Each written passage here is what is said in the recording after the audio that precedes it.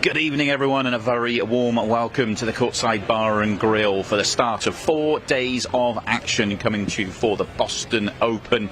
We've got 5 events for you over the next 4 days. Over the course of tomorrow, Saturday and Sunday, we're going to be looking in on the Open, the Women's Open and the Junior Open, and on Saturday night we will have the Boston Mixed Pairs, which always has a lot of interest in it. We're really looking forward to that one.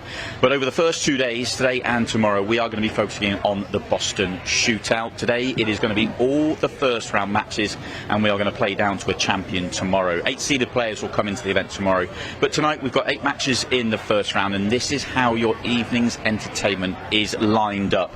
We are going to start off with an Englishman coming over, making his Ultimate Pool USA debut in Tom Jones, taking on Cody Myers, who comes in as a sponsor's invite. Shane Petrick, who is a former junior champion, will take on Kobe Jaap, who has entertained us so royally last time in the shootout. Kevin Guimond and Ricky Evans have previous in the shootout as well. Del Sim will be looking to respond. First time he played in the shootout almost a year ago now. He had a disappointing first round exit. He'll be looking to bounce back, and he has one of the highest rated women in the Open this time round in Ashley Benoit. Tina Larsen is going to make a step up to the shootout, having gone so well in the mixed pairs, playing with Justin Bergman. Former champion there makes her debut in the shootout, taking on one of the talented youngsters we have in our game right now. Lukas Werner is going to hopefully make an impression in his first event with Ultimate Pool USA. Chase Stumfoll, who had a run to the semi-finals in Phoenix, will take on our local qualifier, Pete Genovese. And then we have another Ultimate Pool pro coming in, making their Ultimate Pool USA debut. The very talented, second-ranked Declan Brennan will take on Eric Charlton in his debut in Phoenix, made it all the way through to the final. Very, very entertaining player to watch. And then Craig Waddingham, who we've seen go very, very well over the last couple of events, especially in the Open, will take on Jaap's Damian Pongpanik. That is your lineup for tonight. This is all the first round matches, and every single match, every single shot will be seen live on the table in the main arena here. Every single match will be 30 minutes long. We will have a 30-second shot clock, and it will go down to 15 seconds for the final 10 minutes. It is a race to 6, or if the clock runs out. Golden breaks, golden ducks are in play. It is always fast-paced, it is always entertaining, and it is always dramatic. We have got you covered for the next 4 or 5 hours of action, so settle back and enjoy the show as we get underway with our first match after this.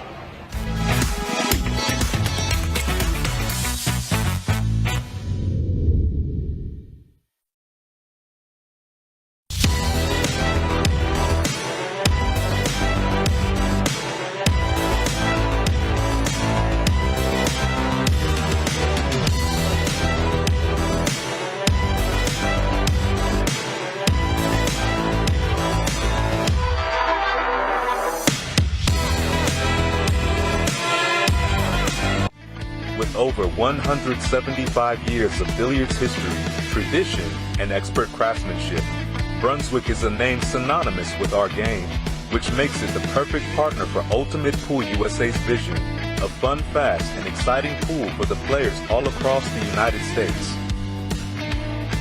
Brunswick, Ultimate Pool USA's official table partner.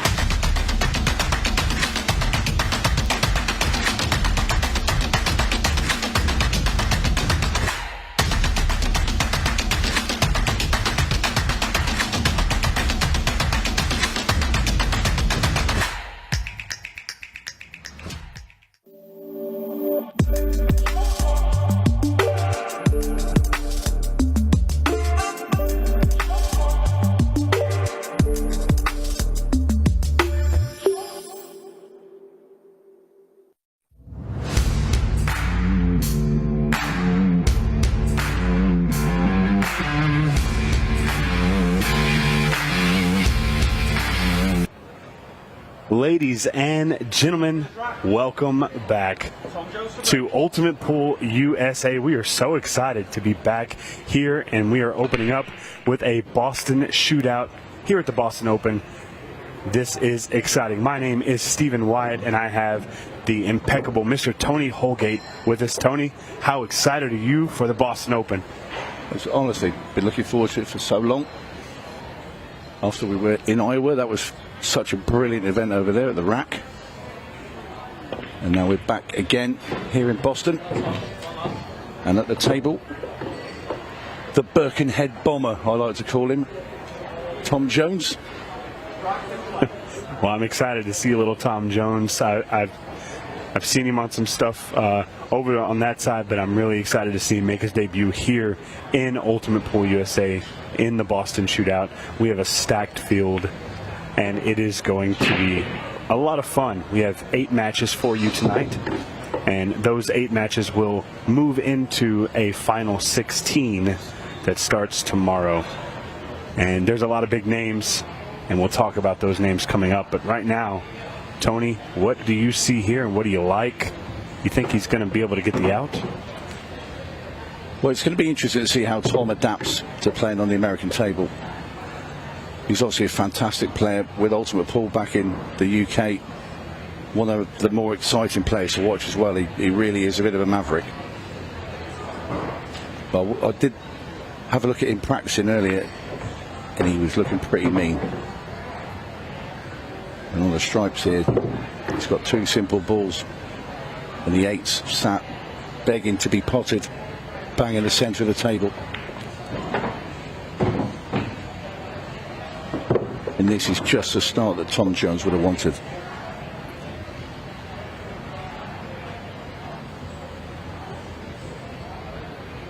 And as we were opening up, I missed the opening shot. Was this Tom's break as well? So he may be opening up his debut run with a break and run. Absolutely. In goes the 8. Opening rack, Tom Jones. And if he had any nerves, which I don't think he has because he's not that type of guy, he certainly didn't show it.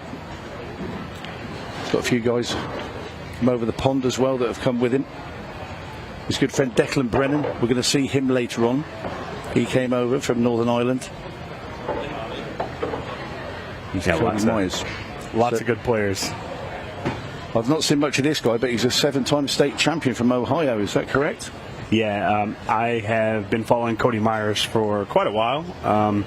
Cody is a phenomenal player and really just a student of the game, and he's kind of come into pool and then took a break and kind of come back and took a break and here and there, but it looks like he's back in it, and he's in it to try and win it, clearly, because he's here in the Boston Shootout, and I'm excited to see him get a shot at the table, because unfortunately for him, Tom did not give him that opportunity in the last rack.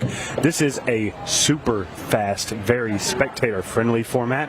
If you're not familiar with the shootout, it is a race to 6 with a 30-minute match clock. There is also a 30-second shot clock, but once that timer gets down to the 10-minute mark on the match, watch out, golden break. Oh, it was close, Tony. Once the timer hits that 10-minute mark, that shot clock will drop to just 15 seconds, and that is when it gets very wild. Yeah, so close to a golden break there with the 8. Flirting with that corner pocket. Of course, if that had gone in, Cody would have won that rack. Of course, the golden duck is in play as well, of course. So, if you make the 8 ball and the cue ball, it is loss of the rack.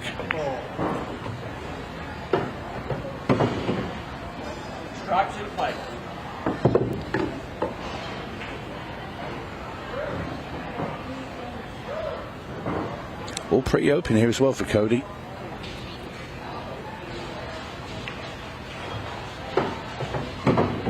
His first time in the arena as well, but if I had to say my feelings, I feel like he looks pretty composed. He's not rushing. The lights aren't making him nervous, it doesn't seem, so we might be in for one heck of a match here, Tony.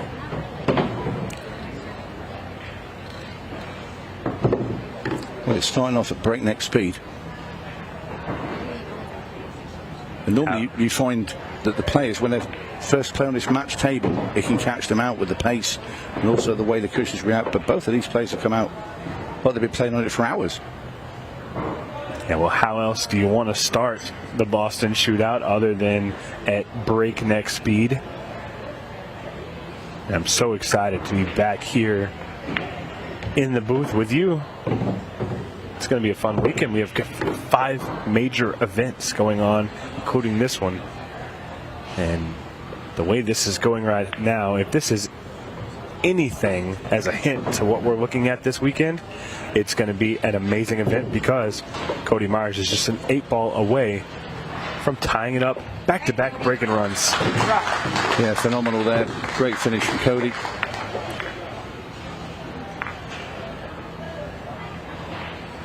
We didn't seem worried about Tom Jones' break and run in the first rack. I guess if you've won 7 state championships, that's what you're going to be like. And there's the order of play. That is all this evening. Well, look at this. I'm super excited for the next match. It is Shane Petrick, young man from Houston, Texas, against Kobe Jaap, Kevin Guimond and Ricky Evans, Del Sim and Ashley Benoit. And I know Tina Larsen and Lukas Werner will be a great match. At this point, Chase Stumfoll, probably one of the most veteran Ultimate Pool USA players, is going to take on newcomer Pete Genovese. And, of course, who you talked about. I'll let you call this one. Declan Brennan. Yep. The Destroyer against Eric Charlton from Phoenix. That's 2 of your favorite players. They're 2 of my favorite players, and that will be some shootout match. That will, honestly, really looking forward to that. And at the end there, we also have Mr. Craig Waddingham. So, again, massive first 8 out of the gate here on this Thursday night. A field of 24 will be brought down to just 1 single winner tomorrow night. And this is the first match. There's so many more to come. It's going to be great. Got a bit of work here, Tom Jones, to do. As he takes the solids. Through the 3 balls tied up. Top right. Full ball must go past the 14 into the top left. It's when he tries and he's going to try and push the 14 away from the 3 here. Sorry, the 14, the 10. The 14's up for the top left, of course. I'm not colorblind. I'm going to have to bring my booklet of pool balls back out for you, Tony. No. I was trying to look at 2 pockets at the same time.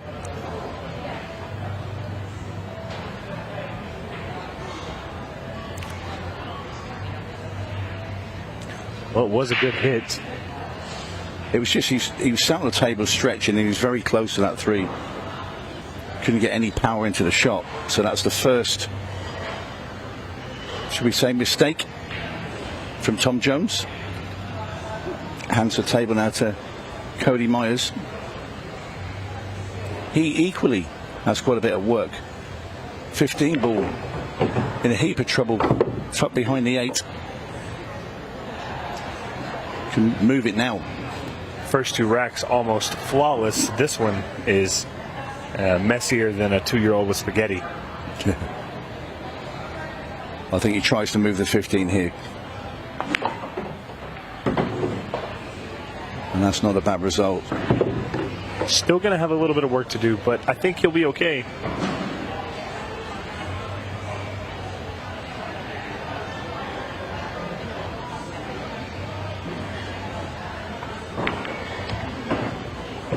That was handy. Tony, do you draw into this 11 to bump it, or do you try and ease forward? Well, I think he needs to leave himself an angle to get down onto the 15. So he wants to play this now along the top rail, bring the cue ball down, place this with a bit of right-hand English. It just comes between the 8 ball and the 15. Anywhere past the 8 ball, even a little bit short, you've still got a fairly easy makeable shot just to get back onto the 8.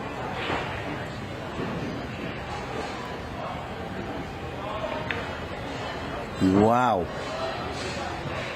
I did not expect that. Just got a little bit of punchy with it, and yes. Well, he's played. Obviously, you can see he's digging down into the cue ball. It's just, yeah, he sort of scoops it off the rail. Won't be happy. Yeah, slick cloth will cause those things to happen. He'd done all the hard work, Stephen.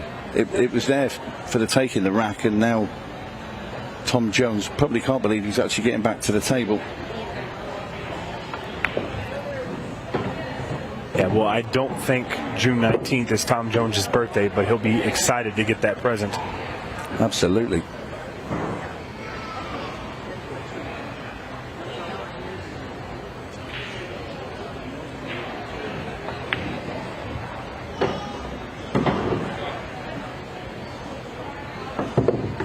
Just pops in this 7 ball, comes off 2 rails.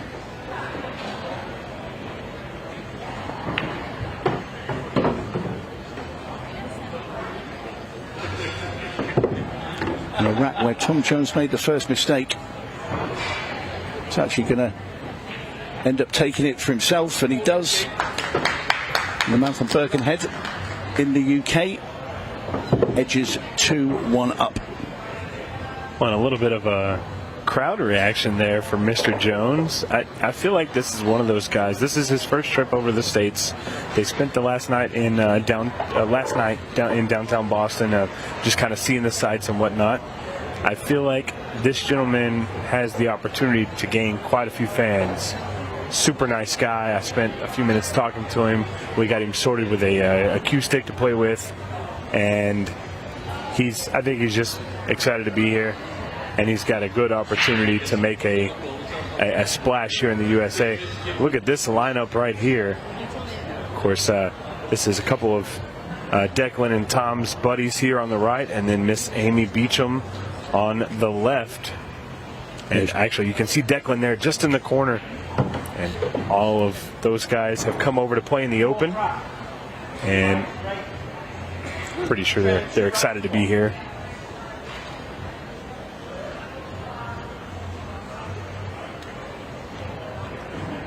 Watch out, 8 ball. He seems to be tracking it quite a bit.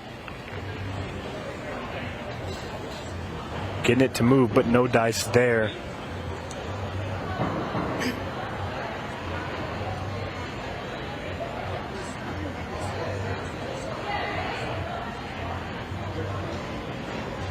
Three or 4 balls threatening that side pocket, but all it did was set up an opportunity for Tom Jones to start making his run.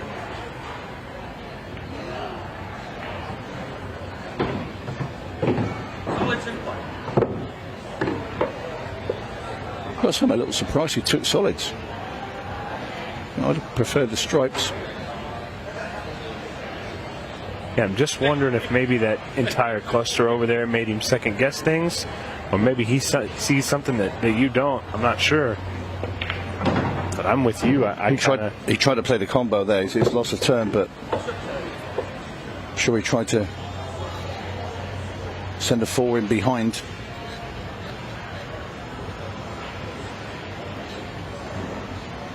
Could be wrong. He's not left him anything. Maybe a bit quick to second guess him.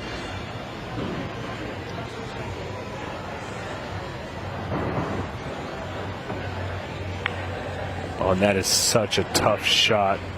Made it look almost easy. Ouch. Some hit there from Cody Myers.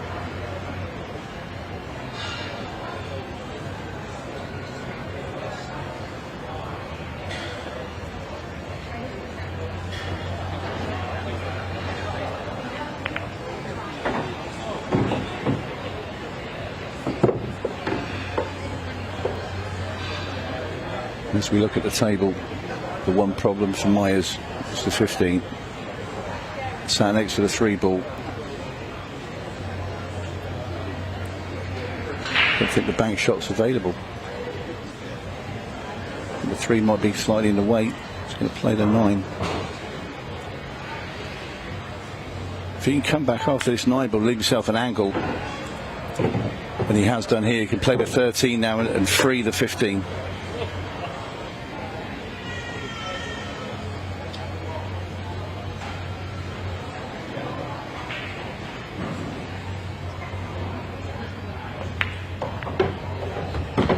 Lovely shot.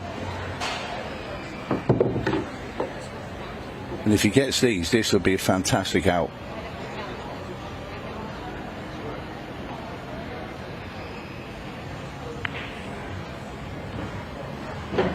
Yeah, by no means was this an easy run, but he made it look fairly simple. Well, if Tom Jones, if he played that deliberately to play the loss of turn there, he'll think twice next time.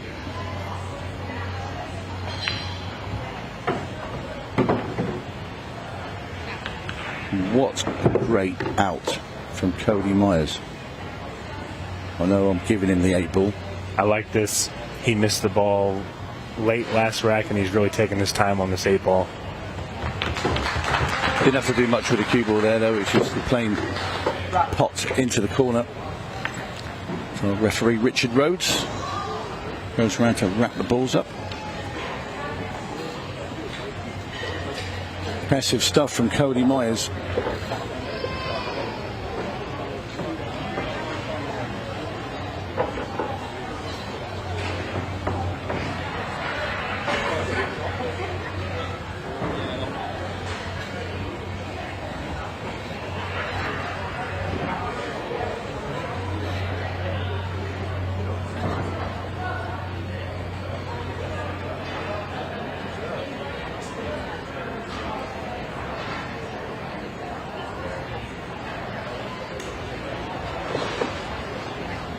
Fifth rack, one goes to break. 2 racks up. Fifth rack, Tom Jones to break. Tom's not adapting the 8 ball break, but he almost makes it anyways. You don't see that very often with the 8 ball threatening the pocket, going head on.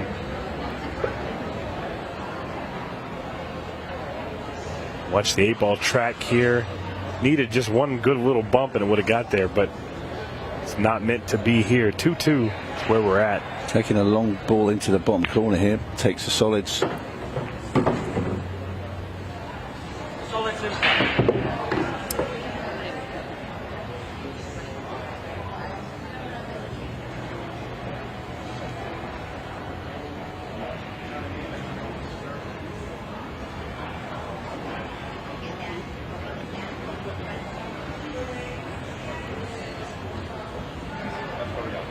These solids look done.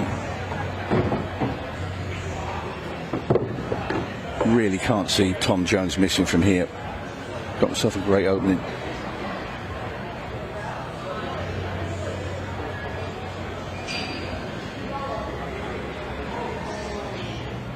Neither one of these players is really threatened with the shot clock yet. We know it could get there later on. They both playing pretty quick. I wondered if Tom would have gone up the table after that ball there and left this 5 ball till last.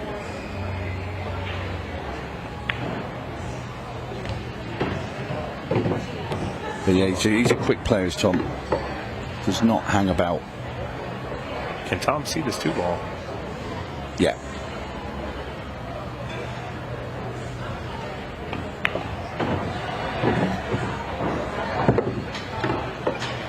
This looks nice.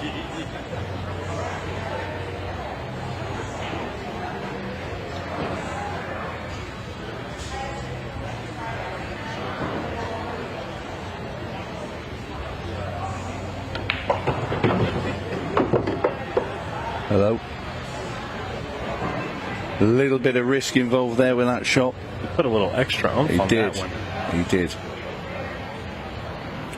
But it's worked out okay.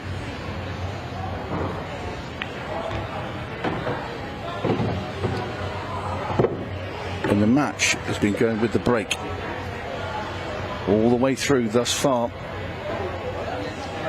But if it continues like this, Tom Jones will win 6-5. But as we know, oh no, Wow. a kiss off the 12, and he loses the rack just as I was talking about it. That is brutal, and quite a bit of emotion there from Tom. Look at this. Needed to draw out of it just a little bit, and can't be happy with that one. No, that's a bit of a mistake with playing with a bigger ball there that he's, not that used to.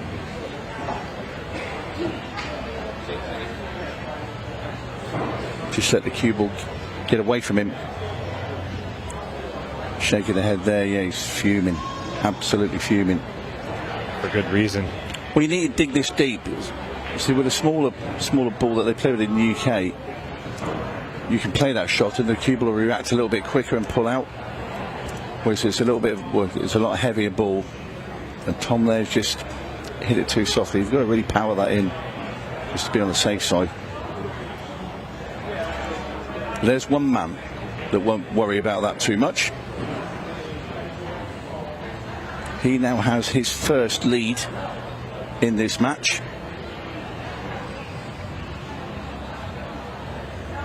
It'll be Cody Myers to break as well in rack 6.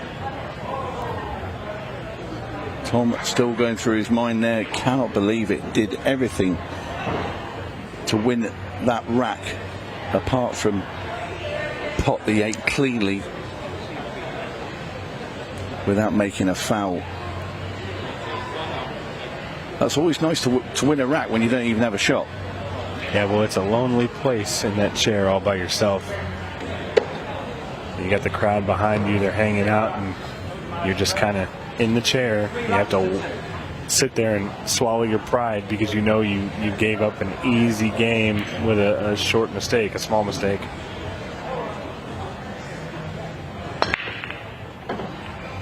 Cody Myers loses the cue ball. I'll tell you what, look how close the 8 ball was as well. That's 3 times he's broken, 3 times he's almost made the 8. And in the same pocket. I think it's a matter of time, Tony, before this 8 ball drops. Well, if it dropped in then, he'd have lost the rack. Because it would have been a golden duck. And after what we just saw from Tom, that would have been a horrible, horrible thing. He's overhit that there. He did not mean to go that far with the cue ball. He wanted to be dead straight on that ball, the stripe into the right side pocket. He's still okay. You see, he's having to play it now. Just rolls it in and uses the 5 just to rest the cue ball on top, like so. I think after that last rack, he's coming to the table with the feeling of, I gotta redeem myself.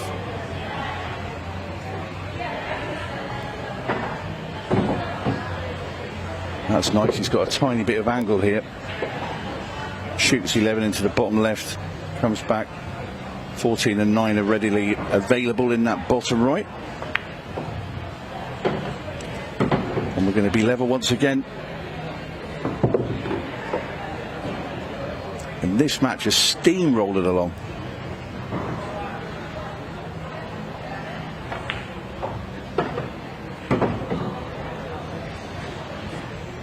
He's just double checking now. He was about to just fire that 9 ball in with, let's just say, not that much thought because the 8 ball's over the pocket. But he doesn't want to make another mistake.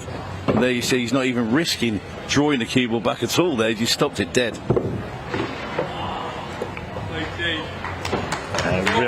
Really good comeback there from Tom, and we've seen quite a bit happen in just a few racks time.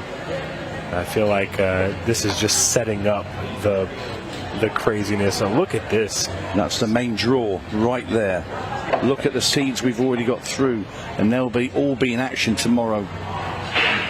Shane Van Bonen there, of course, at the top left. Johnny Archer.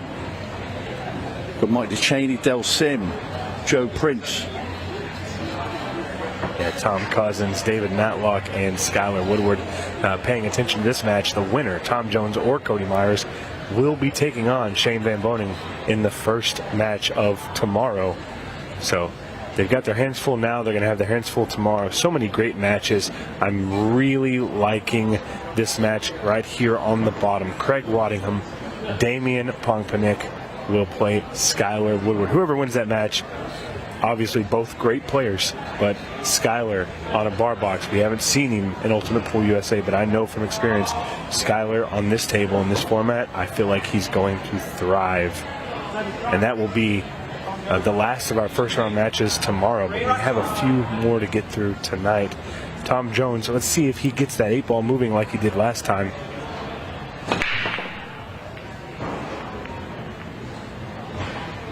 Got the cue ball moving.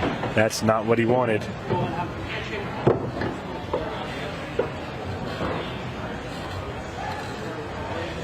Yeah, he's continuing hitting that head ball as hard as he can and lost the cue ball.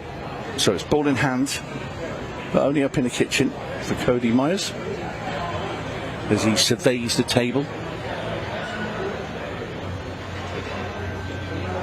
With that placement of the cue ball, he's choosing solids.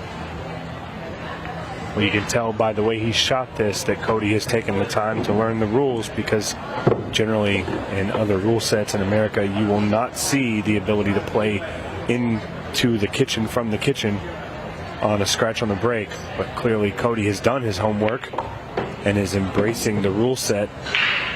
Bit of a wild one there though. Lost cue ball. He didn't want to leave himself there. He's okay. I think he can get to the 6 up in the top left. But he bumped into a lot of traffic when he potted that last ball. I think, I'll tell you what, he's going to play safe. Not a bad move, I don't think. Just pulled the reins back on the horse a bit.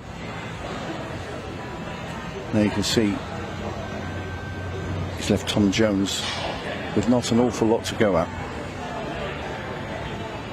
This cloth is fresh and it's going to slide, so on a kick shot on a table that's worn in, you can go straight at it, but this is going to slide a little bit.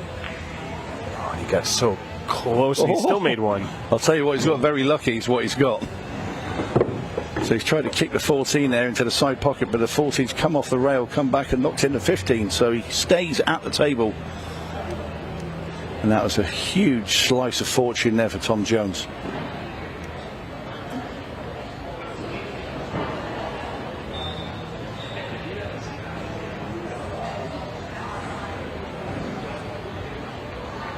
Tom playing the loss of turn, a very clever, intricate shot he just played.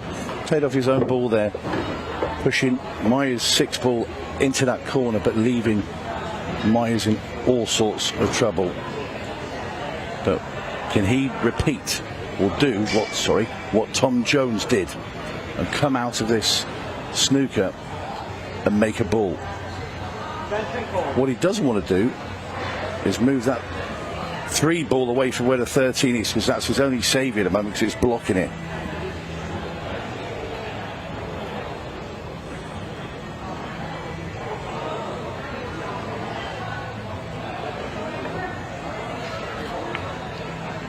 Oh, hello. He's only gone and done it as well. Well, he's made the ball, but I don't think he's landed very nicely. But it's good news, bad news for Cody Myers.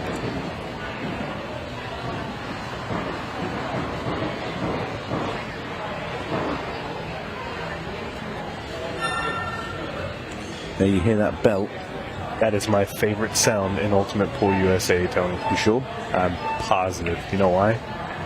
Because it means it's 15 seconds a shot. It means it's about to get a little wild. To be fair, the way that these two have played, especially Tom, the 15 seconds won't worry him too much. There you see straight away uses extension. You'll have 1 each rack. Tom using his just to figure out which way he's going to go around these stripes. Tom no stranger to playing at 15 seconds a shot, because over in the UK in Ultimate Pool we do have this in our tours.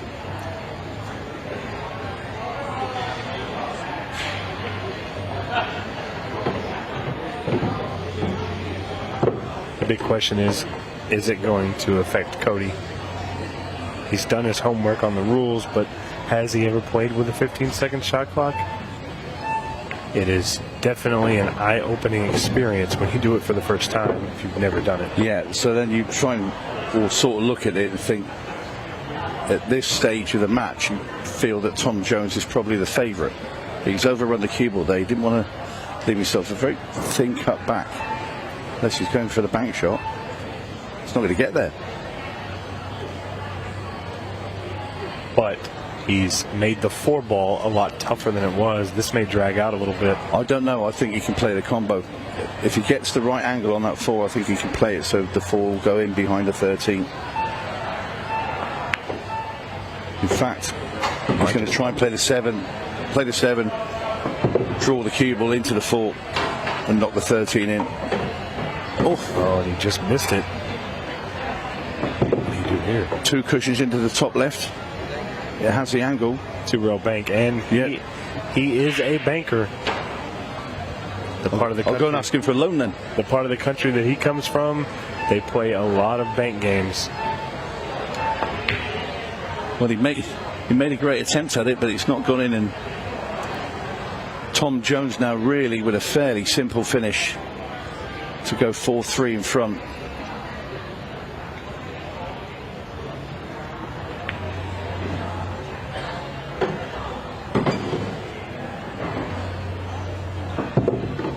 I don't want to jinx it, Tony, but we never saw one in Iowa. We went a whole event without seeing one.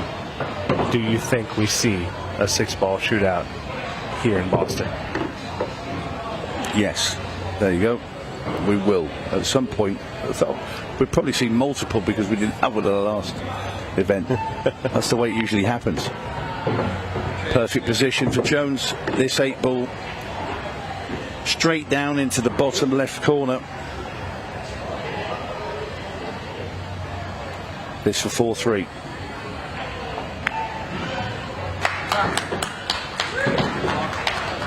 And caught a little bit of the rail there, but slick cloth is going to help that ball fall. And for anybody who's watched our events, we're not using 4-inch pockets. They're not insanely tight. Tom there just having a chat with Danny. Let's come over with him.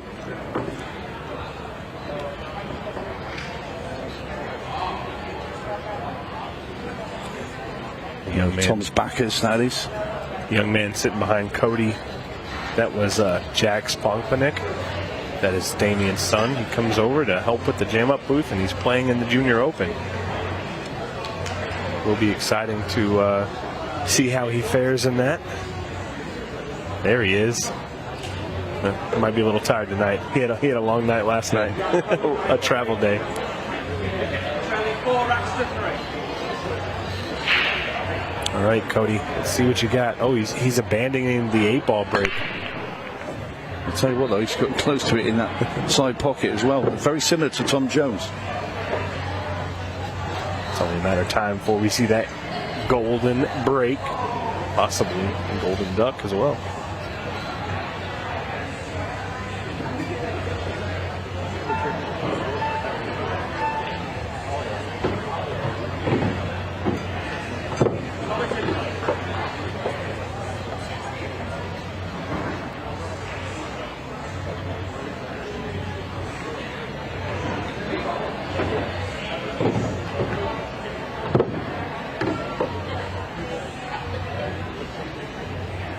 Tony, you are the expert. How do you see Cody dealing with this 1 ball? Do you think he's going to use the... Oh, did he get it off? He did. Oh, well, I answered my own question, but it's still a little rough.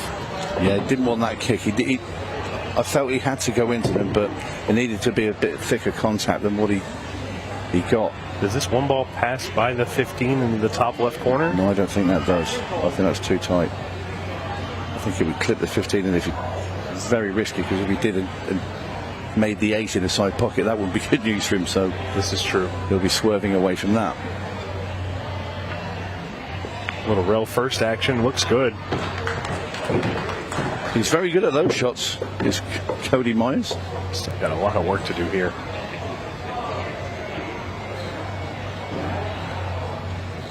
Nobody has got more than 1 rack ahead in this entire match. He's going to cross this 5 ball in the side pocket and go into the other 2. Really good attempt at it. Now then, what does Tom do? Does he play the combo down into the bottom right? Make the 14 ball. We'll have another look. This is where Myers attempted to bank. Just a little bit shy. He's made that combo. Tom's definitely a quick shooter, isn't he? Very quick.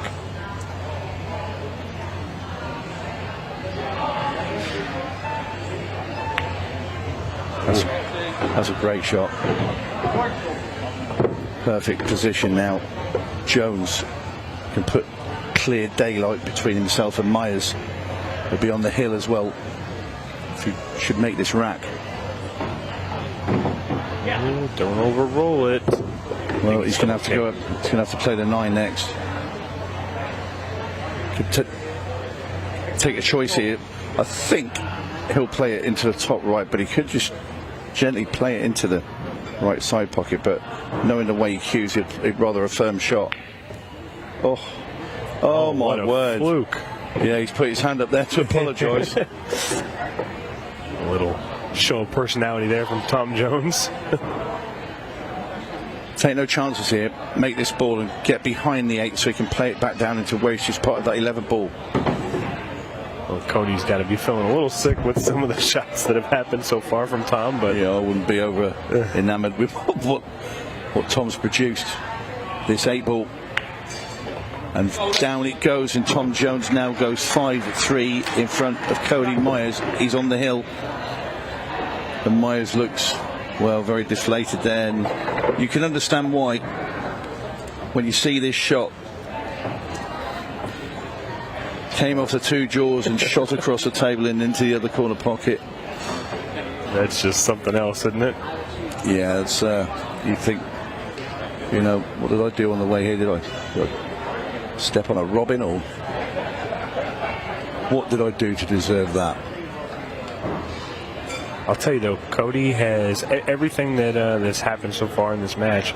Cody has kind of just let it slide off. It doesn't look like he's let it bother him too much. So, and he's going to have an opportunity at the table if Tom, you know, produces a dry break or even a foul break. Just any little opportunity is what Cody needs to get a little bit of a comeback. And there's still time in the match. Not a lot. Still time.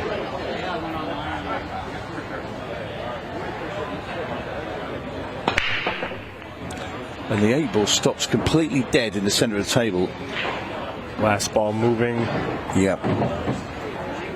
It's always the last one, and now I think Tom is just going to play the odds here. Nice and smooth. Try and run the rack out. For me, I'll take strikes purely because the 2 balls that are on the left-hand rail, it's easier to bank the stripe than the solid. And that's purely the only reason I will go stripes.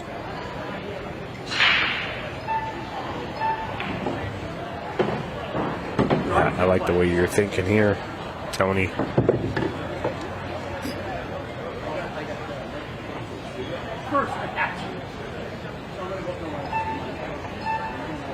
And Tom's going to take his time here. He knows that the clock is on his side. We're approaching the 2.5 minute mark. And 2 racks in 2.5 minutes is stretching it. Unless you get a golden break. That's true. This is true. The thing is, he won't want to leave that bank shot till last, because to get from the bank shot to get onto the 8 ball, it's kind of tricky. I don't like that. He'd have liked another roll with that. He could have then freed it. Just look at that. You can just see the angle there and the jaw of the pocket. Makes that very, very difficult to make the 13. He might have an opportunity to move it here. You just have to watch the kiss off the 7. I think he's running the clock. He's glancing up at it now and just there. He's making sure he gets to the last couple of seconds before he plays this. He just wants to make the 9. That will eat another 15 seconds up. He's on it. He's on the bank. Didn't mean to do it that way, but he is on it. I'm not sure he's even looking at it. He can pot it and draw the cue ball back and get on the 13 as well.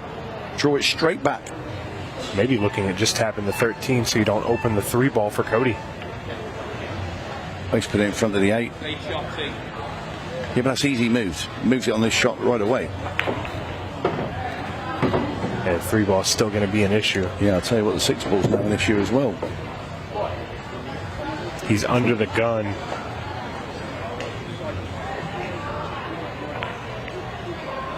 Did he make it? He did. Oof. He's got to go a little quick now.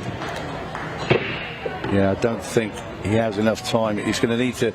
He's got to run these. It would be his break next. So he's got to run this rack, and then he'll need a golden break. But where's the cue ball going? He's okay. Oh. But this 3-ball is a massive problem. He's going to try and punch across, I think. Oh, that was very creative. But unfortunately, that, I think, is going to be the dinner bell for Cody Myers. It's all done. Jones taking no chances. And it will be the man from Birkenhead in the UK that is going to go through.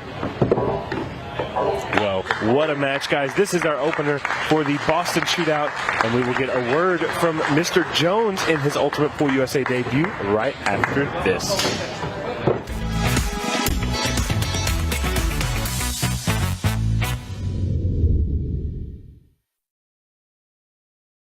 Hi, I'm Scott Ryan, Ultimate Pool USA CEO, and I'm here to tell you that Ultimate Pool USA is capturing the hearts and minds of so many pool players across the United States. To the players, league operators and supporters, you are the reason we do this. We thank you. As we approach the end of our first season, I'm delighted to announce that our monster prize pool, including that groundbreaking $100,000 first prize, is ready to pay out at our nationals. You heard us right. No gimmicks, no gifts to the value of, just $100,000 in cash for the best team playing Ultimate Pool USA at our nationals. For the players, I'm going to hand you over to Ultimate Pool USA President Jordan Chavouche, who's going to reveal where our nationals is being held this year.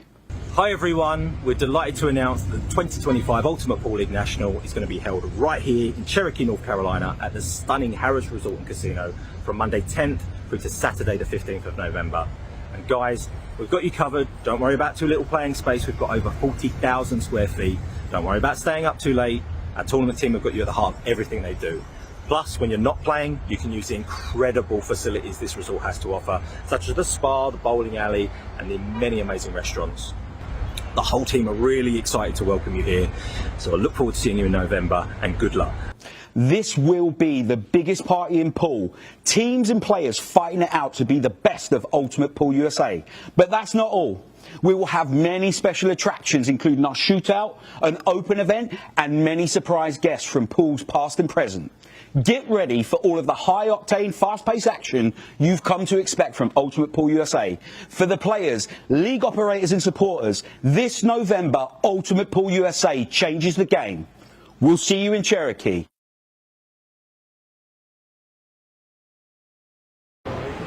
Well, welcome back out to the arena. Match one is done, and it is a first victory with Ultimate Pool USA for the Ultimate Pool Professional. Tommy, congratulations.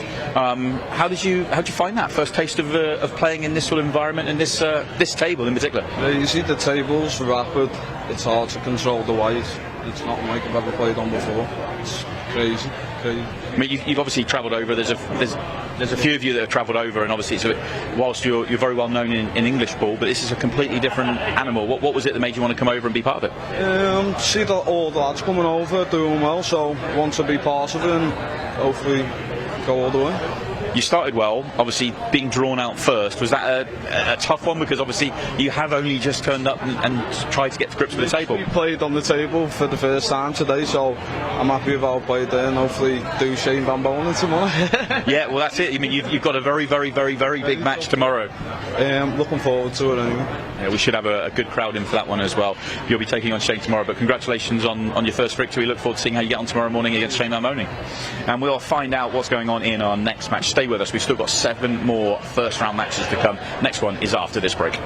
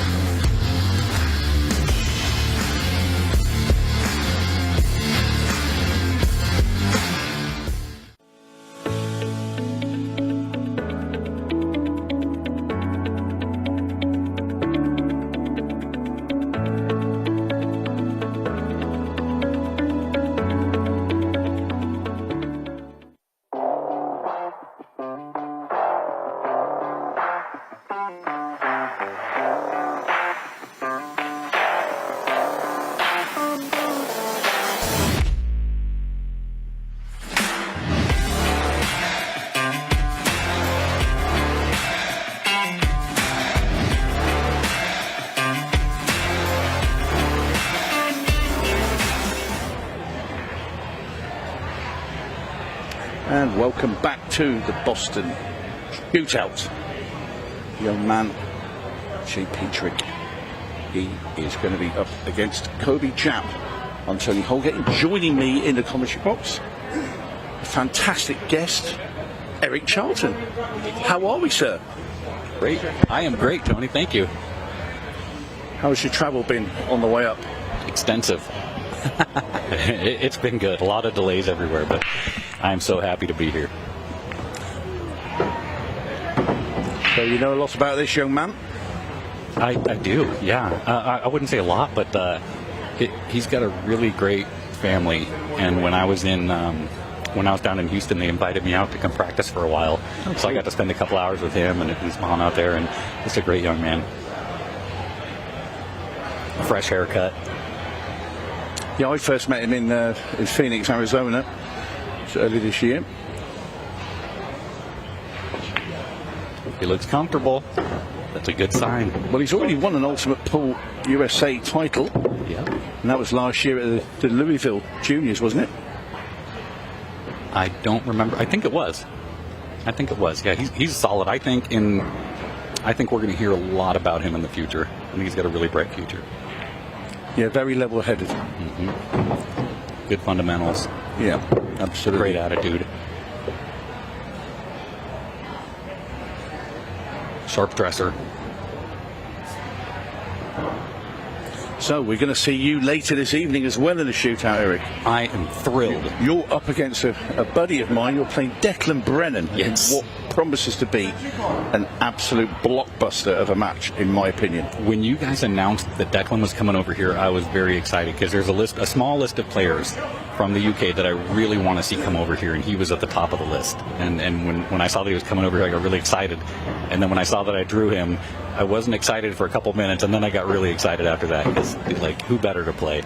I did see your Facebook post actually when the draw up, and yeah, I'm genuinely, that will be a cracking game. All of those of you watching now, do not miss that tonight. Really will be some mouth-watering pull. Yes, I'm very excited about it.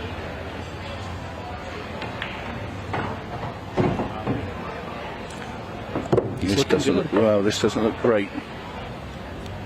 Yeah, this was going to be his problem the whole time. He needed to get near that side pocket for the 6-ball, but let's see, he can come out of it. He's got a tough opponent over there in Coby, too. Coby plays fast. Coby shoots straight. Coby's confident. Coby's ready to go. I wouldn't want to give him any opportunities. Coby Jaap from Montana. Is he going to bank this twice? So can he get it in the one? Wow. I think he was playing all cue ball there. I think he was maybe trying to get down below the 14. Yeah. But, I mean, he's got an uphill battle here. Even if he got a good safety on there, he's still got an uphill battle.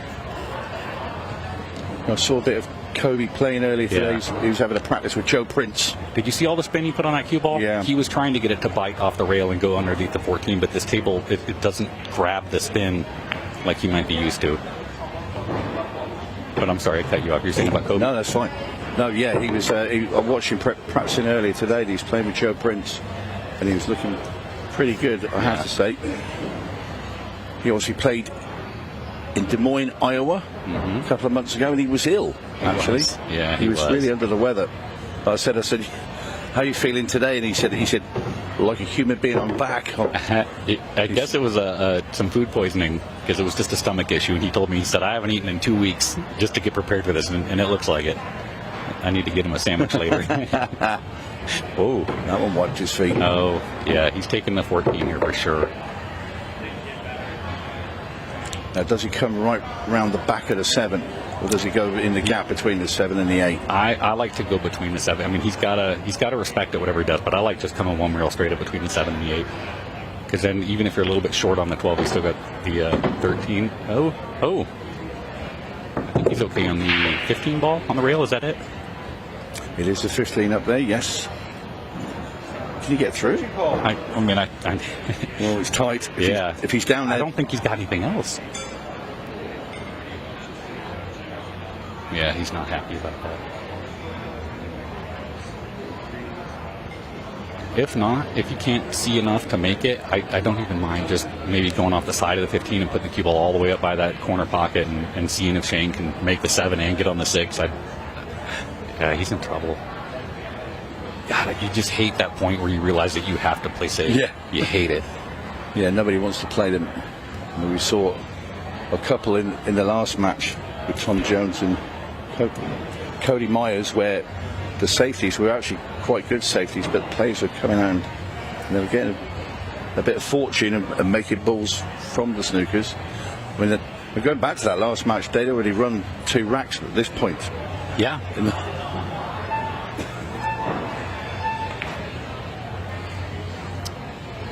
Let's see how this is going to end up. Not great. So just a stop shot on the 13, right? Yep, indeed. Young Shane there, be a little bit disappointed. We're burning some time. Plenty of time, being as this is only the first rack. Okay. But maybe do you think a bit of nerves out there from the pair of them are just a bit edgy? You know what? It's easy to get nervous out there. I get nervous every time, but I like the nerves. They're good nerves. He's great here. Just touch it. Oh. I expected him just to drop it into the side pocket. He'll be okay. It's okay here. That's a nice angle on the 15. Just makes that into the top corner. Slide over the side rail and call it a day? Yeah. 8 ball bottom left. That's how every one of the balls I shoot goes in. Every one of them.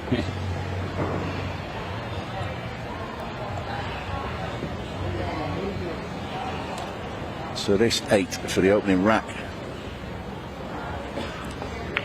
And it's in, and the man from Montana opens his account here in Boston. You know, I've been watching, I watch a ton of pool, and I watch so much Ultimate Pool from overseas, and I love it. And I came across a match the other day, I think it was from the 96 World Championships. Wow. Yeah, I think, and I barely recognized you, but that was you, man. You could play. I'd never seen you play before. I had some hair in my head then as well, Eric. You did. You played great. I had no idea. I thought you were just a voice. Just a fella that dragged in off the street.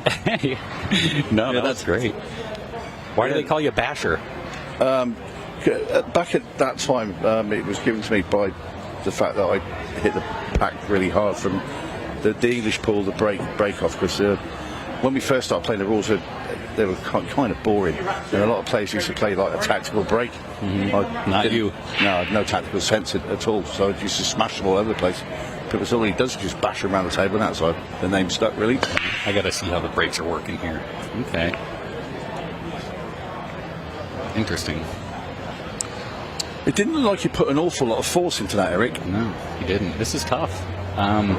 Jovan Bustamante, I love his break. I love his break. It gets me in trouble because I try to do it and I keep the cue ball in the pocket every time. Unfortunately, he's not here. He's had an injury, isn't he? Yeah, he's got a shoulder injury. He'll be okay. Well, I'll tell you what, it's all that breaking because his is a shoulder break, isn't it? The way he snaps. Yeah, he's got that cue at almost a 45-degree angle when he's lining up. But what do you like here? I think I like strikes personally. I think it's easy. Well, I don't know. No, I agree. I don't like starting with the 11. But. No, I agree because, okay, the 13's a little bit in trouble there, but you've got balls to move it. Yeah. And also at the top, you've got another strike that's stuck behind the solid there, but again, there's a ball up there to move it. So, well, you could even try and move it here, but. Yeah, I might have rolled the dice and tried to go up into those balls there, but. No, I'll see what Shane's doing here now because he'll try and make the 14 into the bottom left, and he can free the 13 off that. Yes, he can, and you don't have to hit this too hard either. No, because you generally would still sit on the 9 if worst comes to the worst. I think the 13 just bumps the 2 out, and the 13 kind of holds its position. Oh, he's going with the 9.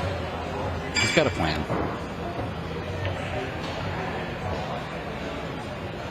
Okay. Well, you know what? That's a whole lot better than making 3 or 4 more balls and then missing. So. Let's see if Coby. I don't think he didn't like where he was. He was slightly hampered.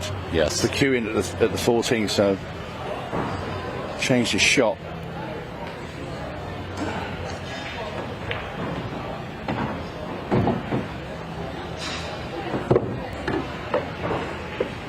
it's a bit scrappy. Yeah. You got to get good on that 5 ball if you're going to use that to get the 2 out, because that 5 is not as easy in that side pocket as it looks. I might even try to get on the side rail by the 3 ball and go into him from there. But and I think he wanted to be able to go into the 7 on this one too. Yeah, can he play the 1 off the 7? That's how I would do it. Yeah. He's looking at it now. Yeah. I get in trouble a lot, so I have to come up with shots like this a lot. And again, this is the time to roll the dice a little bit because the balls are still tied up. At this point, it's a lot more important to win the game than to win the game fast. Absolutely. These early games are tell the tale of the match. It was a good effort. Oh, strong there. Yeah, he caught it just a tiny bit too thick. You have the 14 here? Because this would be his chance. He's good on the 15 to get to the 10. I think if he's on this 15 to go on the 10, I think Shane goes upstairs first. Yes. Because he could also play the 9 and 3 to 13. And he's got the 14. And I think the 9's actually a better ball to do it, because if you come off this rail with the cue ball, push into it, you're going to land on the 14 anyway. Yeah, I agree. I think he can slide it in past the 3 ball. Yeah, this is tough. Yeah, it's tough. No one ever said pool was easy, Johnny. No. This is real high tariff for Shane. He has focus.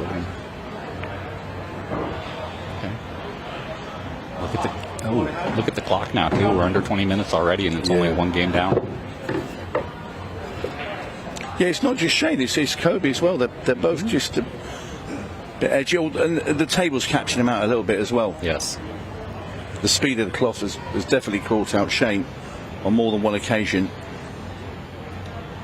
I was chatting with him on Facebook, and I tried to give him what little advice I could. Yeah, we got more trouble here. And the one thing I said is, I said, don't try to play too tight a position, because this table will bite you on it. Just trust your shot making and play area position. And man, he's in trouble now. He can go into it now though with the 3. Cheat the pocket a little bit.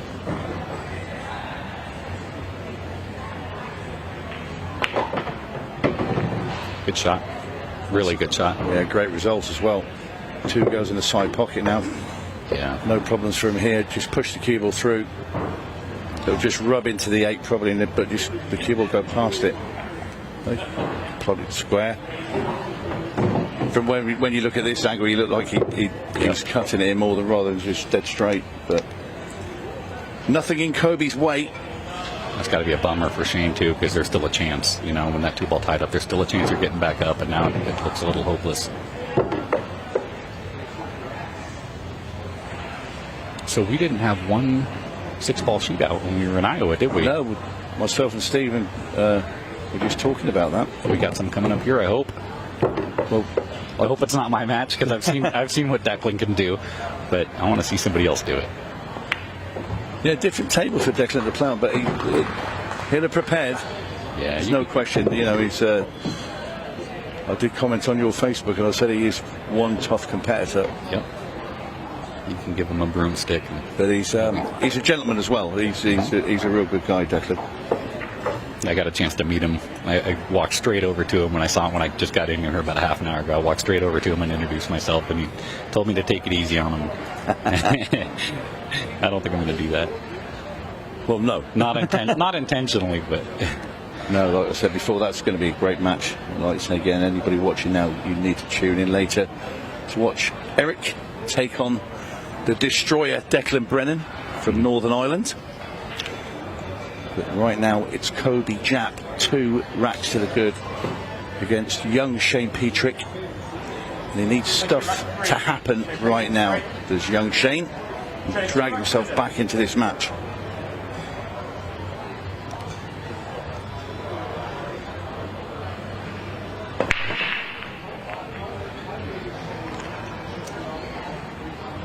Were they making balls on the last match? Yeah. Yeah. This is inspiring. A couple of cue balls, but no. Tom made a few, yeah, and so did Cody, yeah. Well, the first 2 racks were both breaking runs. That cue ball. What do you do here? Does he have anything? 12 in the corner, maybe? You can't play the 14 doesn't go. Can't shoot the 11. That's rough. Yeah, 12 on the side. Looks like. What a shot! That's a great shot. That was very productive. That was right out the top draw there. Broke the Coby Jaap. Is the 9-ball free to play up in the top left? Or is he going to have to? No, it doesn't look like it from this angle. No, he's going to have to move that. But he's got the 11 nearby.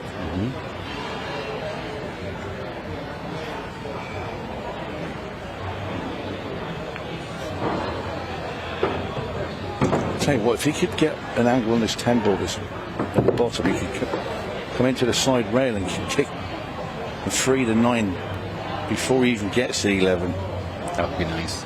It'd be nice to try to break that 9 out without taking the 14 out first. Well, I want to get rid of the 10 because I don't want to be coming back down for it. He tried to leave himself a cut back into the bottom right there, and he's left it short.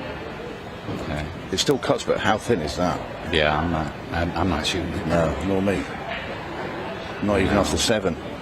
I think he can get straight up to the 14, can he? Maybe. I don't even. Maybe if he's feeling confident, the 11, 14, and that can take care of the 9 ball right there. But the 14's not quite over the pocket. Okay. All right. Here we go. Well, it must go in the right side pocket. So is he able to get? I mean, is he going to have to go off the 2 ball with a lot of spin? And maybe I wouldn't like that. No, I wouldn't. I don't think he can do it plainly either. I don't think he can come off the top rail and behind. Yeah, off the 2. Yeah. Oh, he came out nice. Nice enough. That's a great result because he has that little angle to be able to bring the cue ball off the rail as well. And just wants to leave himself a clear shot at this 10 ball. There you see what Coby Jaap's faced with. Just top spin this through. You got to respect if you get the cue ball near to the 8 ball. Yeah. You didn't want to get too fancy, and that's okay. If the lot had been just slightly to the right of where he is now, it would have made it easy to hold the cue ball, to play the 8 into the side pocket. Yeah. I think he's still going to be okay. I don't see him hooking himself unless he runs into the 4 and gets unlucky. You think if he runs into the 4, he might be able to hold. It's gone wide. He's overcut it. He has. A lot of inside. Okay, this is it. This is Shane. This is his first real opening. And what a great way to start getting your arm loose, too, having a wide open table. Yeah, because when Shane's come to the table in the previous 2 racks, he's not had a lot to go at. You know, he's had to break balls free, but this is clean.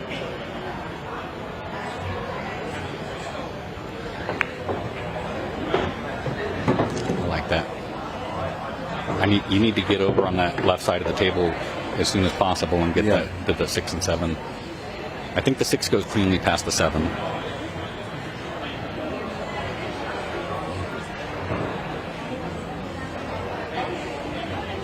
Yeah, I might take the 5 and then the 1 to get down to the 6, but maybe you can just follow straight forward here.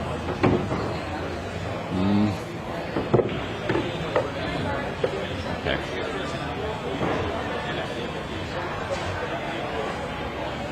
He told me earlier that he's been working with a 30-second shot clock on his phone just to help himself get used to the pace. Well, in 4 minutes' time, it'll be 15 seconds. Yeah, that's a good shot. Good shot, Steve. Yeah, nicely done. Okay. He's now in prime position. And you'd have to think this is a must-win. Getting down to the 10-minute mark, being down 3 games is going to be rough. Just the mindset as well. You don't want to be 3 behind. You know, right. It just seems a mountain to climb. I've been there twice in the shootout. Yeah, but I think you enjoy it. Yeah, I do. Yeah, no, that one I got down 3-0 against Sam in Iowa and Justin in Arizona, and it's a horrible place to be.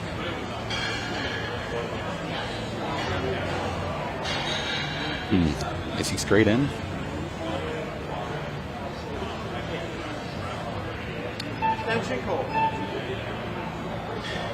Shane wisely using his extension. I like coming to the rail and out instead of trying to control it. This is good. Yeah, he's in great shape. I like these two because you feel like you have to baby a lot of balls when you're out there because of how fast the table is, but this will give him a chance to just actually stroke the ball in and let him go to the rail and back out. And as long as he's not straight in on the 2, which is really easy to get straight in on this 2 ball if you're not careful. Yep. Oh, and he's bridging over it. I think he's got to play cushion first here, surely. Yeah, you have to, because the 8 ball's not going to go past that 10, is it? I wouldn't like the chance from where the cue ball's going to be sat if you do play that shot. I think you've got to go on the top rail first, try and cut this 2 in and bring the cue ball down the table. Ooh, wow. Good shot. Yeah, he just used all of that. That was pocket. brave. Okay. That was brave to do that, because you had to borrow a bit of pocket there. And now this 8 ball. So he's looking in the corner. I might even like the side here, but whatever you're most comfortable with is what I would recommend you shoot. Great shot. Yeah, nicely done. All right. Opens his account. That was important. 2 racks to 1 it is. As we look at the draw ahead, they see Shane Van Bonen now has an opponent. Will be Tom Jones. That's going to be a fun match. Winner of this gets Johnny Archer. And who's the winner of your match get? Well, David Matlock. Yeah. Whoever wins this tournament is going to earn it. There's not going to be anybody that can say it was an easy draw. No, not at all. You got most of Team USA Moscone Cup members in there. Yeah, look at that. Past and present. Justin Bergman there as well. Skylar Woodward. We'll be seeing him tomorrow. Skylar and Mike DeShane making their ultimate debuts. Yeah, some great players. Tom Cousins, of course, who won the IRA Open. He'll be in action as well tomorrow.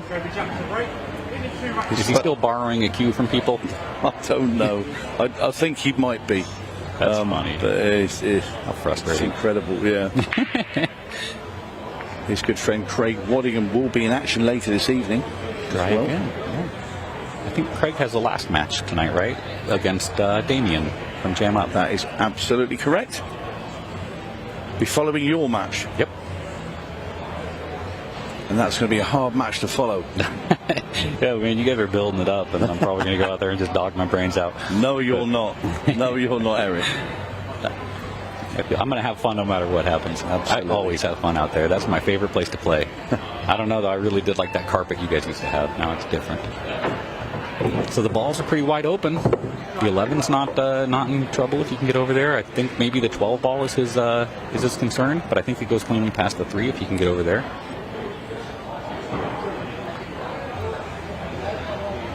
Yeah, well, he'll be feeling better now because he's got his rack on the board. You know, it's when you haven't won one out there and they keep getting away from you, it just becomes a very lonely place. I like the way he played that to get over there. If he could have got below that 7 and gotten onto the 11 ball right there, he would have been in business. But I think the 12 ball, he can get the 12 out of there now, which is important for him. Yeah, I think Shane's a player that likes to hit the ball with, a bit of authority. Yes. I'd never like to roll the balls about the place. I never trusted tables to roll in a straight line back when I was playing. But so everything I hit was fairly firm. I think 15, and then you've got to get on that 11 right now.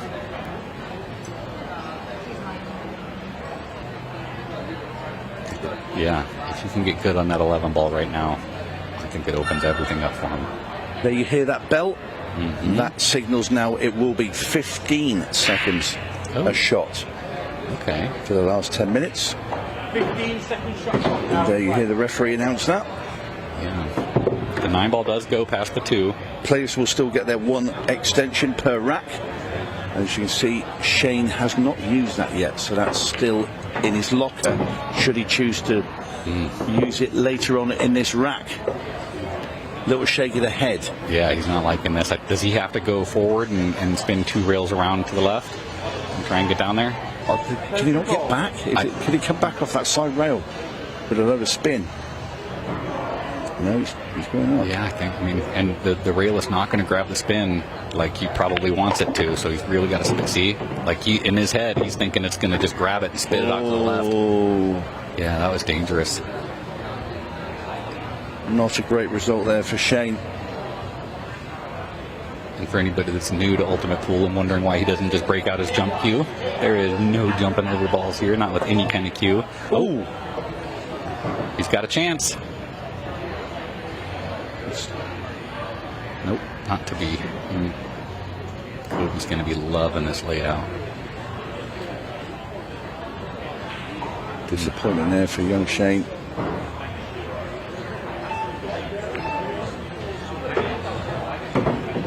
Yeah, this is dream stuff, isn't it, when you come to the table? No, especially if the three passes. All the solids just laying there, and nothing in the way.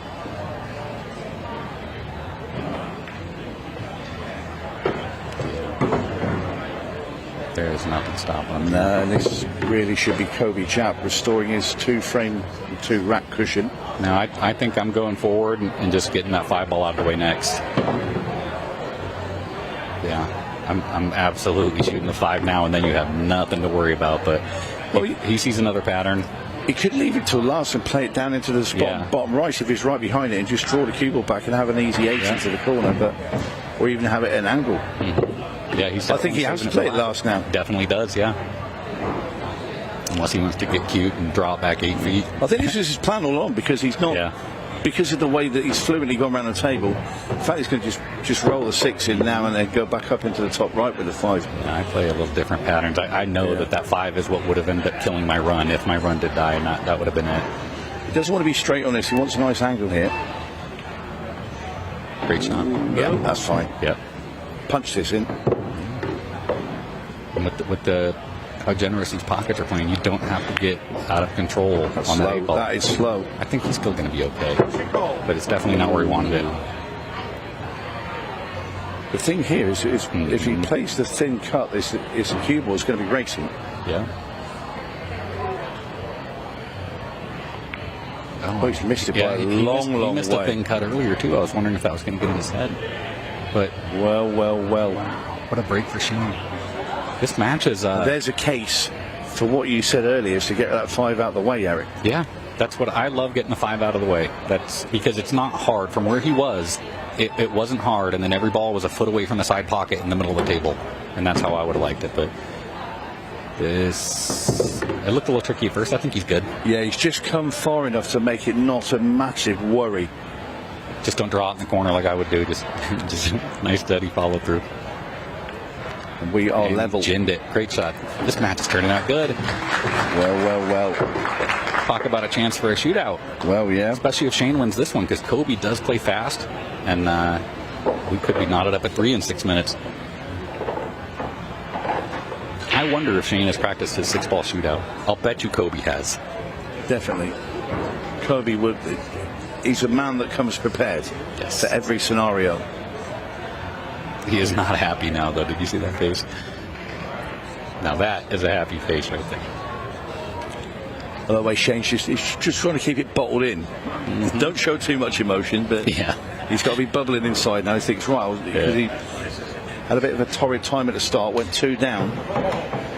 He really probably should have gone 3-1 down there, but Coby made a mistake. Yeah. He could have been down 3-0.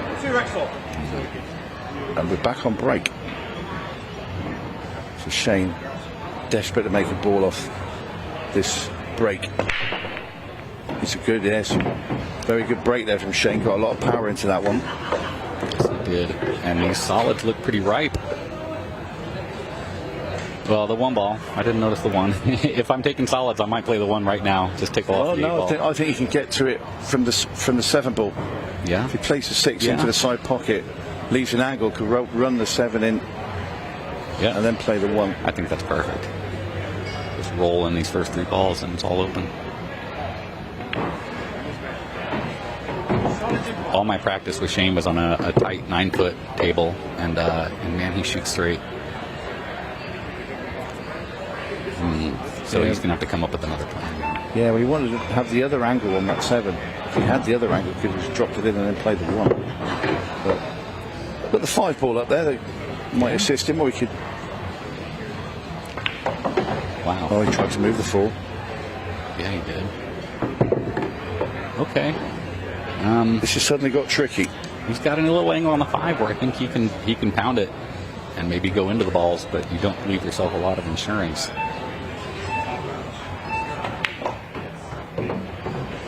Okay, so I am not shooting at the 1 ball here. I'm going to leave that as Coby's problem. I might try and. Would you try and bank the 4 ball up into towards that top left? I'm going to bank the 4 up towards the 9 ball, I think, and I'm trying to rest that cue ball on the bottom rail, and I'm going to tell Coby, it's like, this is your chance to go. He just tried to cut it in. Lost the turn. So now if you're Coby, are you shooting at this bank shot right now? You're pretty good on it. I probably would, because my safety is that bad. So I wouldn't want to just play a safety shot and just leave the table open for my opponent. So exactly. And I think the 4 blocks, or the 10 ball blocks the 4 ball. So he doesn't want to take the 10 out right now, maybe. Oh, it cuts. Well. Yeah. After all that. All right, I'm leaving. Yeah, I'm coming with you. Okay, so he's in good shape now. Well, he's got to respect this. It's straightforward. Just as long as he gets past the 4. In fact, he doesn't have to. They can play up in. In fact, I'll play the 14 up into the top. Yeah, I think.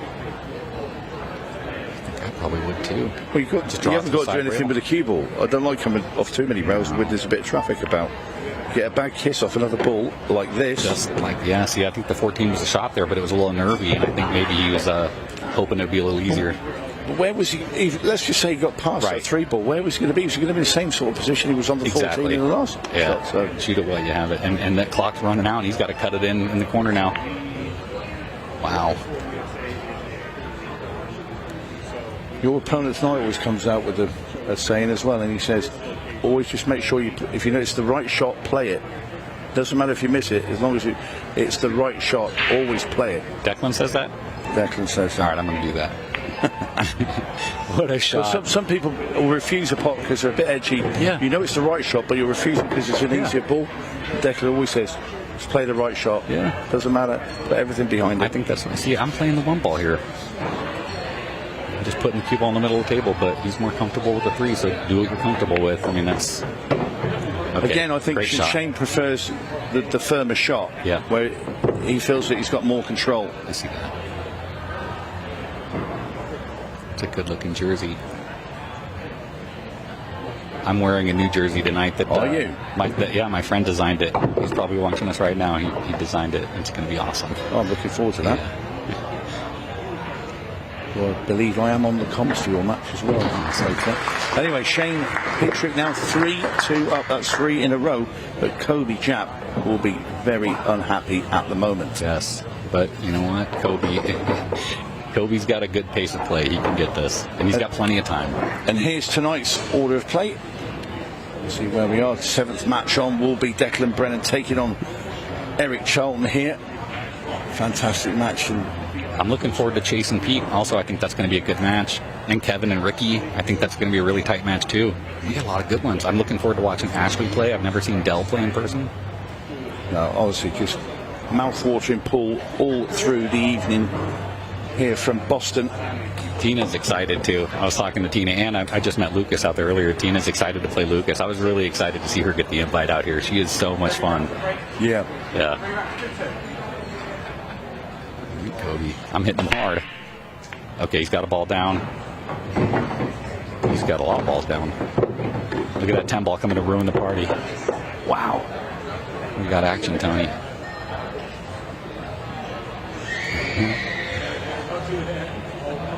So maybe the play is the 13, and I think the 12 ball's a little funny, but I kind of like it if you can play the 12 into the 5-10. I think you can make that combo on these pockets. I think the 5-10 will go. But he's going to go into it from the 12 here. That's smart. He should be on at least the 9 ball. If the 10 doesn't just nudge right over by the corner, that would be great. Tell you what, we could be heading for that 6-ball shootout. That's a great shot. Yeah, he's loving with that hung up. So are you trying to draw this right into the middle of the table, and then whichever ball you find out that you're best on, go with it? Oh no, has he gone through? Oh, it's going to kiss off there. He's got the 9. I think he's got the 9. If he has, he's been very fortunate indeed. He has. Yes. And is there any benefit with where the clock is now to taking your time on these and leaving less time on the clock for Shane, or is that not going to matter? Less than a minute. Well, the golden break's in play. Whatever you do, just make sure you get out. Does the 8 pass the 3? If not, I'm just going to roll into the 4 ball. I think he can roll into the 4. That makes sense. Spin. It killed off the rails. Yes. Okay. So this for 3 each. Look at this. What a great out. Came with it when he needed it. Well, let's see if he does the side ball break here. Gives himself a chance to put that 8 ball in. Well, you've got to try and get that 8 ball moving. But then also with the golden break there, the golden duck's also in play. I know all about the golden duck.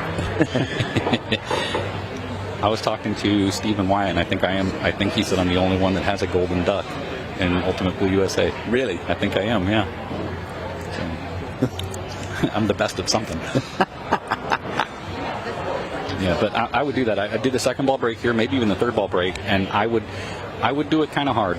You know, whatever as hard as you can, where you keep the cue ball on the table. And if I just get a golden duck, I get a golden duck. But I'm not going to launch the cue ball off the table. But I am going to put something on it.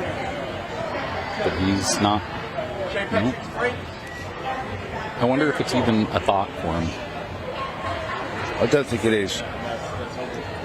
Surely with 22 seconds on the clock, you're not going to be able to break and run the balls out. Well, he hit him hard.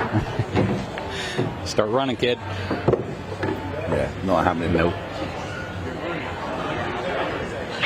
So all you need to do here is not make the 8 ball. We got ourselves a shootout. We got a 6-ball shootout. The second match of the shootout is going to go down to a 6-ball. Yes. So match tight. 6-ball. Look at how excited Shane is. I really do wonder if he's practiced it. Coby doesn't look quite so excited. And they lag, and the winner of the lag chooses the order. Is that right? That's correct. Cool. 3, 2, 1. What would you do? If you had the choice, would you go first or would you go second, Eric? I'm going to go second for sure. I want to know how fast I have to go. I think that's got to be the move. Do you know anybody that would go first? You would go first? I'll go first. What's the reasoning behind that? The reasoning being because I'm going to go as fast as I possibly can anyway. Yeah. And I'm not chasing the time.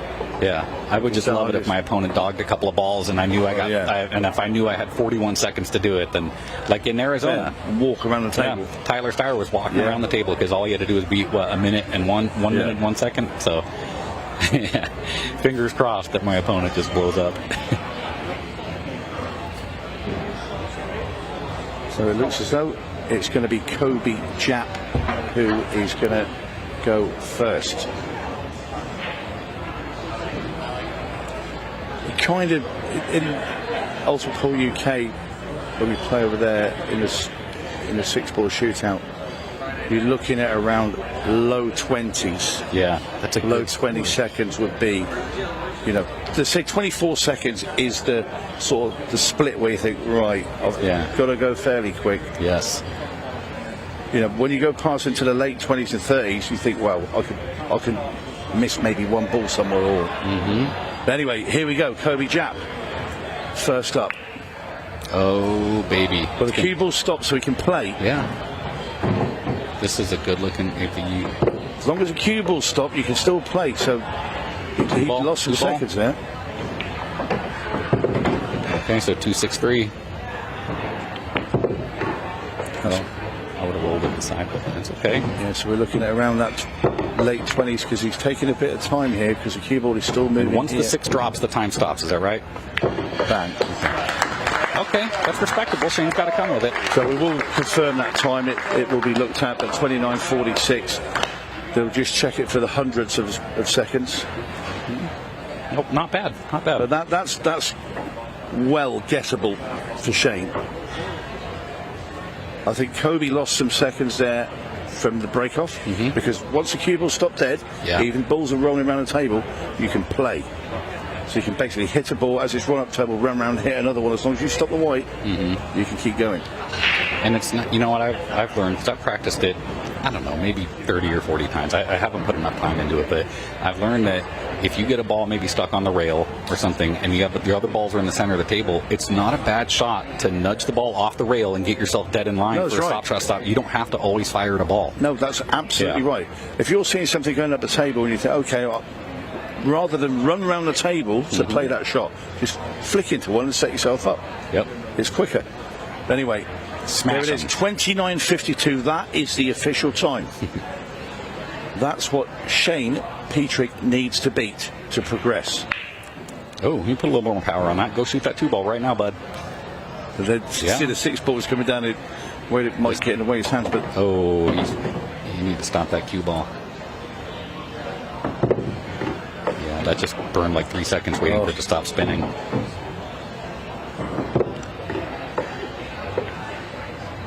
Yeah, it's going to be tough. No.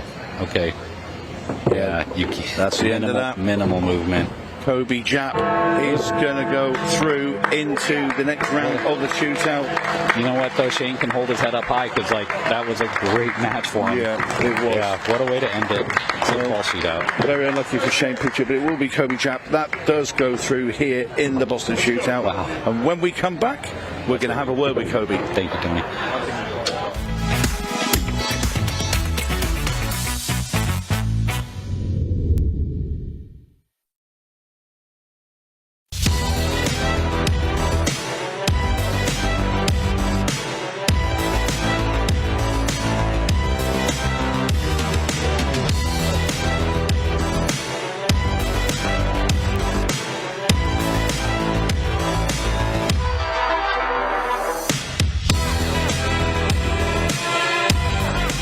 My break tip is completely different from everything that is on the market. Combines the qualities of like a playing tip with a super powerful tip. It's like a tip on the steroids. You can open with less power and still have spin and split the pack perfectly. But you can go for the power breaking and you still have control. You just need to know how to do it. A lot of players that they told me that because they use so less power on breaking, they can focus on accuracy. And the rack always splits the way they want. And because they are not using the power, they keep that accuracy and its reliability. I believe that when you're going to buy something, you need to believe on it and buy it perfectly. And on my side, what I believe is, if I'm going to offer you something, it needs to be better than I was expecting before buying itself. The increases it's fantastic. It's super good. And they are consistent, they still have power or more power than the normal tips, and they last. And that's what I want. It really feeds me on.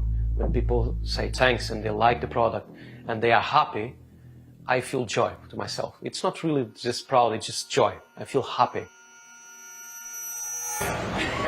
Well, how about that? That is drama, and that is the drama you get with the shootout. Coby, congratulations, first of all. We've seen some great stuff from you over the last couple of tournaments, but it is so much fun to see you in a 6-ball shootout as well. What was it like for you? You know, it started off pretty good, and then the speed on these are pretty tough. Weather here's hot and it's humid, so it's getting really kind of slick, but slowing down. It was just tough. I lost the speed and kind of missed a few balls, but felt good. The shootout, the 6-ball shootout was fun. It just felt like you started off so well in the match. It just felt like you were going to just play great and it was going to run away. But fair play to Shane. He turned it around and then he sort of took it to you. And I guess going into the shootout, it felt right. Yeah, 100%. He's just a strong young kid. He hits the ball great, so leave him open tables, and he just took advantage of them, and it let him kind of get a rhythm. Knew I had to run that last table to force a shootout, and felt good there. Felt like I had a pretty good chance there. Let's talk about the shootout itself. First time we've seen you do it in competition. Obviously, you just said to me you practiced it a bunch, but What is it like doing it in competition? How tough is it? So I did it for the mini games challenge back in Arizona, but actually do it here for the match is a lot different. Really wanted to win the leg, to not have to go first. Going first kind of puts a lot of pressure, so it was fun. I enjoyed it. What about the time? Are you confident with that time, or you thought that was right in the mix? I think it's right in the mix with these tables. They're really slick. I mean, so the ball rolls a lot and spins a lot, so I felt pretty good. I think I could cut it down some, but I felt it was all right. And obviously that gets you through to tomorrow into the last 16. Looking forward to coming back and doing it all again. Yeah, absolutely. Yeah, play Johnny Archer tomorrow, so gonna get some rest. It'll be entertaining. It will be entertaining. Yeah, for sure. Thanks. We are really looking forward to that tomorrow in the last 16 when Johnny Archer will get going, and we've got plenty more for you tonight. Join us after the break. Match number 3 on the way.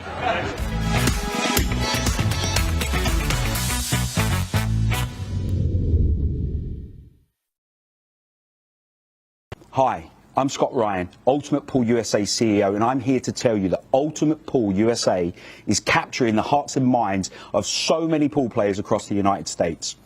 To the players, league operators and supporters, you are the reason we do this. We thank you. as we approach the end of our first season, I'm delighted to announce that our monster prize pool, including that groundbreaking $100,000 first prize, is ready to pay out at our nationals. You heard us right. No gimmicks, no gifts to the value of, just $100,000 in cash for the best team playing Ultimate Pool USA at our nationals. For the players, I'm going to hand you over to Ultimate Pool USA President Jordan Chavouche, who's going to reveal where our nationals is being held this year. Hi everyone, we're delighted to announce that the 2025 Ultimate Pool League National is going to be held right here in Cherokee, North Carolina at the stunning Harrah's Resort and Casino from Monday 10th through to Saturday the 15th of November. And guys, we've got you covered. Don't worry about too little playing space. We've got over 40,000 square feet. Don't worry about staying up too late. Our tournament team have got you at the heart of everything they do. Plus, when you're not playing, you can use the incredible facilities this resort has to offer, such as the spa, the bowling alley, and the many amazing restaurants. The whole team are really excited to welcome you here, so I look forward to seeing you in November, and good luck. This will be the biggest party in pool. Teams and players fighting it out to be the best of Ultimate Pool USA. But that's not all. We will have many special attractions, including our shootout, an open event, and many surprise guests from pools past and present. Get ready for all of the high-octane, fast-paced action you've come to expect from Ultimate Pool USA. For the players, league operators and supporters, this November, Ultimate Pool USA changes the game. We'll see you in Cherokee.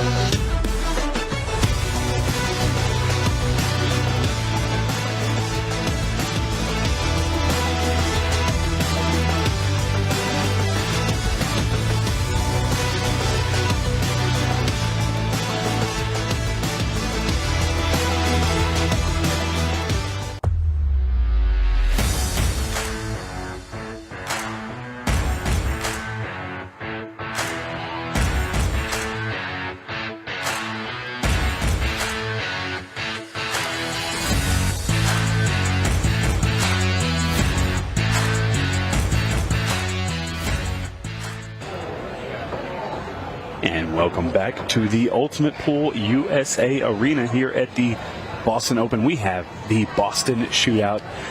We are in our 24 field matches, so 8 players already have a bye, and we are going to see who joins them tomorrow.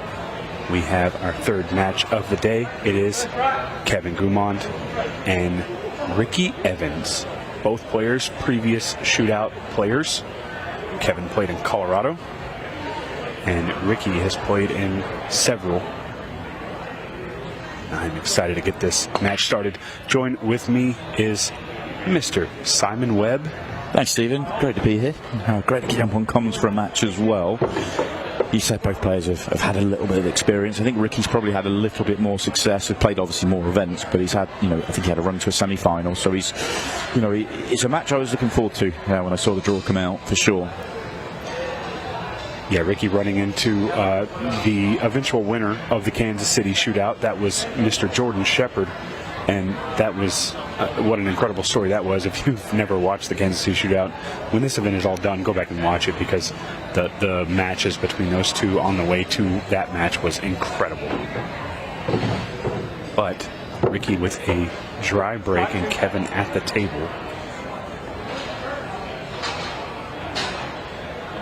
Both these guys have done their due diligence on the rules. We were talking in the back room, and I was explaining some of the more odd rules, and they were asking questions. So they've done their due diligence. They've taken the time to prepare, because this is probably the most stacked event we've had for the shootout. It's right up there, isn't it? It really is. I think the early going in these matches it's really important for the players. Just the table plays so quick. It's just getting that feel, getting that touch. Yeah, there's Brunswick's in the other room over there, but none of them are going to play quite like this one because of the lights and the amount of people around it. It's just going to play a little different. So you never really know what to expect before you jump on to our TV table. And that shot there should win the rack. Should be plain sailing from here now.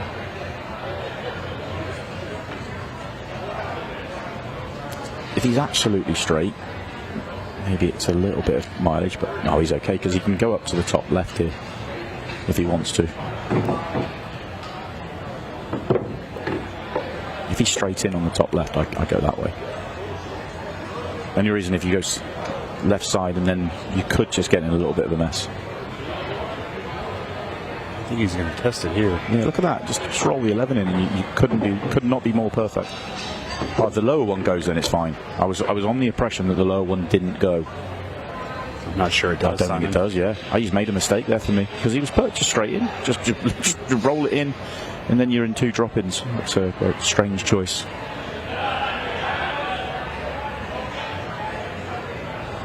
Can he clip the 11? Okay. Yeah. He's still going to win the racks. And problem solved. Got a little fortunate there that the ball rolled the way it did. A half turn more and he's stuck. He's sort of in between, isn't he? He'd have a shot, but it'd be more awkward. Or you mean onto the last shot? Yeah, he'd have absolutely nothing, yeah. But this is what we're talking about in terms of the opening rack, getting the feel, being that precise on your first visit to the table. Not without a little bit of drama at the back end, but first rack on the board for Kevin. Yeah, really interesting back there because it looked a lot easier. He made it a little bit tougher on himself. The tough thing is for Ricky Evans, he now has to sit in his chair and hope that Kevin makes a mistake on the break because he can't hold serve at this point. He's going to have to steal a rack. But Ricky's resilient. We've seen him in several events, and he is not one to give up or not show the heart. Had 2 very nail-biter matches with Shane Thompson and came out ahead on both of them. I think he just knows, doesn't he, that this match isn't going to come down to, if he doesn't get the opportunities, then so be it. But he's 1 rack in, he's going to get enough opportunities to win the matches, whether he's going to play well enough to take them. I agree. I think that's really important to sort of spin that positive in your own mind, that whatever the scoreboard, it's your chances. Nice control. 8 ball, no. Threatened. 8 ball on the break is victory.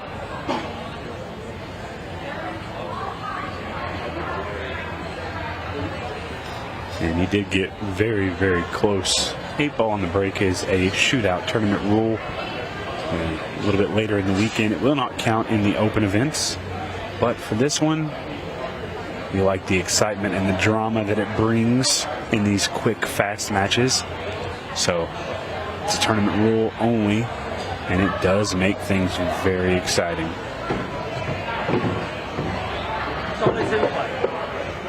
This rack's all about the 6 ball. What do you like to get there? Maybe using the 2? It's tricky. I think the stripes are in the way. I don't see a good way of dealing with it. Is there a natural line now? Oh, probably is. Yeah. Oh, no. The natural would have worked. Now he's bumped his only other easy ball to get to the 6 ball a little bit higher up in the table. Yeah, this is all of a sudden a little tricky.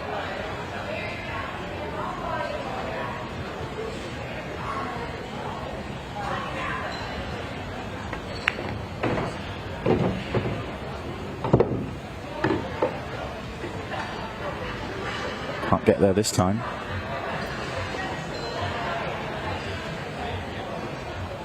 You take the 2 to the bottom right as your breakout, so just pull the cue ball back now and try and leave that kind of 3/4 ball to. You'll have wide margin because you can either, if you've got a good line, you can go into it direct, or more likely go into it off the side rail. Yeah, really, all he's got to do is just kind of bump out a little bit, right? Yeah, like come back 6 inches maybe. With a little bit of angle into the pocket, which I think he has. Just come off the top rail, leave yourself a little bit of an angle. Yeah, that's perfect. Yeah, I mean, there's a little bit of distance, there's a little bit on this shot, but the cue ball's going in the right area of the table. I think it's your best opportunity at this 2-ball. Look how slick that Boston Open jersey is by Jaap. Yeah, they really every time. through. Yeah, every time. You're spotting it yourself tonight. Yeah, I love it. I love the green and black. Looks so slick.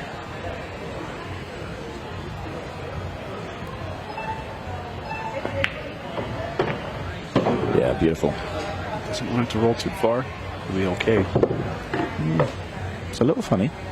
The 8-ball is just tricky too. Yeah.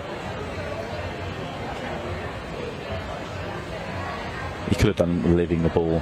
He could have played it that way as well. He could have done with leaving the ball near the top right corner bag, and then that was easy connection to the 8-ball.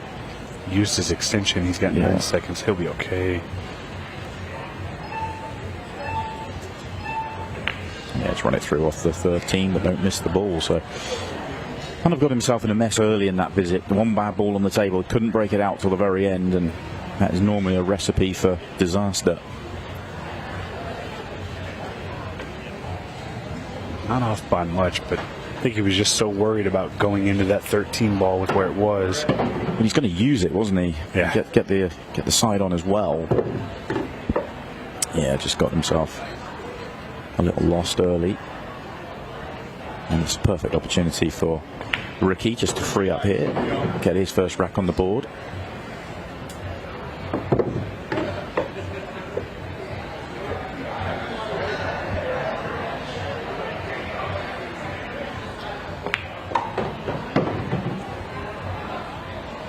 It's one of my favorite things about our events is you learn about players you might not have known about. I've known Kevin for years. He used to run around Texas quite a bit, especially my area. I had no clue who Ricky Evans was until just about a year ago, and he's essentially become one of my favorite players. Oh, that was close. Oh, that was a loose one. How's he ended up this side of the 15? This table is very, very slick.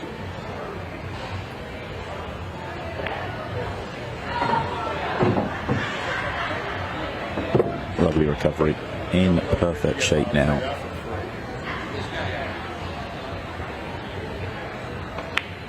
We might be in for another gunfight here. Yeah, I think this was one of the draws that I really like the look of.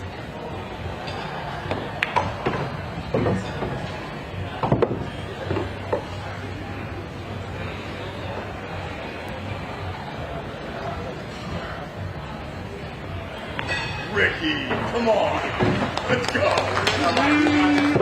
Hear the crowd out there getting into it. I was actually speaking to a couple guys. This is their home bar area, and they had no clue this was going on. They hadn't been in a week or two, and they sat down, and I was explaining the rules and of course the league. And they're getting into it. So I feel like the crowd here is going to be pretty exciting. I think it will build throughout the weekend as well. I think at 11 a.m. tomorrow morning there'll be a few in, I think. Yeah, well, the first match up, SVB. Exactly. Yeah, it's going to be a big one. I wonder what Rich Rhodes, our referee there, was saying to Ricky. I missed what didn't see anything untoward on the table, and it was a very calm, and there were smiles on both sides, but it was a strange interaction. Kind of a laughing conversation. Yeah. It's possible that maybe Ricky attempted, started to grab a ball and then stopped. Yeah, I think that nearly might have been it, but I don't know. Yeah, that's very true. Yeah, you can't do that. And that would be a laughable situation for Ricky there. Could have turned his win into a disaster. He certainly wouldn't be the first. He won't be the last. It's one of those things to just remind yourself sometimes.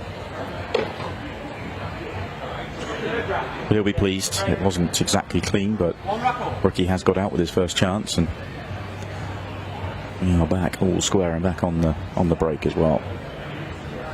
1-1, 21 minutes, almost a third of this match is gone. It is a race to 6, but quite often in this format, the Match clock will be the eventual decider. We'll be in for a mixy frame here as well. He didn't open at all. Is there a run out on? Probably is. I think the stripes are an option. Yeah, it's moved this to make that kind of situation, but I think there is something here. To me, it's does the stripe at the top of the table, does that have a home? If it doesn't, it's a big problem, and that's going to make things worse as well. That is not what he wanted. And looking at the stripe, it doesn't go. So it might not be the worst scenario here for Kevin, just to maybe pull back.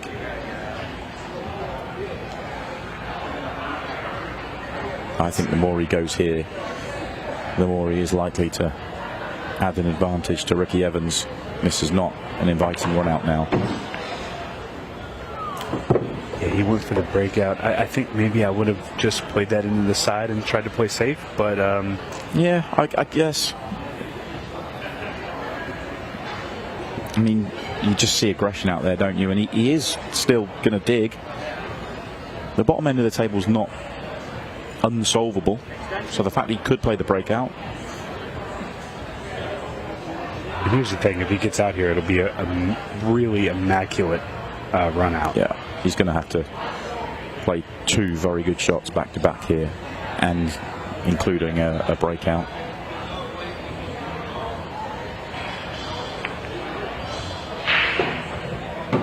Nice speed control, but this is it's not getting any better. Yeah, he's allowed the cue ball to go a little bit too far. He was thinking that the ball went in the side, and that if that goes in the side, it opens up the other one. I'm not sure could hold. Well, obviously, if he gets the thicker contact, he can. But I think it might just dip in. But this is risky. He's so far in now. I think he has to keep going. Tough. Sometimes the hardest thing to do in 8 ball is to pull back. Especially under the pressure of a shot clock, match clock. Yeah.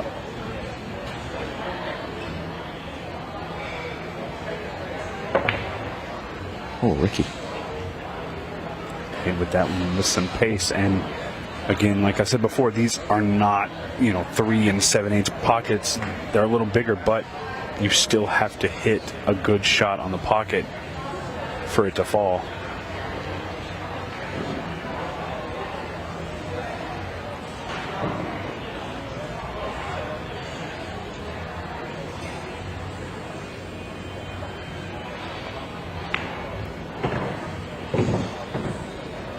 This is really giving Kevin an opportunity here to finish this rack out.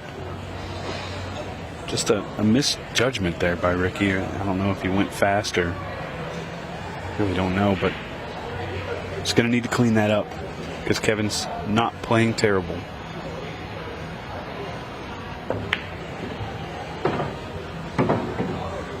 Getting tricky again.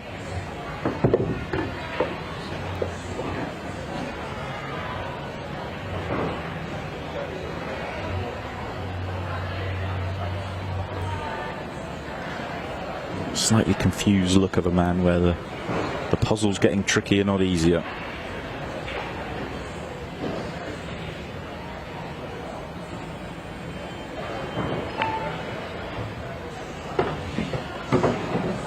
Well, it's a nice shot, but getting onto this 8 ball is not. Oh, he's going to have to strike this well, very well.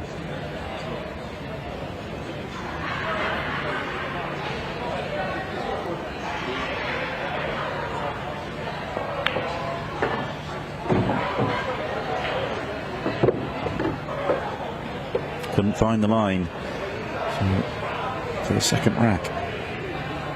In the trot, he's got himself in trouble. And this is actually a scenario that we were talking about in the main tournament room, is just kicking at balls and stuff like that. The 8 ball, does not have to be called. He's clearly going to try and make it in the side pocket, but if it goes somewhere else, it's good. Oh, wow. Not quite. Gave it every chance, but not to be. Chance for Ricky Evans to get himself in front for the first time. Having a look at this one. How close was it? No, never going. Oh.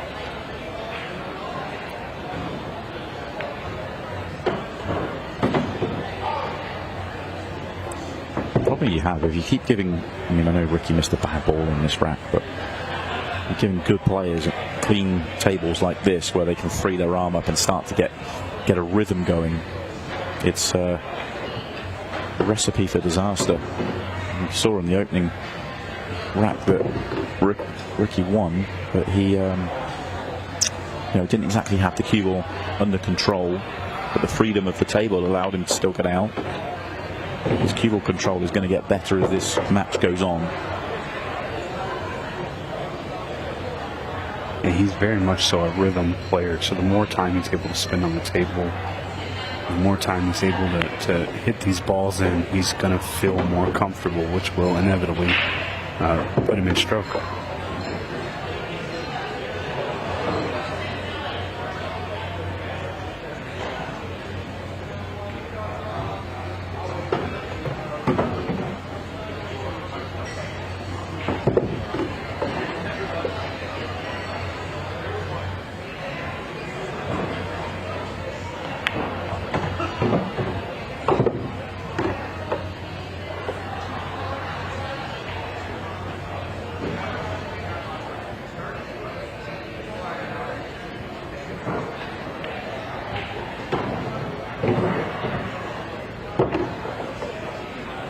Just by winning his first rack, you feel this sense that he's a lot cleaner through this one. The cue ball starting to react as he's expecting it to, building in confidence out there. As we hit the halfway point on the match clock, he's in front. You just have a little bit of a fist pump for the crowd here. It's pretty exciting when you walk into this place and the arena lights are here. I mean, I can't ever say enough about the production as far as the arena build. It all looks so incredible, especially if you've never been to one of our events. It can kind of blow you away a little bit, and then when you see the production in full action, it's really, really impressive. I always feel like it's a different atmosphere every event, slightly different crowd, different part of the country, but it always ends up being really enjoyable. Yeah, we have rowdy crowds, we have huge crowds, we have small but mighty crowds. Yeah. I mean, we've seen everything. Yeah, I think right now we've got quite a few people in that don't really know what they're expecting, and I think that's quite exciting. Yeah. And in fact, I think there may even be some brand new Ultimate Pool USA League players. Yes. And they're still trying to grasp the rule set and the format and the way it works. And this is a perfect example because our tournaments play out almost exactly like an Ultimate Pool League match. Especially the shootout, it's very similar. So you may have seen the 6-ball shootout previously. That's not involved in league play, but other than that, you're playing 30-minute matches. And you play a 30-minute match. You don't play a race 2. You play a 30-minute match with handicaps, but it's good fun. So for the 4 straight rack, Kevin gets the first opportunity, and he's only managed to take one of them so far. It's actually his 5th opportunity in the match, and he's got 1 rack so far. So pressure building right now.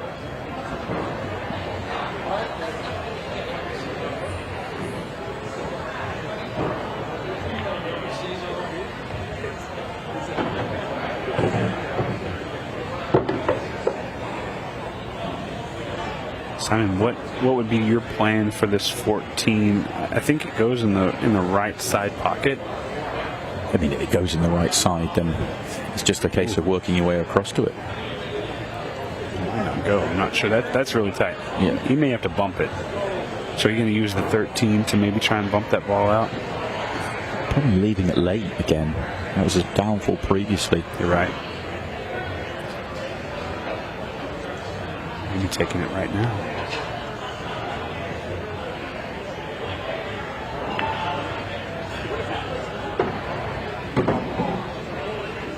was trying to break it out. He's ended up on a really, really thin angle. Can't get there right now. It doesn't look like he can anyway.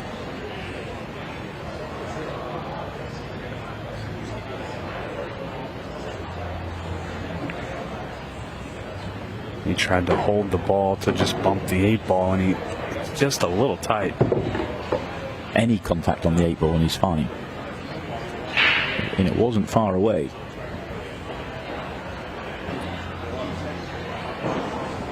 Now, the way this is looking, you're going to have to go take the 10 to the top left and just kind of, you're really going to lose control of the cue ball, I think.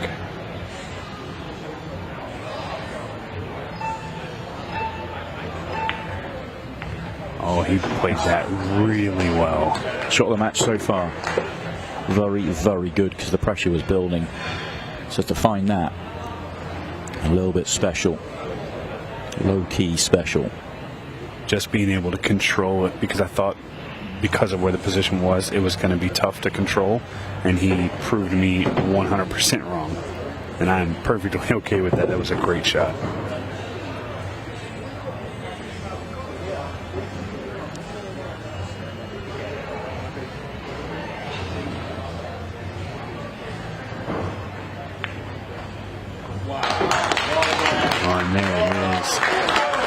Guimond is going to make it 2-2. And Simon, we are just under 90 seconds away from the bell. Look at this shot though. Excellent. He's far from an actual line. Brilliant stuff. And this is how the things are shaping up. Winner of this match will play Mike Duchesne, who's making his Ultimate Pool USA debut.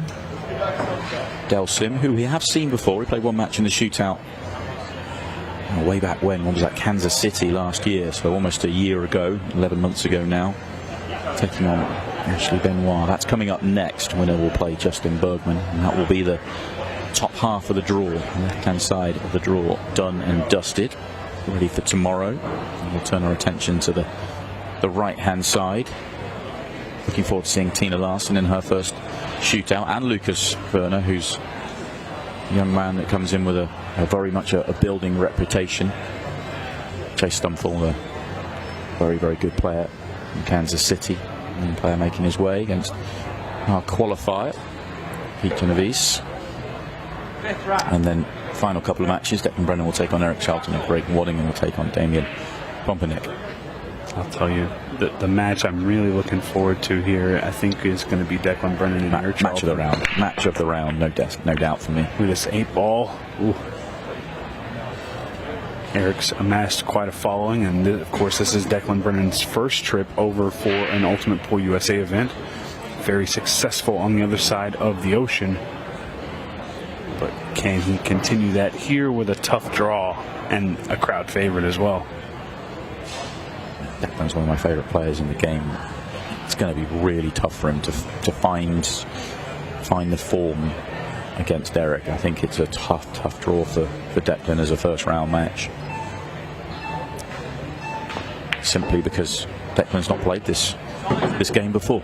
It's as simple as that. And how quickly can he adapt to the cue ball and the conditions? He does have fabulous patterns.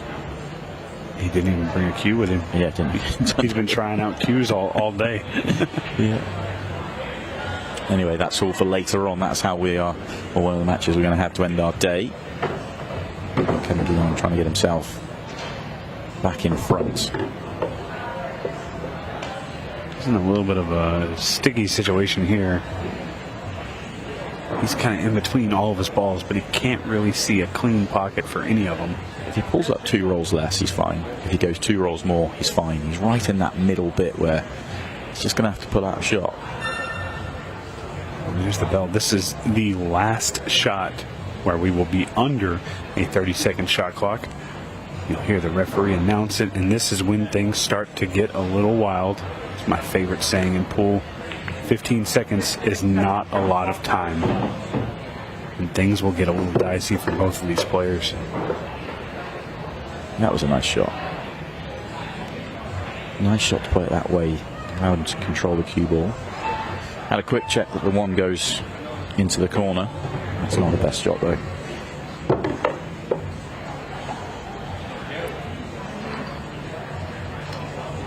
Okay, there's still access.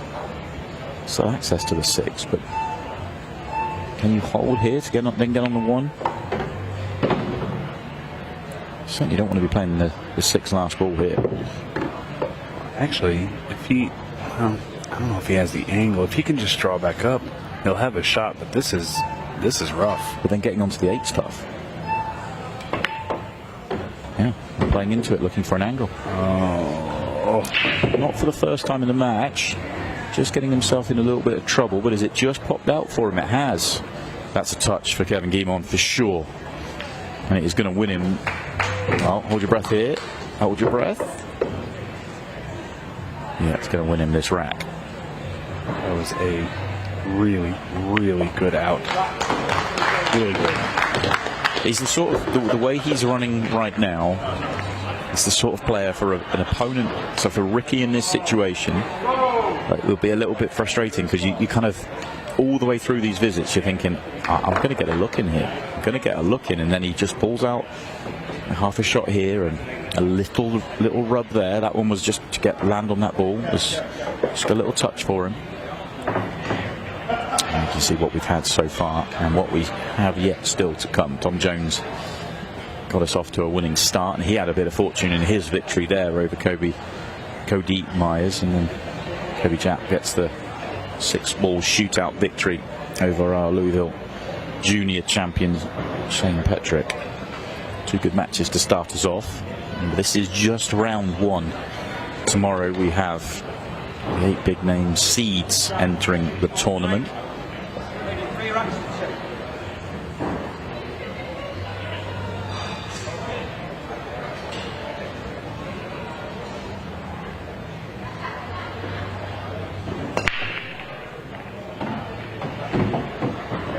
Neither player really breaking for the golden break. They both played pretty controlled breaks.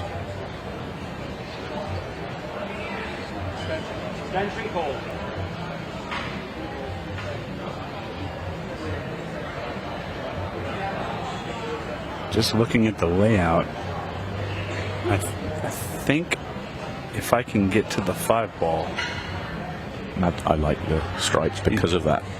Because of where the 5-ball is? Yeah, because it looks nothing, but it's so guarded that there's no issue with the stripes whatsoever. You just have to be really careful here in this little area where the 12, 13, 11, 10, all that is. You just have to be careful not to bump anything. The connections are so good, though.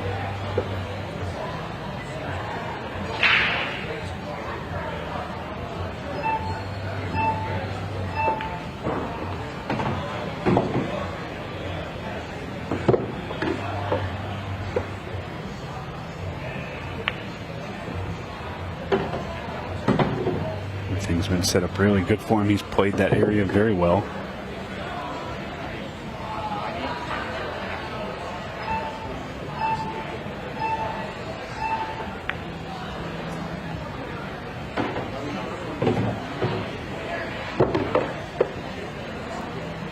Should be okay here. I'm a little bit surprised he's gone this way.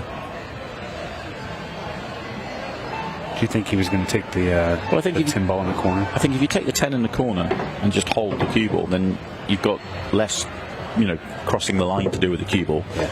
I was never expecting an issue. I find the patterns, that's the part of the game I find fascinating, and I always try and work out why they went certain ways. But he's getting straight on this. There's no issues with the 8 ball though. It's so wide open, it's not a problem for him. Smooth it in. Watch your cue ball. You don't want to take a really bad kiss off that 1 or that 7.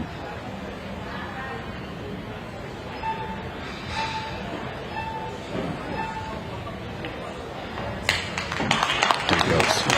That is a very good run out. And Kevin making it look pretty easy at this point. There's a reason he's in this shootout. Currently leading Ricky Evans.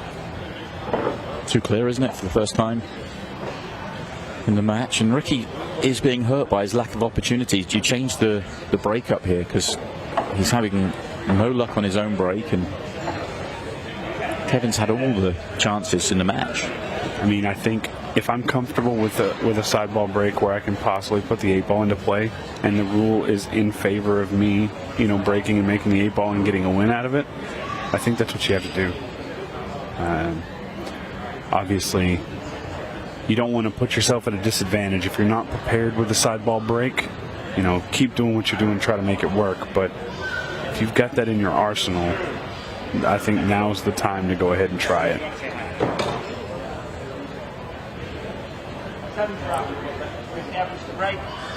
Just 6 minutes left. Ricky and our referee Rich Host having another chat.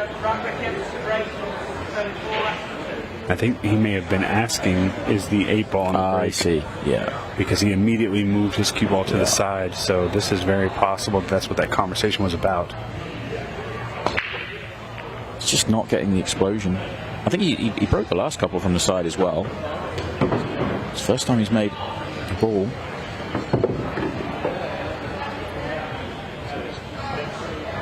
I think it's important here he just try to find the easiest path on the run out and try and make it happen fairly quickly.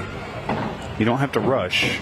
Yeah, and I think because of the 15 seconds a shot, that was rushed in the end. That's the issue here. It's not the match clock at the moment, it's the shot clock. And that first shot's just put him with work to do. And he misses it. Trying to just bump that 4-ball. Had to be trying to bump the 4. Had to. There's no way you try and avoid it there. He's going to try it again here.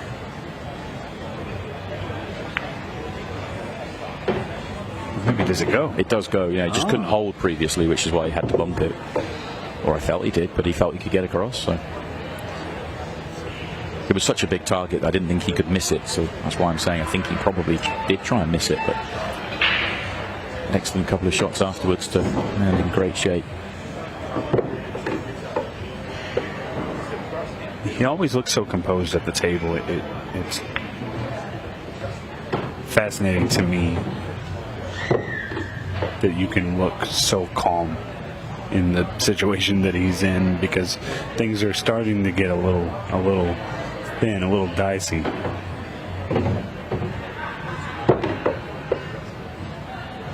Just travelled a little bit too far down the table, but because it's wide open at the top, you can just run the 3 rails, no issues. Just don't want to get behind the 12. That's good.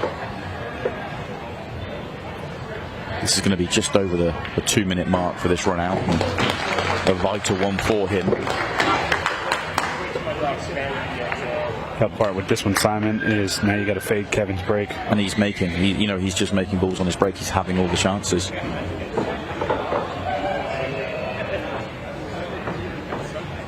Ricky's not played a flawless match here, but he's winning the racks where he gets opportunities. And you can do if you don't get that opportunity. Yeah, fun little fact here. A couple of them actually. Ricky's brother Nick was in our Iowa shootout. Yeah, it went well, didn't he? Yeah, he had a really nice buzzer beater. Both these guys played great, but Ricky Evans has never lost a first-round shootout match. He went out in the quarters and then the semis. Semi, yeah. Well, semis and then quarters, but yes, never gone out prior to that. So if he wants to keep that record up, he's going to have to not only fade Kevin's break, but he's going to have to make some things happen in the next 4 minutes.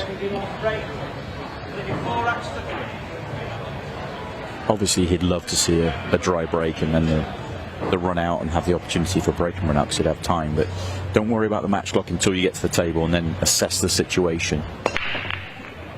And he will get... careful. Kevin, be careful there. That would be loss of rack if you catch the cue ball in that situation. Let the cue ball go through the machine. Reason for that, people wondering, you've got to do it because we're playing in a match clock era. Ultimate Pool is match clock, and same in the league, so you've just got to let the cue ball go through. Can't catch it. So Ricky's got a great chance here to tie things up with, what will he leave? Minute 45 if he goes okay here. Minute 30. Most important thing is to make the run out. And I think he can. Just got to take everything nice and smooth. He's in a really good position here. Needed to not have that big of an angle, though. Can he not spin this round two rails and just track the perfect line? Yeah, because the table is it's sliding so much, you just have to mind your cue ball with the speed. Went a slightly different route than I was suggesting. Thought he might play for the 6. If he got straight in on the 6, he was out. That's interesting. Yeah. Take this one up to the corner, you can get the cue ball back out off the rail and back out. Yeah. So he's absolutely fine here. 6 bottom left, 5 bottom right. It's just execution at this point. Yeah, and he's going to get there. He's stop now as well. So he's going to leave well over that 2-minute mark. I thought he might even get under the 2, but he's going to leave 2:15. If he could even leave more than that if he's quick here. So plenty of time for the run out to follow. In this situation, Simon, 2 minutes. You know it's your break. You're not trying to slow the clock down. You're trying to get out quickly. Not, yeah. Because you want the opportunity to break and run to get ahead before the match clock ends. This is where experience is huge. In that situation. So if he was, if you're clearing up there, and depending on how much time's left, is it your break, is it your opponent's break? It changes things dramatically. Love or hate the match clock, it is complete game changer. I personally love it. It changes the sport completely. The dynamics at the back end of matches are incredible. Well, it's hard enough being a player. I mean, I'm no champion, but just focusing on my run out, it takes a lot. But now I have to account for the time. Now I have to account for the shot clock, and I have to account for, is it mine or is it my opponent's? How do I want to take this while I'm trying to run out? And before Ricky breaks, and to say you can do it yourself as well, because this is how you play the Ultimate Pool League. Oh, it's so much fun. You can be in these sort of scenarios, and I promise you, this is such a cool, fun way to play. But anyway, back to our let's focus on this match, and Ricky is in desperate need of finding a ball.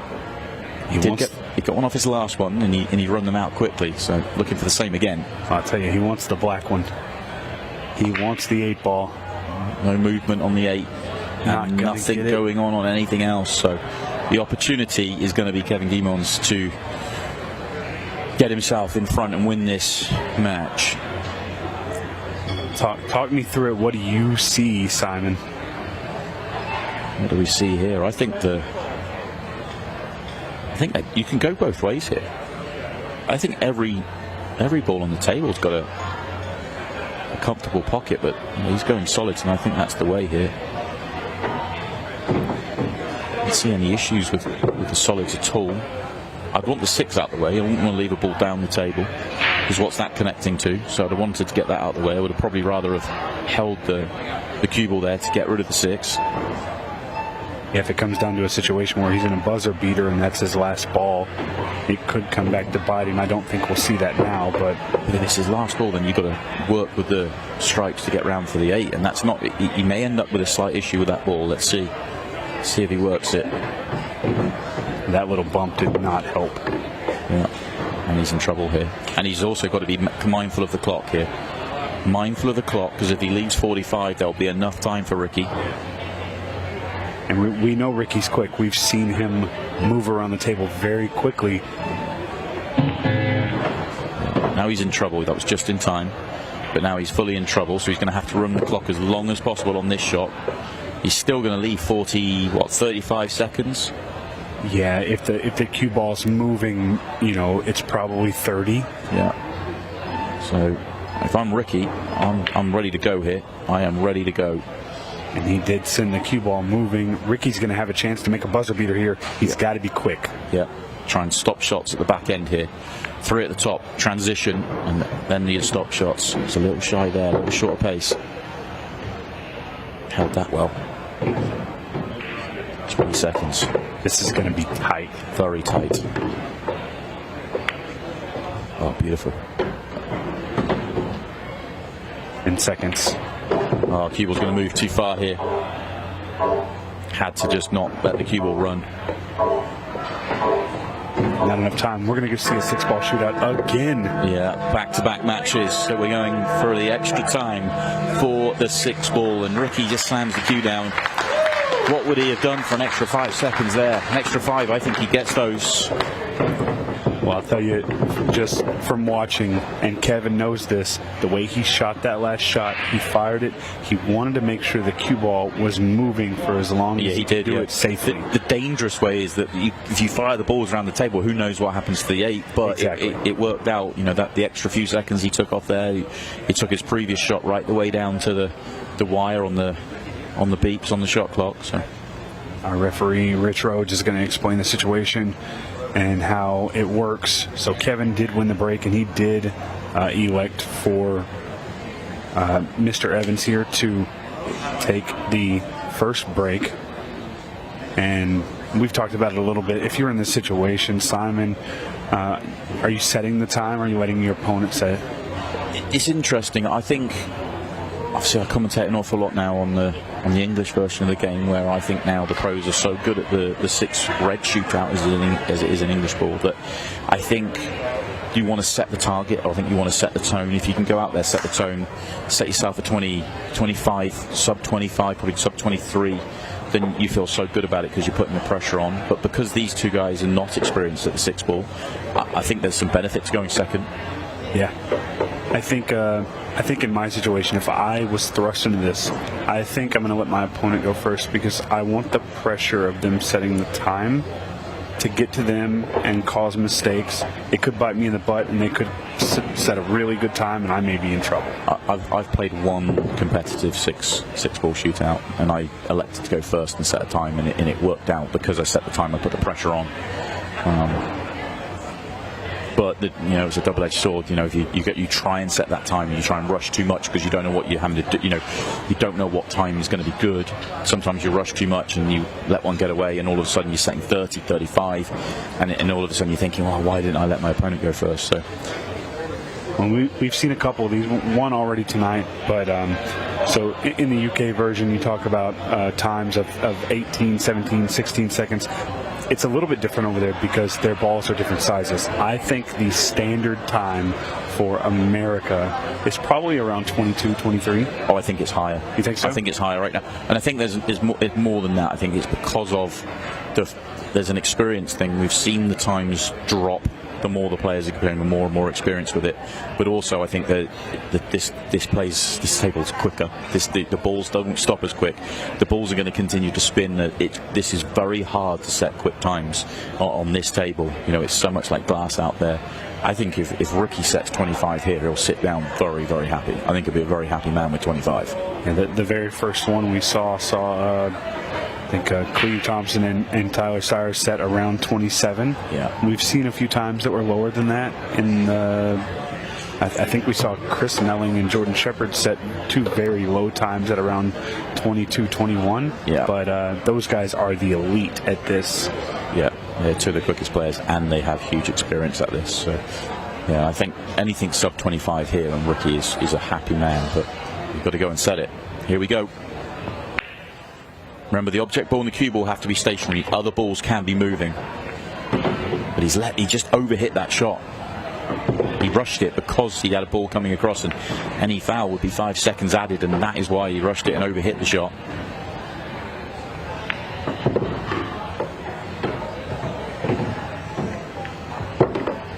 Yeah, even with the foul, he should be around 35. And I know Kevin has not been in a situation like this before. Oh, that might be a foul there. I think that's going to be, it's going to make life easier for our referee, Rich Rhodes. Holds up his fingers to say 2. I think he's indicating, well, we know there's definitely one foul there, but that could be 2 fouls. So as the first one, did it hit the cue when he played his first shot? Do you think that was what the foul was? I think he caught one when it was still spinning. Yeah. I think it was the second or third shot. Yeah. I think he caught that one, and then obviously the last one. Yeah. So we're going to look roughly at a time of 40-41. Yeah, now the benefit is massively to Kevin Guimond for sure.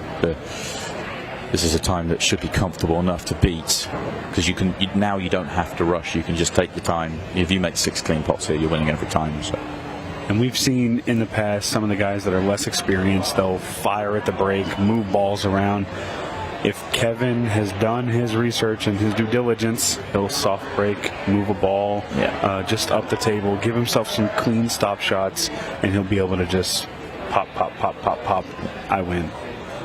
for me there, Ricky just overdid everything, just overhit the break, overhit his first shot, and there the cue ball's running, and he's got balls all over the table, so the cue ball has to run, and you just can't go, and then you worried the time's getting away. So for me, it was just all a little bit too much pace, too much power. Yeah, the toughest part about watching that was the first shot. The first shot, the cue ball moved too much. Yeah.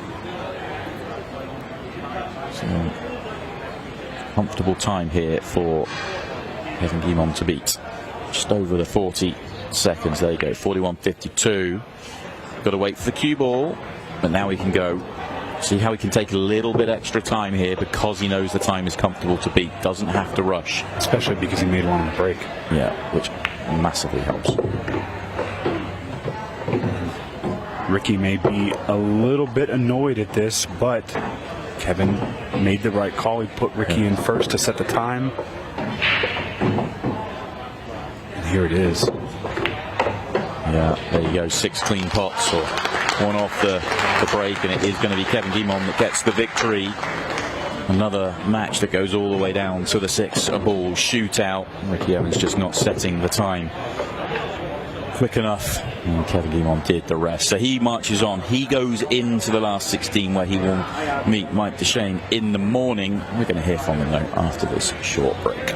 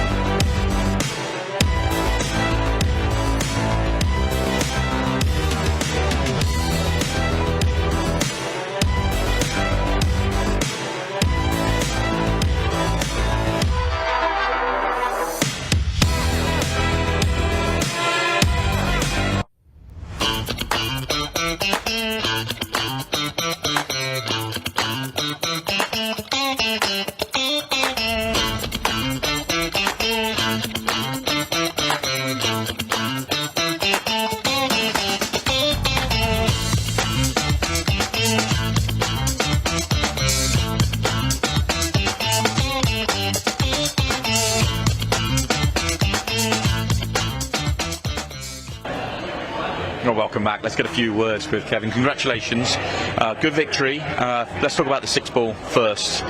First experience of that for you. How was it? I've done some in the league and stuff like that, but this is a little different setting and a lot of pressure. And he had 2 penalties on that last ball, so it kind of freed me up a little bit to just slow it down.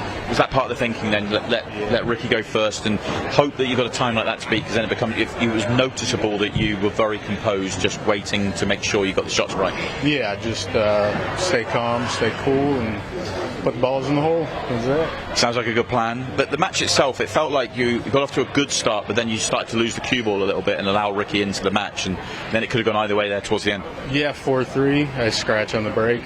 Yeah, that was a big swing, and he ran out, and luckily it just ended up with a tie, and we went to the shootout.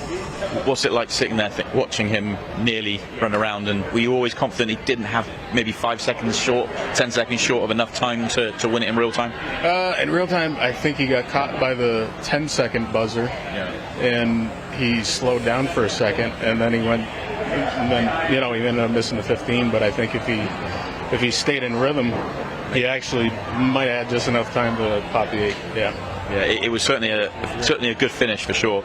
Quick thoughts on tomorrow? You'll be back again. You're playing Mike Duchesne, I think, in the morning. Are you looking forward to that one? Yeah, a little revenge. He beat me in Maine in the Maine state championship, so hopefully I can kind of stick it to him. Well, we're looking forward to watching it. Best of luck when we see you again tomorrow. That should be another cracker. There are plenty of cracking matches tomorrow already, and we've got another one after this break.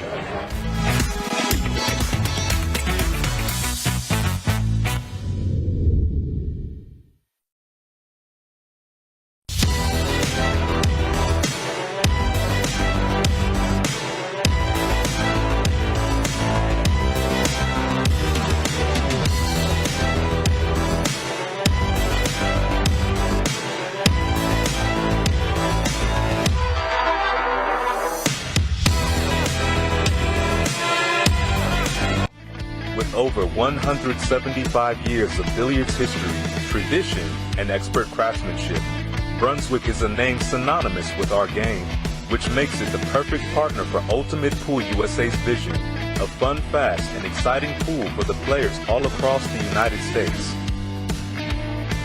Brunswick, Ultimate Pool USA's official table partner.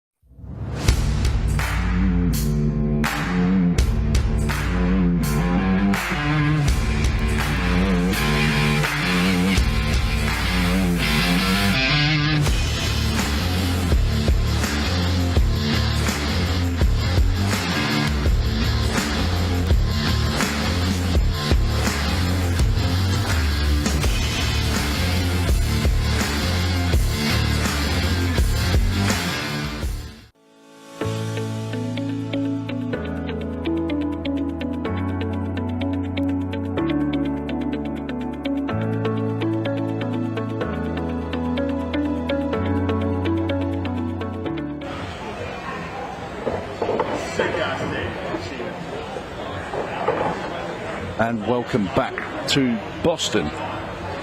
There you see Larsen, originally from Kilmarnock in Scotland. He's residing in New York. He's going to be taking on Ashley Benoit from Connecticut, 29-year-old. And Tony Holgate, and joining me in the commentary box is a man that's already won a 6-ball shootout tonight, and he is into tomorrow. Welcome, Cody Jaap. Yeah, happy to be here for sure. You're happy. yeah, first 6-ball shootout, and definitely don't plan on doing many more, hopefully. But yeah, Ashley was late to get into this, right? She was a late entry. Bustamante got injured. Yeah, after drove and had to pull out through a shoulder injury. But we're very pleased to have her. A very talented player she is. Larsen crunches the opening break. Yeah, and a good break there. Very often you see those balls behind the head ball float towards the sides. Pretty often they seem to slide up a little bit. Joe Prince hits it almost exactly the same every time. With that head ball cut break. So anyway, let's talk about your match for a second. Did you feel good out there? You were a little bit edgy at the start. I think you and Shane were. It was a little bit tactical to start with, wasn't it? And you got 2 up. Yeah, and it felt good to start. Still, just the speed of the table was a little bit hard to get used to. Very hot in here. This table's really fast, and all the other tables play a bit slower, so a little bit of adjustments. But and just missed a few balls. But felt good overall, and made mistakes, and he capitalized on them. So. Yeah, it was an intriguing watch, and obviously went down to a 6-ball shootout, and you hit a time just under 30 seconds, which I thought was a bit of a, it's one of those. It's around the cut where it's never a safe time, but it's always very hard on this table with the cue ball to stop it from spinning. Because you're losing valuable time. And Shane, in the last couple of balls, he did get some unwanted spin on the cue ball, and it did cost him in the end. Yeah, and I'd say that's the hardest, is getting it to not spin. The speed of getting the ball to stop isn't terribly bad, but if the ball's spinning, that's where it eats up, a lot of seconds for sure. And you've got a nice match tomorrow morning? Yeah, Johnny Archer tomorrow. Johnny Archer, the Scorpion. Yeah. And we'll all be looking forward to seeing that tomorrow. Well, Del Sim quickly back at the table. Yeah, and I mean, for a big break, a little bit messy. A good break out there that kind of opens a bit of it up. It still has work with the 8. 15 still has a little work. Del, a man that's not going to struggle reaching from one end of the table to the other. Oh, that's for sure. A giant of a man.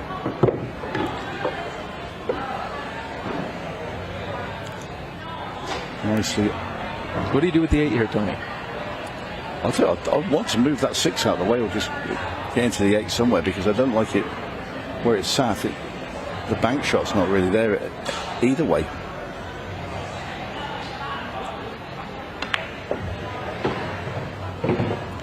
Almost looks like he has the angle either now or shoot stop on the 13, then play the 9 and try and develop it there. I was going to say, you've got to leave that angle, haven't you, Coby? Yeah. And that's what you'd be doing now, and he has done. Getting down on it pretty quick. That looks brilliant. Oh, he hit that great. What a lovely shot there from Del Sim. Very nice indeed. Del Sim wanders back to his chair. So winning the first rack. These matches, of course, are raced to 6 racks. 30 minutes on the match clock, 30 seconds of shot, and then when we get into the last 10 minutes of the match, it will go down to 15 seconds of shot. And how do you find it when it goes down to 15, Coby? It doesn't bother me too much, really. You definitely have to speed up a bit, but with the 1 extension, it feels like there's enough time for me. I play naturally fast. Yeah, I said this. So I think it's a small edge for me in a lot of cases. The last rack I had to shoot in under 15 seconds just to get it to tie up 3-3. But yeah, I don't mind the shot clock. 30 seconds is plenty. 15, I like when it gets to 15. Yeah, you're what I call a brisk player. You do waste little time when you get around the table. Lovely break there from Ashley.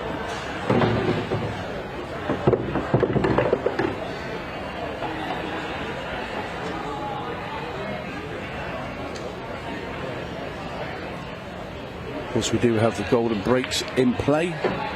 If you make the 8 from the break, you will win that rack. But if you make the 8 and the cue ball, it will be what's called a golden duck, and you will lose the rack. So there's a bit of jeopardy in there. As Ashley galloping around the table. And speaking of a brisk pace, this is certainly one of them. Ashley Benoit. That was hit really well. Well, there's some response to losing the opening rack. This has to be the fastest run out, I think, of the evening. Has to be. Yeah. Extremely good visit there from Ashley Benoit. Levels the match. And she was a little edgy, maybe, just with her first shot in the arena in the opening rack. That will have got rid of any nerves whatsoever. And Del Sim suddenly probably realises what he's up against. Having to witness that, and wow. Yeah, I didn't even have time to pan back from the camera to get to the table, and she's already halfway done with the rack. That had to be around 40 seconds. It's definitely under a minute. Crunching break, ran the rack.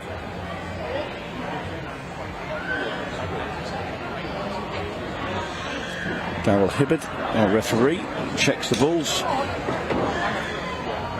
So this has to be the first tournament where the outside tables, there's some Brunswicks alongside. Normally it's just the TV table, so that was good to see. Yeah, it does help when the Open starts that players will get to play on similar conditions to the match table. A little surprised he switched breaks. His first break, seemed pretty solid. I think because Ashley broke from there in her, and I think he liked the look of Ashley's break. Right. He thought, I'll tell you what, I'm going to try that. And it looks pretty similar.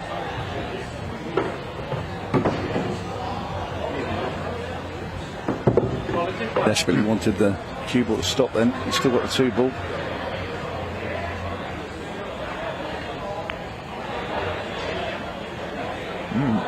Just overcut it. Few issues here, the 11 and 14.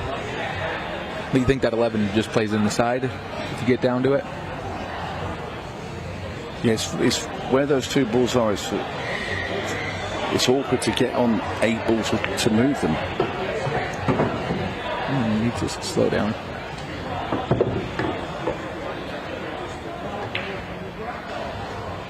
That's a great shot. Ashley Benoit there playing the loss of turn, getting rid of Dell's solid that was over that bag, but also leaving him hooked behind the 2 stripes. Super shot. And this is going to be ball in hand for Ashley. Yeah, big shot there. And this sorts out the problem of the 11 and the 40. Yeah.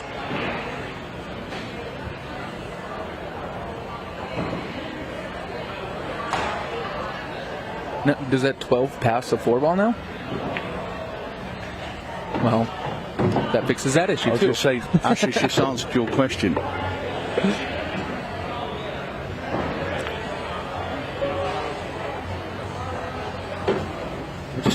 Just briefly, there was that a combination she had there with the 15 and to the bottom right.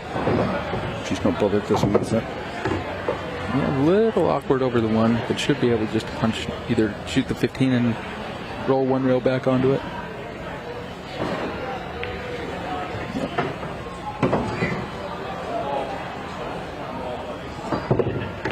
And she's playing in the mixed pairs too, correct? Yes, she is, and I'm not sure about her partner. He's not very good, Shane Van Bonen. Yeah. Wow. He plays at such a pace. We have a professional back in the UK, Sean Chipperfield, and he reminds me of the sort of pace that he plays, and he's probably the quickest player we have. Really? Yeah, she's playing it at that sort of pace. Outpaces Melling? Sean's faster than Chris. It all depends with Chris. If the balls are open, I mean, he will just not even cue them up. Yep. But whereas Sean, it doesn't matter. He plays the same. If the balls are tricky, he'll still play it at that same pace. Do you ever see it feel like it hinders him at all? Sorry? Do you ever see it feel like it hinders him or he makes mistakes because of it? Chris or Sean? Either. You've got to say yes when they do make a mistake. You say, well, that's because you play too fast if you're looking at it. But they're not going to change. Yeah, that's how they play. They've played all their lives at that speed. But it also, what I do think it does is transpires to the opponent when you're watching somebody play it that quickly. It could be quite intimidating. Yeah, it's 100% an energy. You know, you can control the energy with the speed that you play at, and you'll see Chris do it often. Somebody makes a mistake, and he'll punish them in a matter of seconds. You know?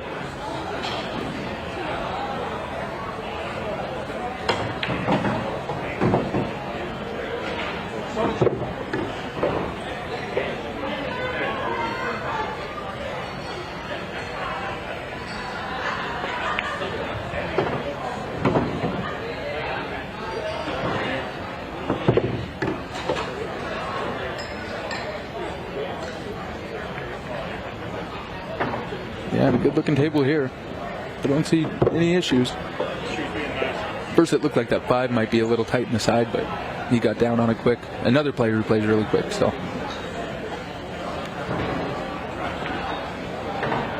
These two are thundering along at a fair old pace. So speaking of UK players, Tom Jones was fun to watch. Yeah, he's a bit of a maverick. Yeah. He did one of the best I've seen it managing the clock. You watch him like the last few racks. I mean, he's taken every second. Yeah, he's well used to the clock management over from the UK. So all our tour events have the clock. And it's 8 for 2 racks each, and in it goes. And well, we've had a fabulous start to this, Cody. Yeah. I don't think I want to play either of them. And I don't see how it's taken 9 minutes. Feels like they've done it in Yeah, I think about a minute. The first rack, they both made a mistake in the first rack. Yeah. But ever since then, it's just, it's been clean. I think we've had Ashley play that one safety shot where she hooked Dell behind the 2 stripes and got ball in hand to finish off that rack. But see Joe Prince there chatting in the background to Tina Larsen. You will commonly find him doing that. Yeah, and Tina will be up as well this evening.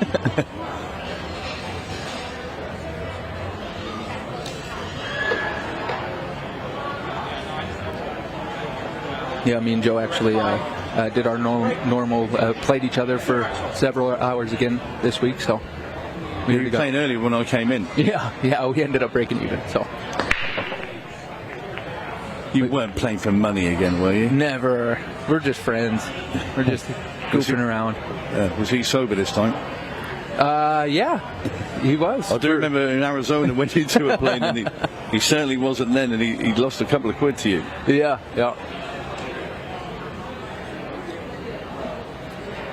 So dry from Delsin from the break.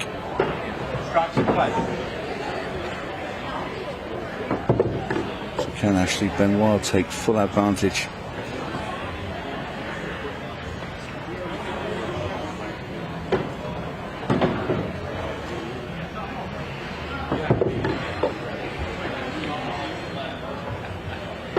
Yeah, only the issue I kind of see is the 10 ball. It looked like she had the angle here to get from the 12. Oh, great shot there. Hammered that ball into the pocket.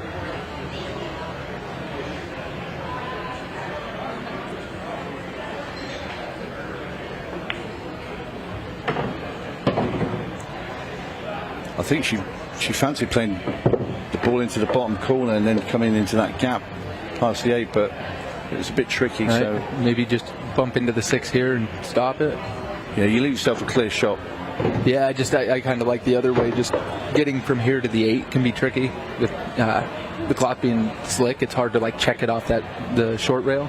I think she goes into the 8 here though, does she? Yeah, I think you almost have to. Can she get the combo? Knocks in the 1 and sends the 8 in behind. Or do you play it into the 1 and play it in the corner?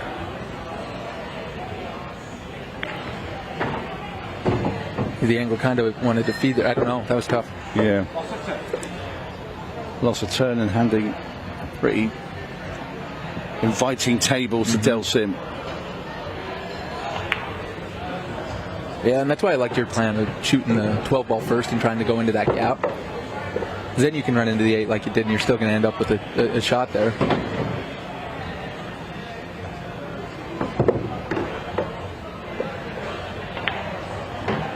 So does Dell live in the States, or does he live in Scotland? Lives in the US, yeah. Oh, okay.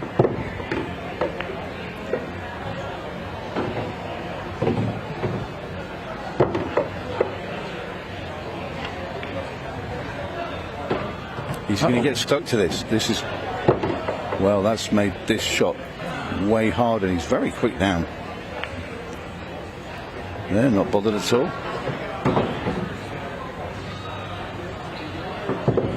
Looks too easy. Yeah. And in goes the 8, and Delsin now 3 racks of 2 up.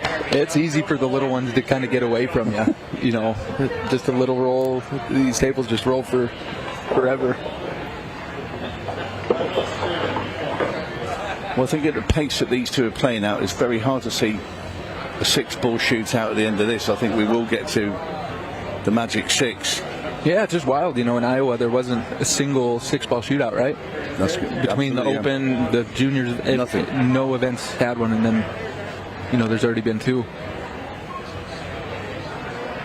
I think time moves faster here on the East Coast. Yeah, it does.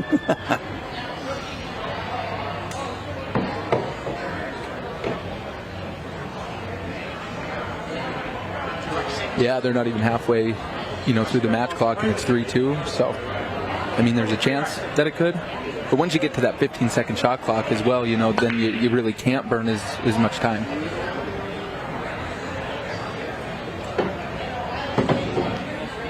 Ashley makes a ball.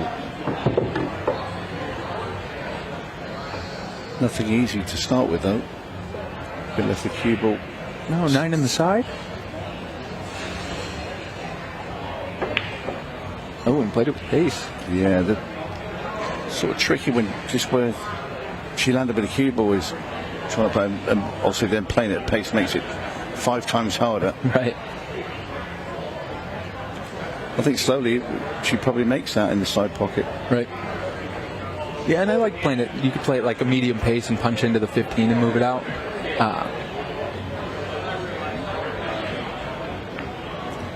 So Dell on the solids.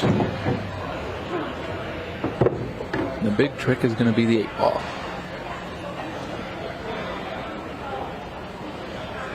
Do you think it goes by that 12 in the corner? Yeah, I'm just looking at that now. I'm interested to see. He wants to get up and get rid of that 1, I think, next. Surprised, because I thought if he could leave the 6 and the 2 would be the last ball if the 8 goes past the 12. I don't want to be leaving the 1 ball till last. Right, unless the 8 goes in the side, and it looks like it does from that angle. By the 11, then you can use the 1 ball to get on it from there. We almost have to shoot the 1 now, right? He's not going to be able to see it, I don't think. Well, he can. He must only just be able to get through to that. Now this is prime now. Perfect.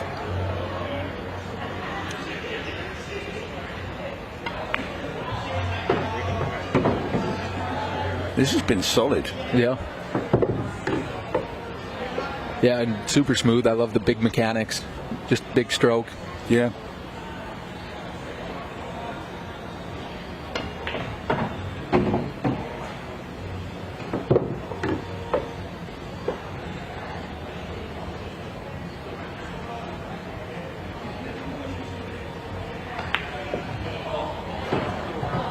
Yeah, really picked these off well, Delson. Very impressive. In goes the 8, and he gets a 2 rack cushion. Leads 4-2 against Ashley Benoit.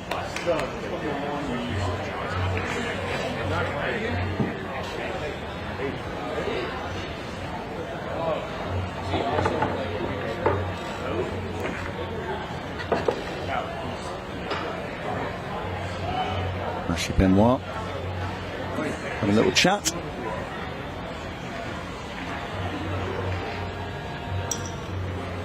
Delson will be very pleased so far with this evening's work.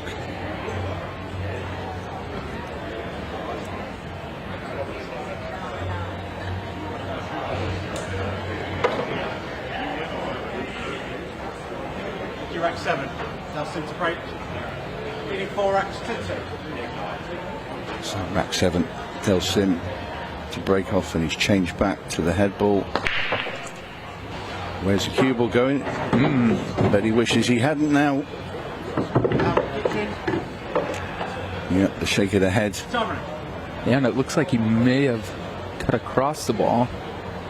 No, he definitely cut it and just straight off the side rail.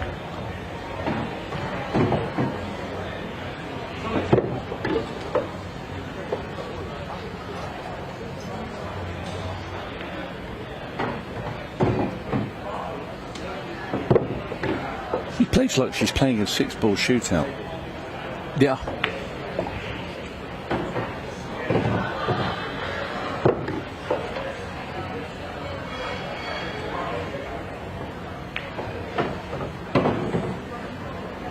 See, and almost in places like there where I feel like going too fast might hinder a little bit. You know, now you have an awkward angle. You just touched the 9-ball there with her hand.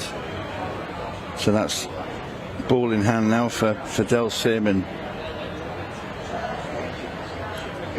she had the rack at her mercy. And now Delson with a chance to get on the hill.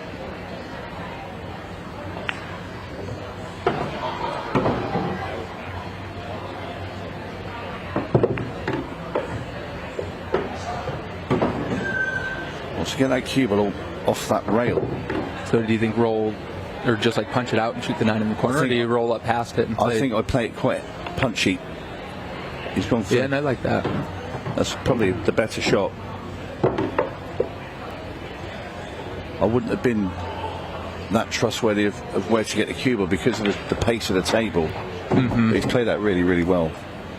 However, kind of in the middle. Do you come down now? Do you come down for the ball into the bottom left? I probably end up playing the 12 now. Yeah. Play the 12 and then go in between like the 1 and 13. Yeah, I like that shot. You have a pretty big zone. Like even if you come long, you can still cut it, and you don't have to hit this hard either. You can, you can let the pace of the table 100% deliver the cue ball where you want it. Yeah, these tables are very slick, but they'll grab a lot of spin, here, so you don't have to hit it hard, and it takes all of it for sure. That's pacey. He's going to have to go on the side as he was stopping. It stopped just enough. And I don't know if he can hold for, the cue ball there, or if he has to go, down below it and play the 8 in one of the bottom corners. Oh, he played that great. Yeah, that's perfect speed.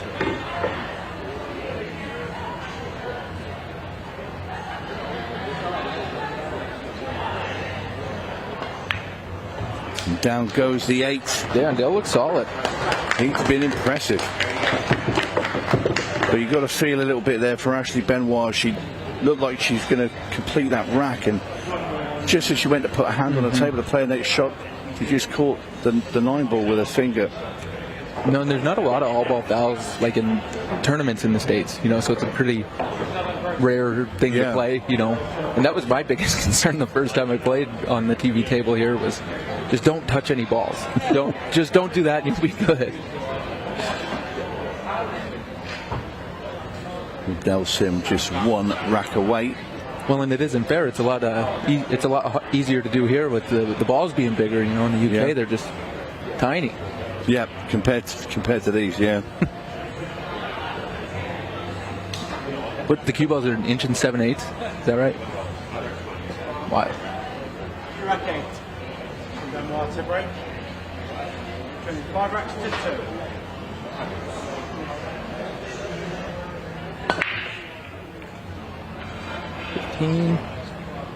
Here's another nice break from Ashley. Yeah, and I mean a big, mountain to climb, have to fade.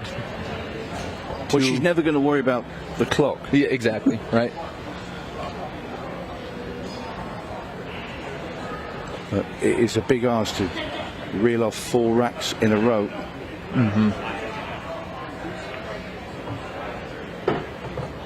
Solids in play.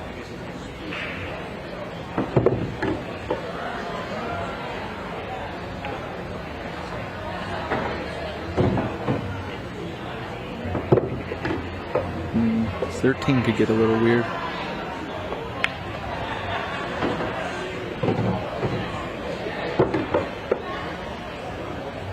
The 1 will go up into the top right. You play to get on the 2 here? I think I would.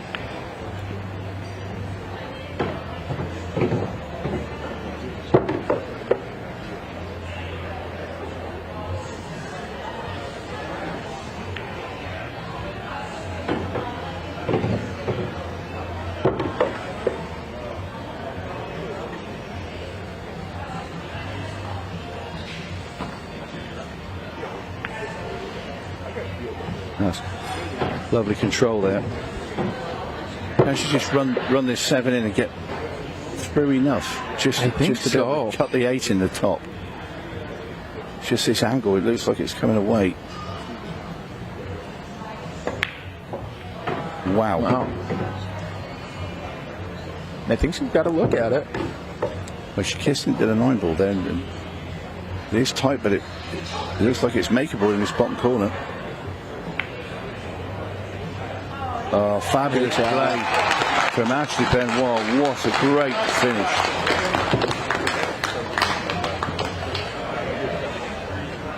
Let's have another look at this 8 ball. Didn't have a whole lot to see of it, but just enough.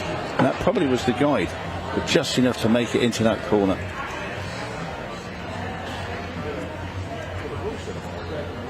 And it's not going to come easy, Del.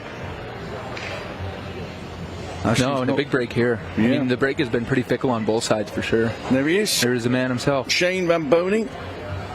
Oh. He will start his campaign tomorrow as Joe Prince comes in. And I know a hug with Emily.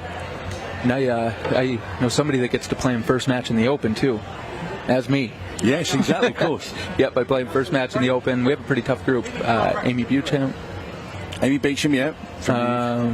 Yeah. He's there's scratch with a cue ball.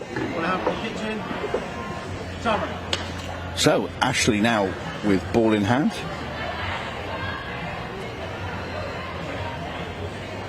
And it's that same side pocket. Yeah.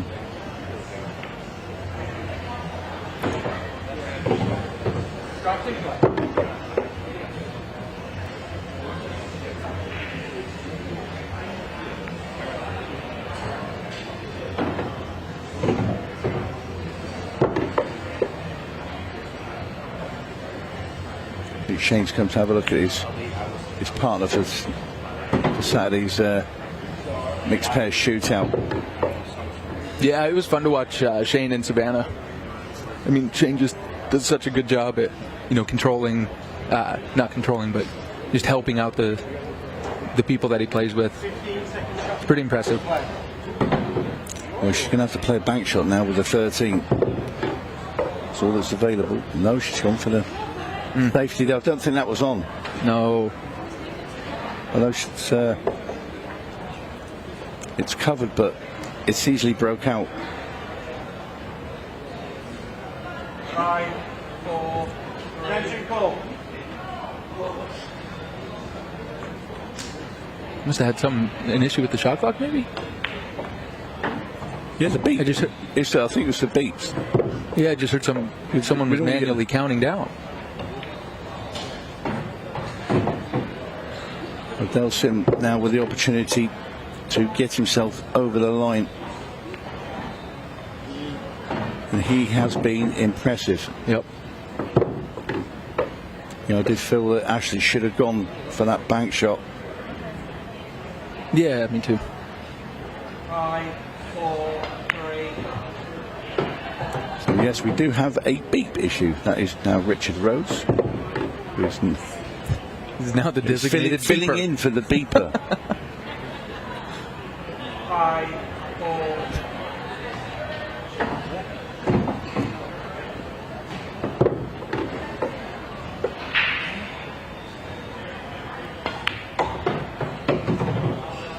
Now then, it's gone awkward.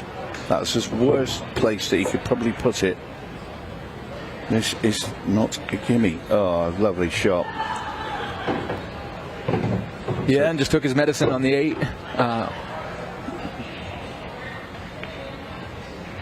But yeah, great performance there from Dell. Down goes the 8 ball, and Del Sim beats Ashley Benoit 6 racks to 3. But feel for Ashley there, couple of mistakes, moved the ball with a hand, but Del Sim was impressive. And when we come back, Simon Webb will have a chat with Del.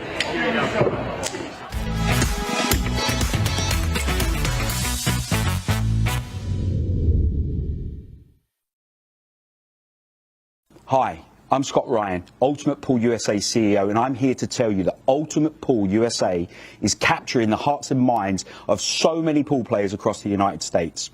To the players, league operators and supporters, you are the reason we do this. We thank you. As we approach the end of our first season, I'm delighted to announce that our monster prize pool, including that groundbreaking $100,000 first prize, is ready to pay out at our nationals. You heard us right.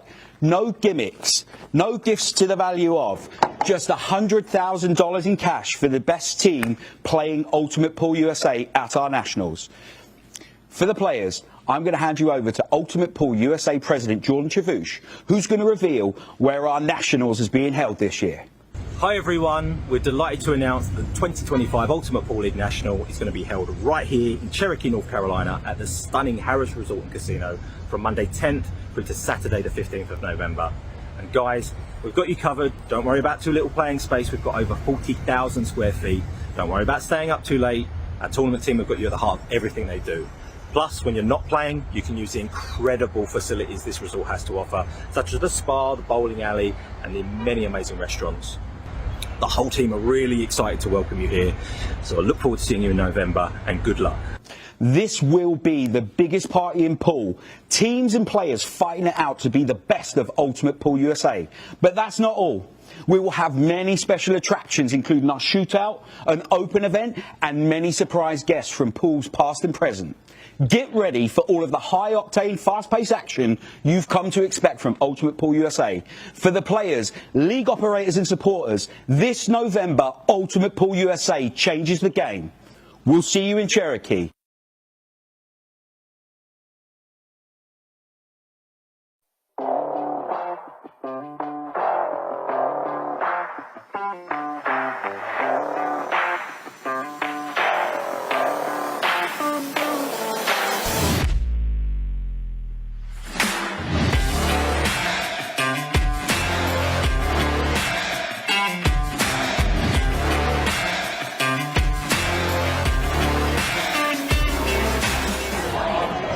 Well, welcome back out to the arena. Let's get a few words with our latest winner. Dale, congratulations. Tricky match, especially early on. You had to kind of dig deep there at the beginning.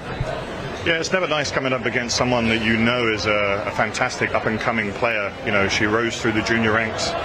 Fantastic female player now on the WPBA. Almost got it out.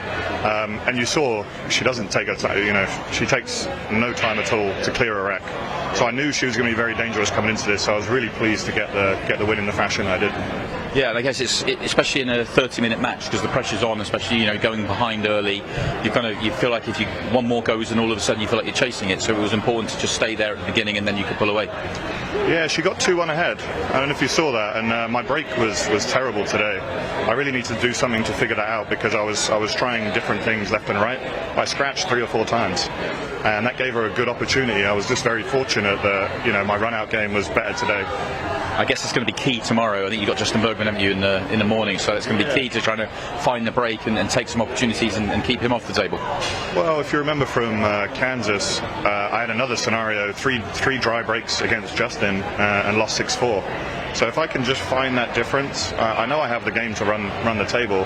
And these Brunswicks are playing beautiful, by the way, playing really, really nice. How do you find the timed matches? Is that something that you really enjoy, the ultimate pool the ultimate pool way? It's a weird dynamic, because you want to take your time. You want to look. I'm a chess player, so I like to look at the time clock strategy as well. But I'm also someone that takes probably an average of 8 seconds a shot anyway.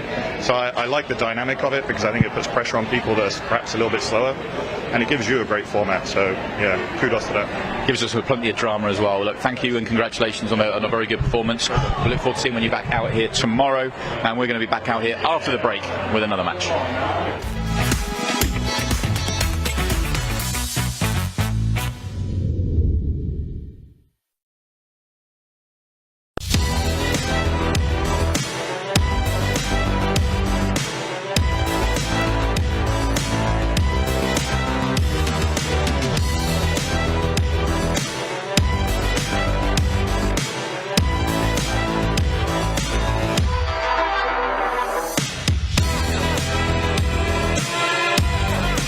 My break tip is completely different from everything that's on the market. Combines the qualities of like a playing tip with a super powerful tip. It's like a tip on the steroids. You can open with less power and still have spin and split the pack perfectly, but you can go for the power breaking and you still have control.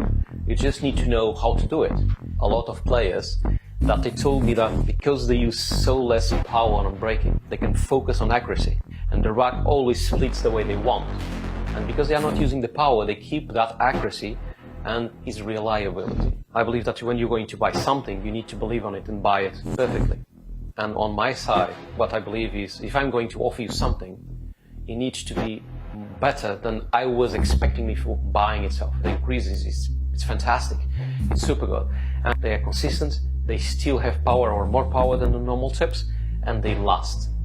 And that's what I want. It really feeds me on. When people say thanks and they like the product and they are happy, I feel joy to myself. It's not really just proud, it's just joy. I feel happy.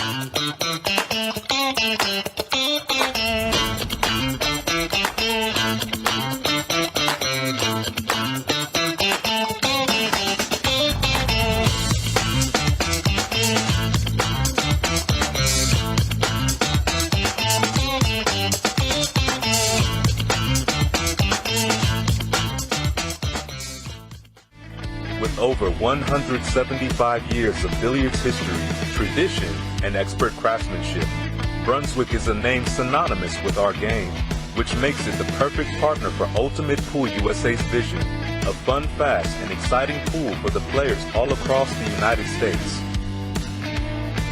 Brunswick, Ultimate Pool USA's official table partner.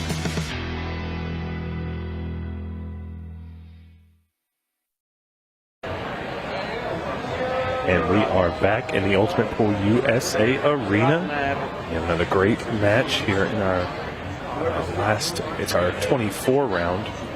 This is going to be Miss Tina Larsen. There you see the table, and breaking is going to be Lukas Verner. Lukas, of course, a very seasoned player for his age. And Tina as well, a very seasoned player at 8-ball, one of her favorite games. So this should be a pretty good match. My name is Stephen Wyatt, and I've got Mr. Tony Holgate here with me. Tony, it has been a fun night so far. Yeah, it's been incredible. I thoroughly enjoyed that last match with Delsin against Ashley Benoit. They played it at an incredible pace. Yeah, they really did. She was speeding around the table. I compared her to a player we got back in the UK, Sean Chipperfield, who just straight down hits the ball, just doesn't look at anything, but my God, she can play. She's a bit unlucky. I mean, I think just the time when she moved the ball with her finger, that she moved the 9 ball, and that was down to maybe just being a bit too quick. But Lukas isn't messing about either. Yeah, I'll tell you, this kid is not necessarily known for being fast, but he does play very well in rhythm.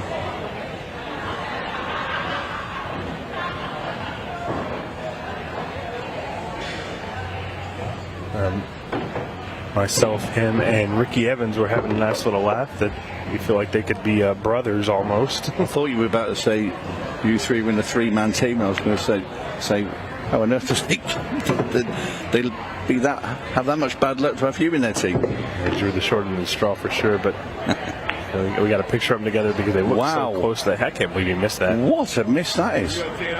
Tina Larsen's going to have a really good opportunity here to take rank number 1. Yeah, but all the hard work, I mean, that's incredible. Did not expect that after watching Lukas slot away the solids before he got to the 8-ball. I did say that Lukas is an experienced player, but I don't know how many times he's played on a shot clock period. So it could have been a little bit of... Well, he's on 30 seconds, and he's not had any buzzers, and he's not been anywhere near it. Determined look about Tina. We've seen Tina, if you recognize her, she's played with Justin Bergman quite a few times in the mixed pairs event and been successful in one. Yeah, very good partnership. Very good friends with our buddy Dennis Hatch. Dennis couldn't make this event, but I think he really wants to try and make Kansas City, so be good to see the Hatchet Man again.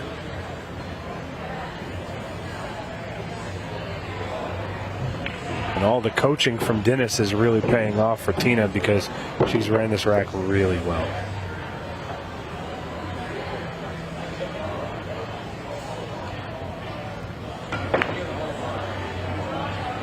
Well, you didn't have to put the curse on Tina.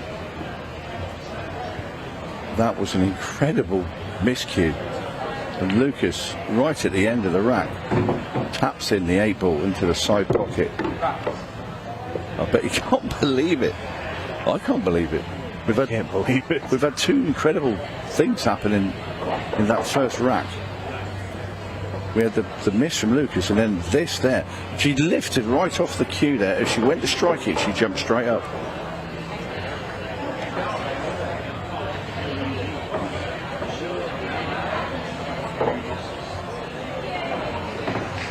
Well, looky here, we have our order of play. I want to say hello to Mr. Dennis Hatch. I think he's watching, so hi, nice Dennis. to see Dennis there.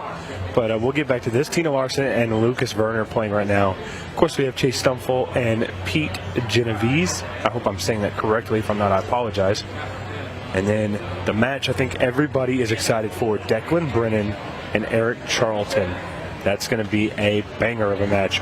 Craig Waddingham and Damian Pongpanik, another great match. I mean, there's no bad matches here, and this is just prior to the round of 16. We have 8 players that are already in due to the seeding, so it's really, really cool to see these matches going in.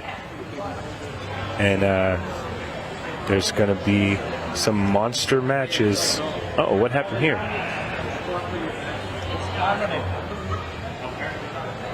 Let's see. Well, the cue ball's in front of the break line. Oh, yeah, there it is. And our referee being very, very tentative, as they always are. Tina unmoved by it all.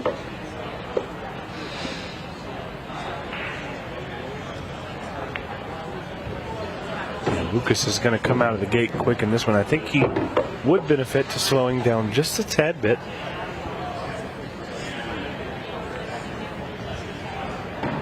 However, if he gets in a rhythm that he likes. I just say wants to play this long now. Come down the table. That's a good shot.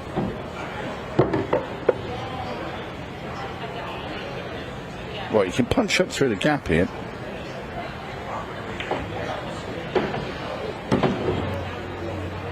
Yeah, I liked your shot, but that was a clever little shot as well. And it leads to the 8 ball pretty well if he can get over for this 5 up top. Played that nicely. I think he can just stop this ball. Ooh.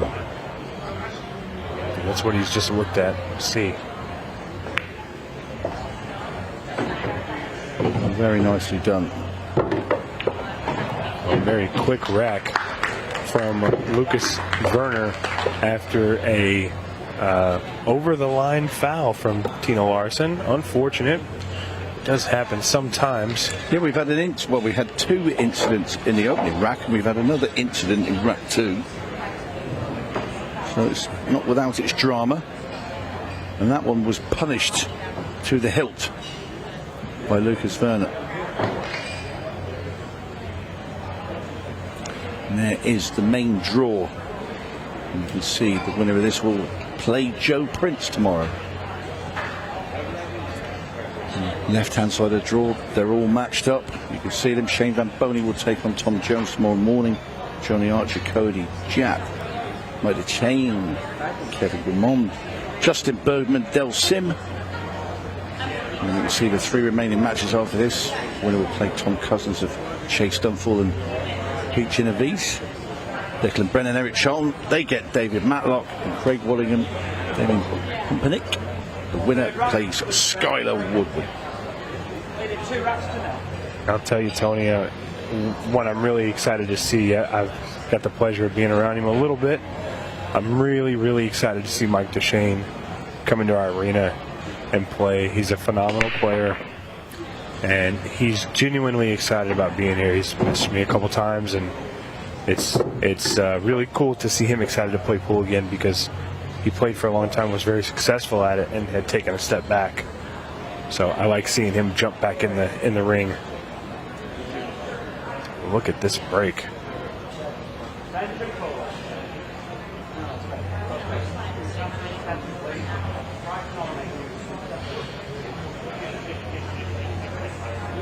Lukas Verner opting for stripes.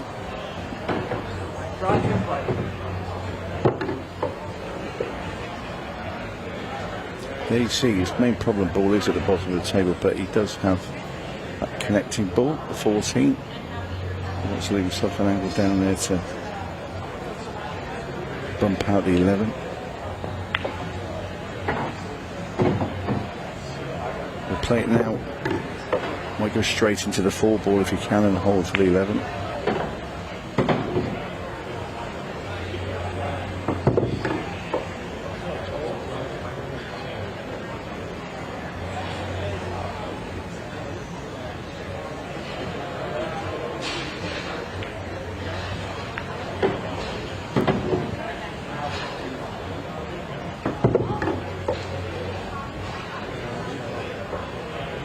Nice land.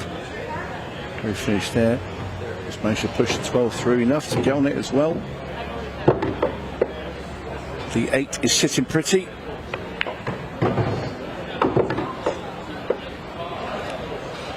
Some nice shooting here from Lukas Werner. That was quality. Yeah, wasting no time, and all of a sudden he's up 3-0. You got to feel a little bit like it's a series of unfortunate events for Tina, but the kid gets to the table and he makes the runs. Yeah, impressive stuff.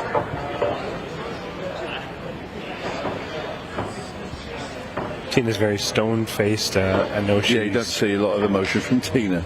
Even when she's playing with Bergman, they don't talk a whole lot. No, they don't. I remember when I first saw them play, you know, and you look at all these partnerships in it, you know, when you see Tom Cousins, they play with Tara Connor, and this, you know, there's quite a lot of discussion goes on.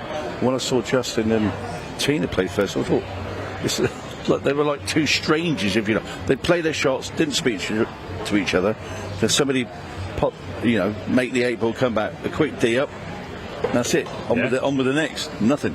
It's really cool. I talked to her for just a little bit about it, and she said, "Yeah, I trust him to shoot the shot, and he trusts me to shoot the shot and do the best I can." And there's no pressure then on your partner, is there? Yeah, no, she's definitely got the right mindset. I mean, she's very, very mentally sound, and one heck of a player. She just needs an opportunity. She's not getting it right now. No, it's one-way traffic at the moment. Ever since that miscue very early in the match, and then also with the cue ball not being placed correctly on her break, it seems to just be the match slipping away. Lukas played another good shot there. Solids are all open.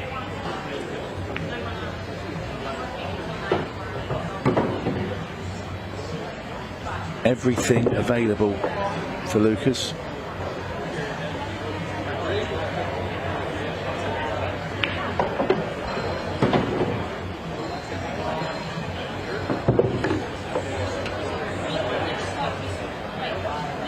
Well, this is, you know, obviously Dell and Ashley had a pretty quick match. They both played very quickly. Ooh. Well. Uh-oh. Careless. And it's loss of loss of rack, shall I say. And that is because Lukas put his hand in and caught the cue ball. We saw Shane Van Bonin do it in Iowa when he was going to scratch on the break. That is loss of rack. Well, and I'll tell you, myself, him, and Kevin Guimond were in the back talking about rules, talking about situations, and, you know, I'm sure somewhere in the back of his head he remembers me saying, yeah, don't ever stop any moving balls, just let them fall. Yep. So, you know, little mental error. It looks like he's kind of shrugging it off a little bit. Obviously, he's a little annoyed at it, but you have to shake that off, and you have to continue on with the match and just do what you can from here. Don't dwell on that at all.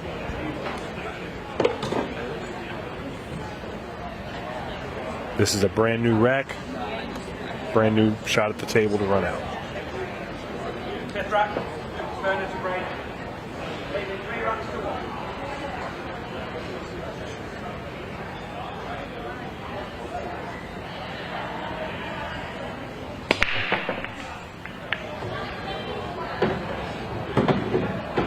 Very good break off there from Lukas. How will he respond?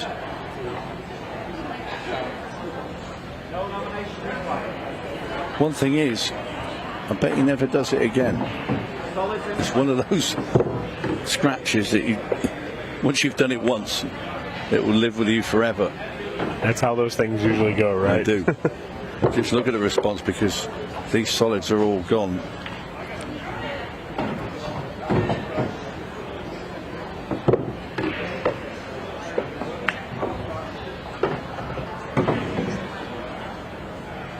And in the blink of an eye, It's going to be 4 racks to 1 for Lucas-Verner. I wonder if a little part of them will be thinking this should be 5-0. But in it goes, the 8 into the side pocket. Lucas-Verner, 2 away. I like that. Lucas acted like he was about to move the balls down, and he just kind of stopped, walked away, and let the referee do what he was doing.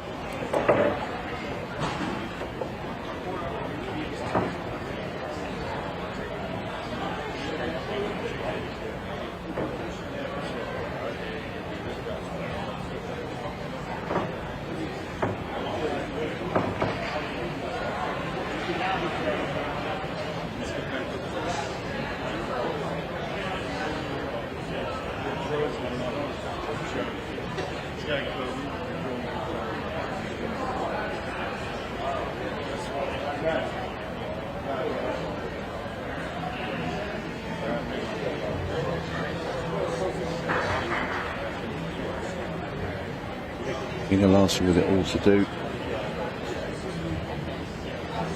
It will be Tina to break.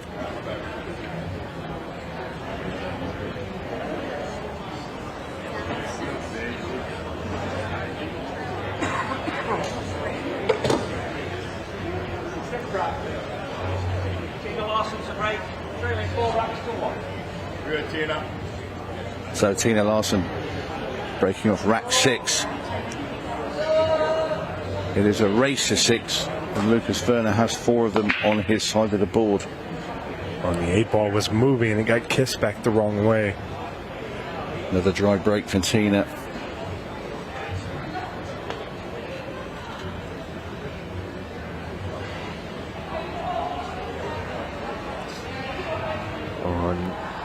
This rack's a little bit messier, but it's a chance for Lucas to get to the hill in quick fashion.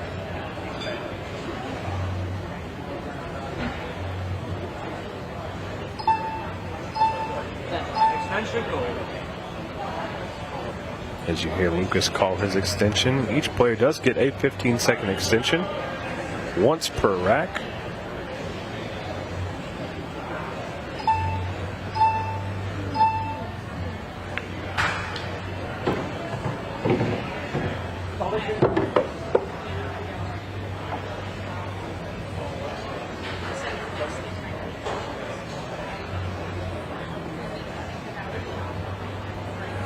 Trying to judge his position. Tony, what is your strategy to get to this 3 ball and get it in play? We're looking at the rack now. Obviously he's going to make this 4 ball, then the 1 to follow. He could be glued to the 1. Oh, that's close. He still has the 7 though. I believe the 7 passes. I'm not sure the 7 goes past into that bottom right. I think a really thin cut with the 5. And then clatter into all the lot of them.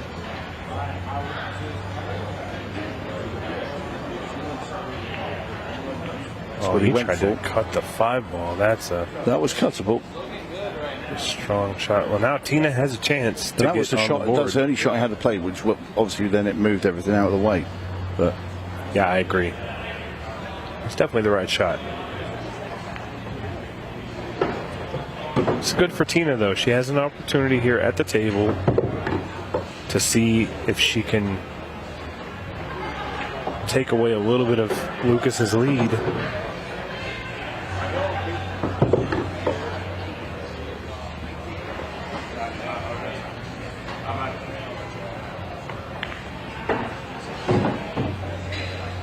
Oh, this is a little rough. It's not frozen. No, I think she can get through to the 12 ball, and she can. Doesn't want to come too high. Now that's rough. Yeah, we're starting to get in the digging area where she's just kind of digging bank further shot. and further. Is it a cut down the rail? It's a cut. You just slice it down into the corner. That's a great shot. Not landed Needs to nicely have though. something.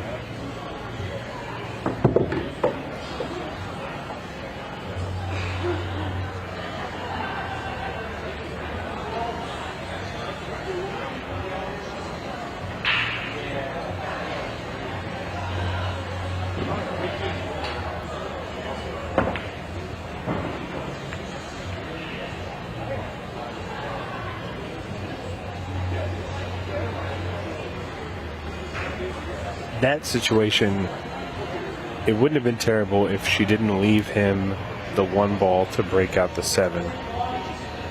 I think it's just too easy to get that 7 ball out of trouble. If he's brave enough, he could play the bank shot with the 7. Way too high with this. Oh, you're going in the pocket. Don't grab it. Didn't scratch. So now, I think he has to play safe. He just plays thin off the 1 ball, sends the cuba down into right to the bottom of the table. That's smart.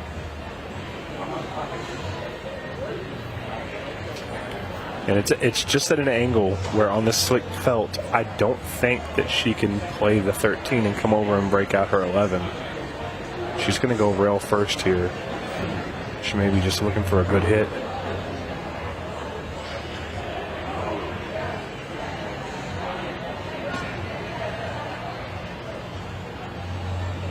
Wondering how tough this 7-11-1 would be if you got to look at it.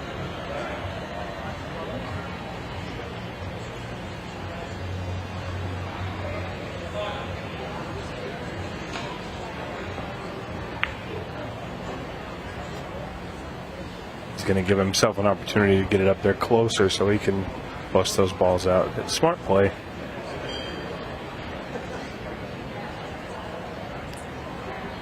Gene here just plays this very slowly, brings 13 off the rail.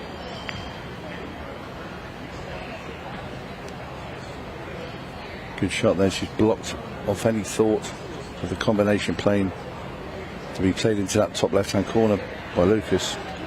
So you try and whack the 3 ball in and keep them out.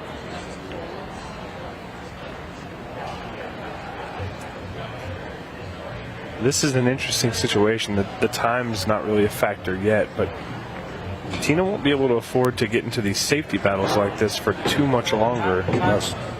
Well, the ball in hand now, and Lukas can now place the cue ball anywhere he wants. Where's his perfect spot to try and bump the 1 ball out? This is what he's looking at. I'm going to say it was there. I'd rather play the 3 into the top right-hand corner and just naturally cut the. Again, I'd be playing the 3 into the other corner and then kick the balls out. I think you can get the same angle from here with a little bit more power. It's a great shot. Don't get me wrong, he's played that incredibly well, but I thought that was the harder of the 2 shots. Yeah, very quick down on that shot. Don't want to rush just yet. Yeah, does he realise he's still got 14 plus minutes left? I think he's going for the match. Well, this will put him on the hill if he makes his 8 ball, and he does with little fuss. So he is 1 away, and the one rack he's lost is when he caught the cue ball, when he scratched in the side pocket. But to be fair, if I remember rightly, looking at the balls out, I think Tina would have run out anyway. But then who knows? But Tina now with a mountain to climb.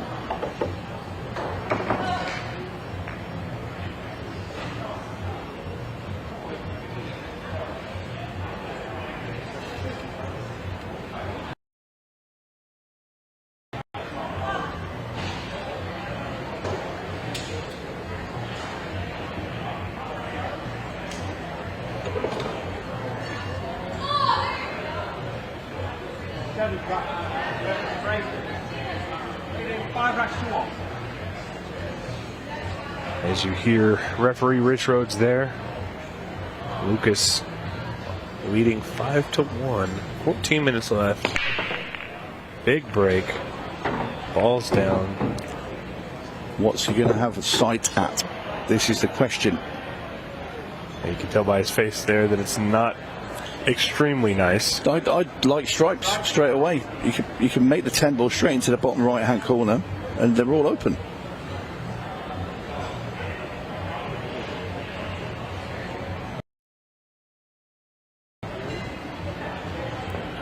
I think the distaste of just having to take a long shot on your opening shot, but he's fine. He should be out here if he can still make that 15 ball. And he can. All of a sudden he slowed down.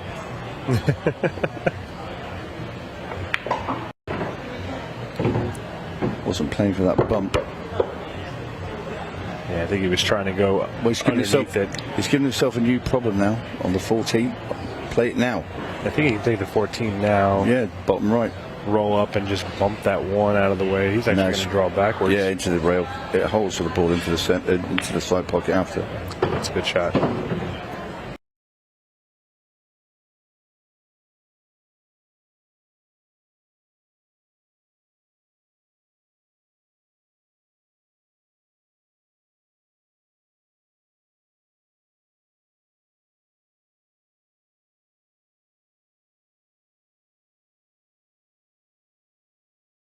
And Tina Larson, a good showing, didn't get too many opportunities. We will get a word with the Lukas here in just a minute. We'll be right back.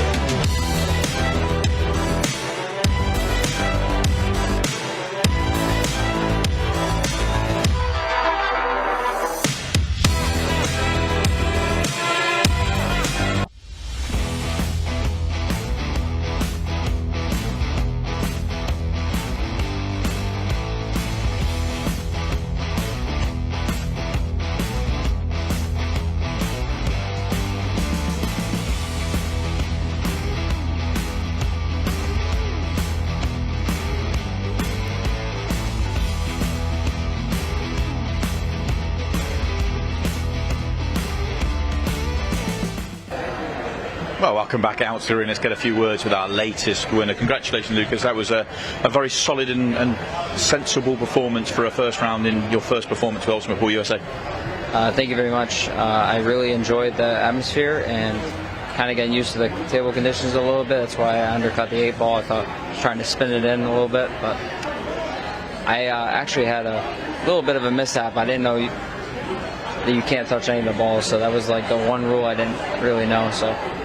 Yeah, but it's one of those kind of learning experience. There's going to be a match clock and shot clocks and everything else, so it's all a learning experience for you. Yeah, of course. This is all new to me, so. How did you enjoy it so far? You kind of obviously it's always nice to have your first experience and getting the victory. I'm actually really excited. I like this format, and I love to play more events. We would look forward to seeing you have more events, but of course we get to see you tomorrow. Joe Prince, who we've had win opens before, so a tough match coming up tomorrow, but one to look forward to. Yeah, I don't really know much about him, but I heard a lot of great things about him, and I'm just going to try to keep my mentality good and just go from there. Well, we're looking forward to seeing you play tomorrow. Best of luck when we see you back out against Joe Prince. Thank you. And we're going to keep the action rolling as well. We've still got 3 more matches still to come, so plenty more drama and action on the table, and the next is after this short break.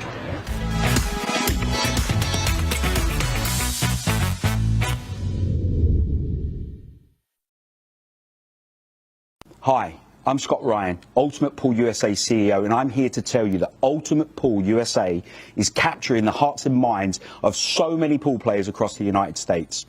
To the players, league operators and supporters, you are the reason we do this. We thank you. As we approach the end of our first season, I'm delighted to announce that our monster prize pool, including that groundbreaking $100,000 first prize, is ready to pay out at our nationals. You heard us right. No gimmicks, no gifts to the value of, just $100,000 in cash for the best team playing Ultimate Pool USA at our nationals. For the players, I'm going to hand you over to Ultimate Pool USA President Jordan Chavouche, who's going to reveal where our nationals is being held this year. Hi everyone, we're delighted to announce that the 2025 Ultimate Pool League National is going to be held right here in Cherokee, North Carolina at the stunning Harrah's Resort and Casino from Monday 10th through to Saturday the 15th of November. And guys, we've got you covered. Don't worry about too little playing space. We've got over 40,000 square feet. Don't worry about staying up too late. Our tournament team have got you at the heart of everything they do. Plus, when you're not playing, you can use the incredible facilities this resort has to offer, such as the spa, the bowling alley, and the many amazing restaurants. The whole team are really excited to welcome you here, so I look forward to seeing you in November, and good luck. This will be the biggest party in pool. Teams and players fighting it out to be the best of Ultimate Pool USA. But that's not all. We will have many special attractions, including our shootout, an open event, and many surprise guests from pools past and present. Get ready for all of the high-octane, fast-paced action you've come to expect from Ultimate Pool USA. For the players, league operators and supporters, this November, Ultimate Pool USA changes the game. We'll see you in Cherokee.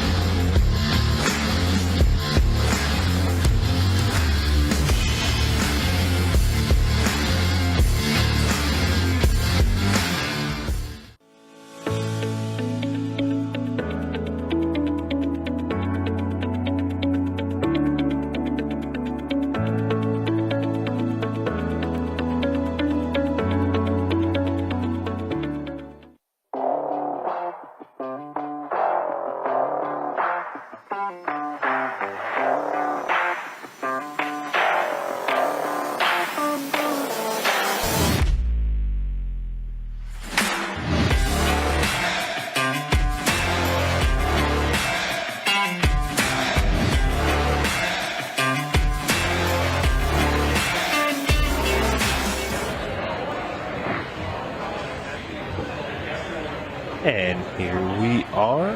Look at this, Mr. Chase Stumfoll is in the arena and getting ready to play Pete Genovese. And I got a special guest who's going to help me out with this one.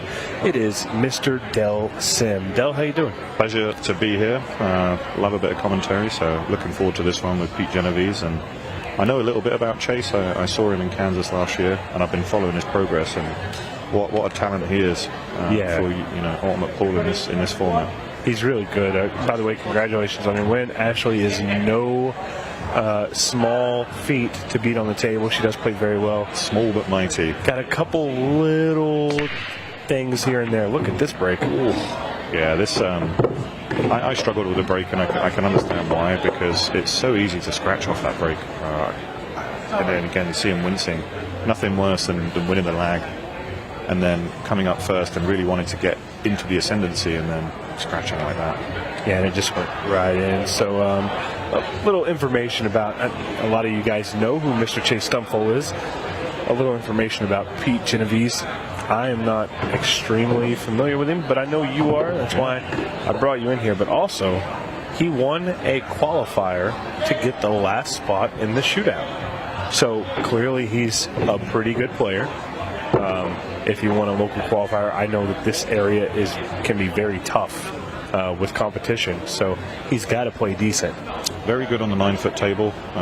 Was a previous joint owner of a billiard room, and back in the day, a very accomplished player, gambler, hustler, whatever you want to call it. But as you can see, I think he's more of a bar box specialist. I think he's very comfortable on the bar box, and you can kind of see in his game he plays nice and aggressive. And I never want to draw him in a tournament, put it that way. But well, that says a lot there, because you yourself, you're a great player. Thank you. So, from what I understand now, this could be a fireworks match, a little bit of a clash of the generations, right? Definitely. I think Chase has the upper hand, if I'm honest. Pete won't mind me saying that. But he loves a challenge, and I've seen him play racks in Connecticut. He's been very successful there in the bar box 8-ball. Mike DeMarco's, runs a very good tournament there with Ship to Cash. And he plays all across the Northeast. Boston, Connecticut, up and down there. So came up just a little short here, though.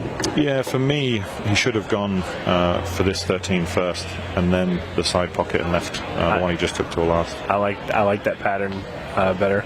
And again, it could be a little bit of nerves. I don't know if Pete's ever played in an arena like this, and it can be very nerve-wracking if you've never stepped foot in it. It's the lights as well. It's the heat. It's the lights. It's the cameras that are pointing right at you. You've got a gentleman in the back there saying 5, 4, 3, 2, 1. Yeah. It's like you said, it's very unnerving. And I don't know how he's going to do under the time pressure, honestly, because he's someone that likes to take his time. This is we have a multi-bridge here. Yeah, and he's made a foul. Yeah, he made a foul. See, just not comfortable, you see, and I think some of the time pressure there would have got to someone like Pete. He'll settle into this, though. Remember, it's very early on in this match, and Chase is very comfortable with his format. Did he need to bump those? I don't know. In that fashion, at that point? I'm not sure. The good news is he can make the 2, and so then, therefore, be able to make the 3. And it's just a matter of you're going to have to play at least one more good shot. Yeah, what the viewers might not realize is the balls are sliding, so that 3 might even go now. He could slide the 3 by if he has the angle, because it might not look as if it goes on camera, but at the right pace here, they're gonna suck that one down. We actually, me and one of the league operators for the Ultimate Pool League, Mr. Brett Snowden, we took a video earlier of shooting straight down the table with a ton of top English, and when the ball hit the rail and it comes off, the ball slid all the way across the table, but it never made a full rotation. Wow. So it's definitely sliding. Yeah. If you're not used to it, it's all about who adapts quickest. And again, like you said, if you're not an arena player and you're not used to this type of equipment, the Brunswick's playing fantastic, by the way. I'm a big fan. Yeah. Well, and of course, the last time we saw you, the Brunswick wasn't ready yet. It wasn't there. Yeah. So yeah, I really like this table. I tell people all the time, and I say it on here, we're not playing this tournament with 3 7/8 pockets. Mm-hmm. Yes, we know they're a little bigger, and we're okay with that. You can definitely still miss. Mm-hmm. It's 100% possible.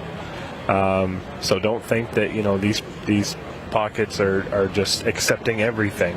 They do accept a lot, but it's very easy to misjudge a shot and miss a ball on this table. It is. You're absolutely right, and it's the cue ball control. Whoever has better cue ball control, I think, is always going to be favourite for me in this. Yeah. 2 shootouts already. Look at that. Yeah, 2 shootouts already, and here's some good news. So we have 2 more matches after this for the night.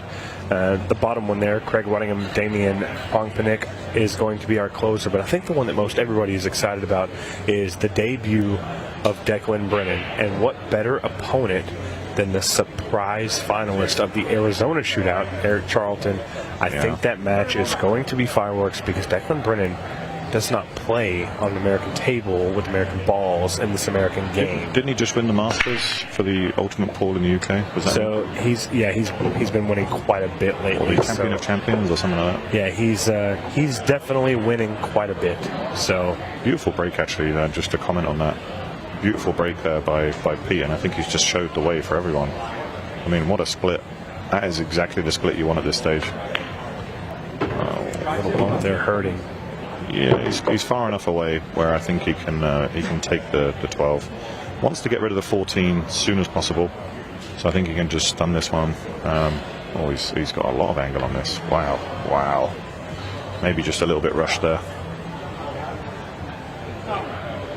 And I think on his last shot with the bridge, he couldn't get comfortable with the bridge. The time foul, or well, it wasn't a time foul. It was a touch ball. Did he need to put that much angle on it? I felt like it was a straight in. Yeah, I'm not sure, to be honest. But I think there's some little things nagging at Pete a little bit. Yeah, and again, as I mentioned, the time pressure, the arena, he's definitely out of his comfort zone, should we say. But more than capable. And look at Chase losing that cue ball a little bit. He's got one awkward ball. Needs to try and drop on that 6 ball sooner rather than later. And you see him, he's probably going to try and draw towards the 4 right now. Yeah, that's a good shot. That's just got away from him. Gonna need to mess with that 6 ball a little bit. Yeah, and it again depends how aggressive he wants to be here. It does cut, the 7 does cut in the side, but again he's going to be losing the cue ball a little bit. The other one is the cross side on the 6. If he wants to stay aggressive, I don't mind that shot, but it looks like he's probably just going to play a safety and take the bag. Well, I would have tried to take the bag a little bit better there. Bring it across to the rail so you're at least blocking.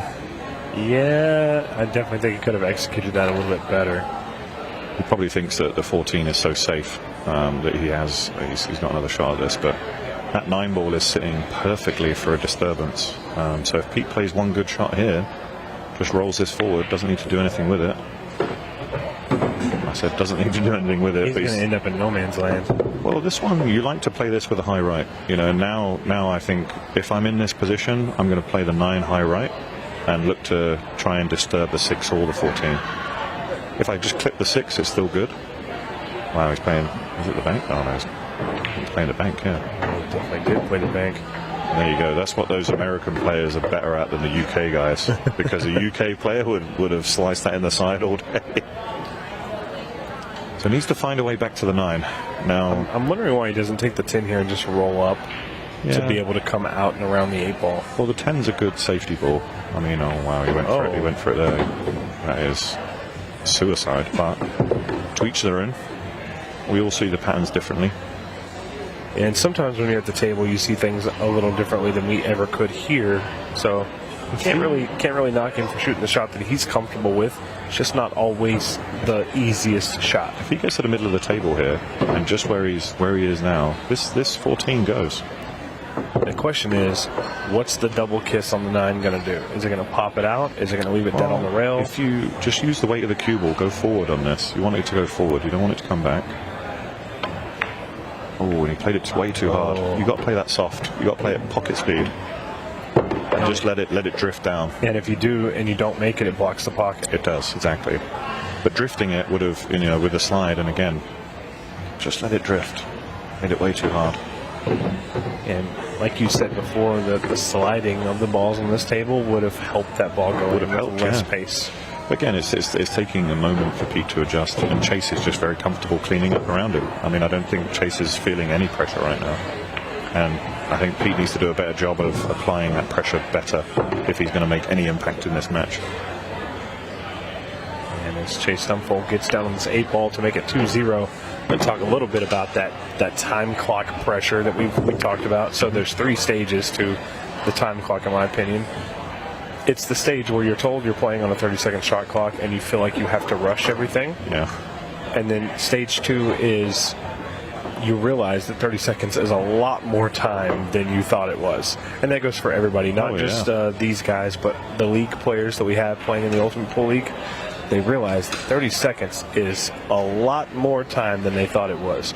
Then there's stage 3, and stage 3 only applies to our tournament events. And that's when the shot clock gets cut down to 15 seconds, and then it's panic mode. Oh, yeah. Because 15 seconds is not a lot of time. It goes so quickly. And it will throw you off as soon as it hits, and you're just like, oh, what do I do?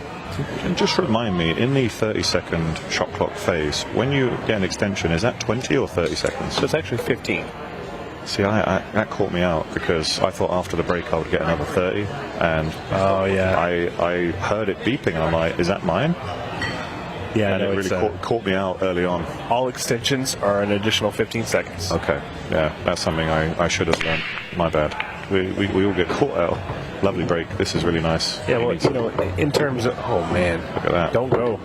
If that ball doesn't fall, he's good. Look at the stripes. Yeah. Oh, he's got the perfect opener as well. It's a good thing that ball did not fall. And again, some people try and do too much with the cue ball. I would just roll this in and take the 11 and the 14 in the side. He chose to bump it. No problem with that. Yeah, I actually like the 15 here. I don't know if he's going to shoot it or not, but yeah, 14 for me. I don't like queuing over this because I can drag it back as well. But again, doesn't need to do too much with the cue ball. So electing to bridge over. He just doesn't want it to get away from him. That's the only thing here. Just let the cue ball drift down. Leave the 14 till last. If he doesn't have a good angle on it now, I would drift down for the 12. Doesn't want to put it on the rail. Well, from here, I would come back up for the 14 and make sure I leave the 10 last. Yeah, and that's what he's doing, and I think that's the smart play there. Is he doing that now, or did he play that a bit too soft? I think that's what he was always playing. Okay. I think he's kind of at a point in this rack where he says, well, if I roll 6 inches too far, I'm still okay. Yeah, he chose to punch it instead, so that's a smart play. You know, some people, when you try and soft roll it, it can throw the ball offline, so that's why he punched it around the angle instead. People might think that's the harder shot, but it's actually the easier shot. Yeah. Well, I'll tell you, Chase is looking pretty comfortable, and he should. He's spent a lot of time in this arena. He's been in, I believe, every shootout since Kansas City, and the reason he was in every shootout is simply because he played very well in that tournament. And I can't recall if it was the open or the shootout, but I know for a fact that he took out Tyler Steyer. Oh yeah. So that was a huge moment.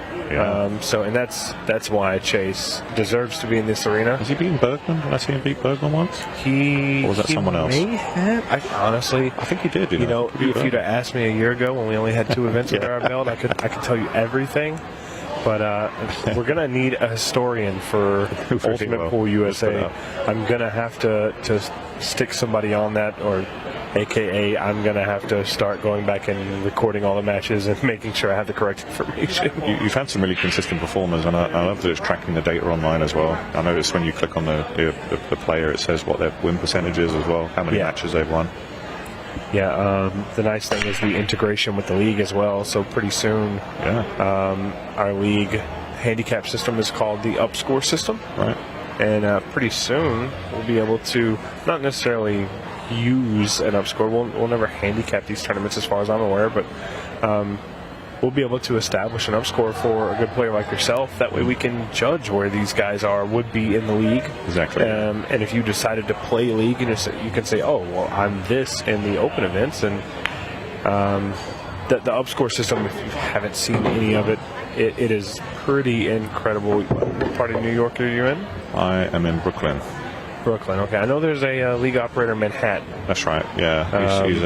He's making some good headway. And Queens as well. Yeah, Alfonso, right? Alfonso, yeah. Good guy. I don't think I've met him yet, but I have spoken to him online a few times. So, yeah, if you're in the Manhattan or Queens area, reach out, get in the league. It's a lot of fun, and what you're seeing on the TV right now, this format is almost exactly like a league match. Yep. The time format's great. I mean, because you can play 2 league matches in one night and still be out the door by midnight. So actually, I'm a league operator in the Dallas area. I run an express session, which is it's 7 weeks of play, but it's 14 weeks of play. Oh, so okay. we do 2 matches per league night. Per night, yeah. So you're squeezing in 14 matches in 7 weeks. And that's great for the player. It gives players a chance to not take up their entire summer. Correct. It also gives them a chance to qualify for that $100,000 grand prize that we're going to have in Cherokee. So incredible. Unheard of things happening in the Ultimate Pool USA world. If you're not... Oh, Chase. He got away with that, because look at that bounce off. Yeah. This is perfect. I mean, he has a couple of choices here. He can either draw and just try and stop it dead and just take his medicine, or he can go forward with a bit of right too. He's just going to draw it. Stop it, I think. Yeah, he's gone for a full bump. I'd be scared of it walking up against a 3-ball. My control's not as good as his, but... Yeah, that would terrify me too. But he's got a nice angle. Yeah, he's got a nice angle. He could just go one rail here if he wants. The other option is to go to reverse it back. Yeah. Just I think that the 1 ball's pretty big, so just make sure you miss the 1. Just make sure you miss it and don't bump it that way. Uh-oh. That's no good. Well, it's a bank shot incoming. Has he got it? Is it enough? I think it's enough. I think it's just off the 5 enough. Again, watch the slide here off of the back rail. Now, I often play this with draw, to reduce the slide. You know what? He might actually not have the angle because of the slide. Right. It may squirt over too far. Well, this is where the draw will straighten it, and he might have to play it more powerful than he normally would like to. He's going to play safe. Oh no, he went for the break. Look at that. See the pace just shortened it up perfectly. It's a really nice shot there. Really good shot there by Chase, and he is going to go up 4-0 against Pete Genovese. And again, Pete won a local area qualifier to get this last shootout spot, so we know he's a good player. A few mishaps early in the match have cost him the opportunity to get any games on the board, but there's still time, plenty of time on the clock. So it is just a matter of getting an opportunity. Yeah, Pete won't want to go out with a duck here. You know, he doesn't want to go to 0. He's a better player than that, and he's worked hard to get here. So I'll tell you what, Del. This venue is pretty incredible. Oh yeah, it's interesting. I don't know what I was expecting when I walked in, and it is massive. Yeah, so Courtside Bar and Grill here in it's actually in Pembroke, Massachusetts, and it's just outside the Boston area. And this is actually a youth sports center and bar and grill. So there's actually, I think they're actually playing underneath this is a pickleball court. It's insane. But it's a really cool setup. It's one unlike we've never done before, and we're super excited to be here. The other tournament tables are on a nice, not linoleum or whatever it is, but it's kind of like a rubber material basketball court. It's not going to kill your feet when you're playing all day. Yeah, Josh Steele is the table mechanic, one of my good friends in New York. Really glad that you got him on board, and you can see these tables playing perfect all the way through. He's a very meticulous attention to detail, and Chase going for the out there. That 4 ball may now go in off the 9 ball, unless he wants to be aggressive here and try and attack it again. I'm not sure though. What do you think? I like your play. I like using the 9 ball. You can see the 6 ball right now. Shoot the 6 or the 3. Yeah, 3 to get back there, right? Again, I don't, the three actually lends itself to do this. Oh, he went for the full breakout. Oh man, and he's really made it worse for himself. Oof. So at what point do you think to yourself, oh, I'm going to take my foot off the gas, or does he not have the option to do that now? I think he's up far enough, and you can't really stall at this point. You can't stall, exactly. There's no way to really stall 14 minutes off the clock. I think the play here is to take the 6, take care of those balls at the top of the table, and make your last shot, that carom shot, to get on the 8 ball. He's going for it. Yeah, he tried it. That was good. Oh, he was actually able to hold too, so he's still got the 6. This is going to be a little tricky, making sure you don't get a bad angle. Do you know what I would try here? I might even try playing the 6 down to the top right corner and try and bump the 15 on the way out. Well, I'll tell you, the 5 ball passes the 15, but you really need to be straight on that shot. Oh, you think so? Yeah, I think the 15's far enough out of the pocket that it goes. Well, we went for it though. He doesn't think so. Oh yeah, look at that. There's a huge gap. It looks like the 15's far enough out that you could literally just kiss off of it. Yeah, 1 to the 5 then. Sorry, that was huge. I'm wondering why he was trying to bump it though. Right. If it went, then it's very strange that he went for the aggressive breakout there. Either way, he's still at the table, and whilst you're at the table, you have control. So, I mean, he's just seen it there. It's perfect. It's 5-0. He's on the hill. And we haven't seen a 15-second shot clock yet, and we might not. I don't think we will. Hasn't been enough games. I feel bad for Pete. Pete's be somber there, sat in his chair. Yeah, the loneliest place in this entire building is in that chair in that arena. All you can do is watch. I think he's broke better, but Chase just has the better patterns and the better outs. And more experience. Yeah, all 3 of those things play a huge factor. Yeah. Not experience in the game, but experience in the arena. In the arena, definitely. Well, look at this. Here's a good one for you. Let's look at Del Sim taking out Ashley Benoit. He's going to face Justin Bergman next. That'll be the 4th match of the day. Of course, the winner of this match will play Tom Cousins. You see there next, Declan Brennan, Eric Charlton will play the winner of Dave Matlock. And then Over on your bottom right-hand side, Craig Waddingham and Damian Pongpanik. That's your last match of the night, and the winner will take on Skylar Woodward. Shout out to Damian. Again, one of obviously the Jaap owner, and has a stall here within the arena, creating those beautiful Boston Open shirts. Well, I'll tell you, there's a couple good matches for tomorrow, and obviously you can say, oh, Tom Jones, Shane Van Boning, that's going to be a great match. Del Sim, Justin Bergman, that's going to be a great match. I think the one that jumps out to me is Joe Prince and Lukas Werner. Oh, they're both at a similar standard, in my opinion, and they both have the capability, and they have such a similar game. It's going to be really interesting to see who gets the best at. Yeah, that's one of those that I really want to sit down out there in the arena and watch happen. Oh, yeah. Because that one's going to be very interesting. Of course, with the shootout format, the thing is, there's not bad matches. You get matches like this that are a little one-sided, but it's not a bad match. It's just how the match has gone. Correct. Really nice shot there by Chase again. Again, utilizing the Karen. Wants to try and get down there. I don't know what ball he can disturb his one ball off. You might do it right here. I'd like to try and. He tried it, which is a ridiculous shot. But if he leaves the right angle on the 5 ball, the 5 for me would have been the shot. You can actually do it right here, but you're not leaving yourself anything if you don't get the breakout. Yeah, exactly. I like taking the 5 soft. If you're going to take it last, take the 5 soft, shoot the 7, and give yourself angle on the 2 to get the breakout. May even play the 2 first and try and bump the 5 over. Oh no, he tried that already. I mean, wow. Well, he got the bump. Oh, and he got it. And it goes. What a game of margins this is in fractions. Yeah, Pete's going to have to feel like the rules just aren't going his way today. I mean, very good aggressive shot, obviously, but it could have gone wrong so many times. It did go wrong in a sense. He decelerated. It happens so many times where people kind of just get so comfortable and then decelerate on the shot and realize that you're in no man's land.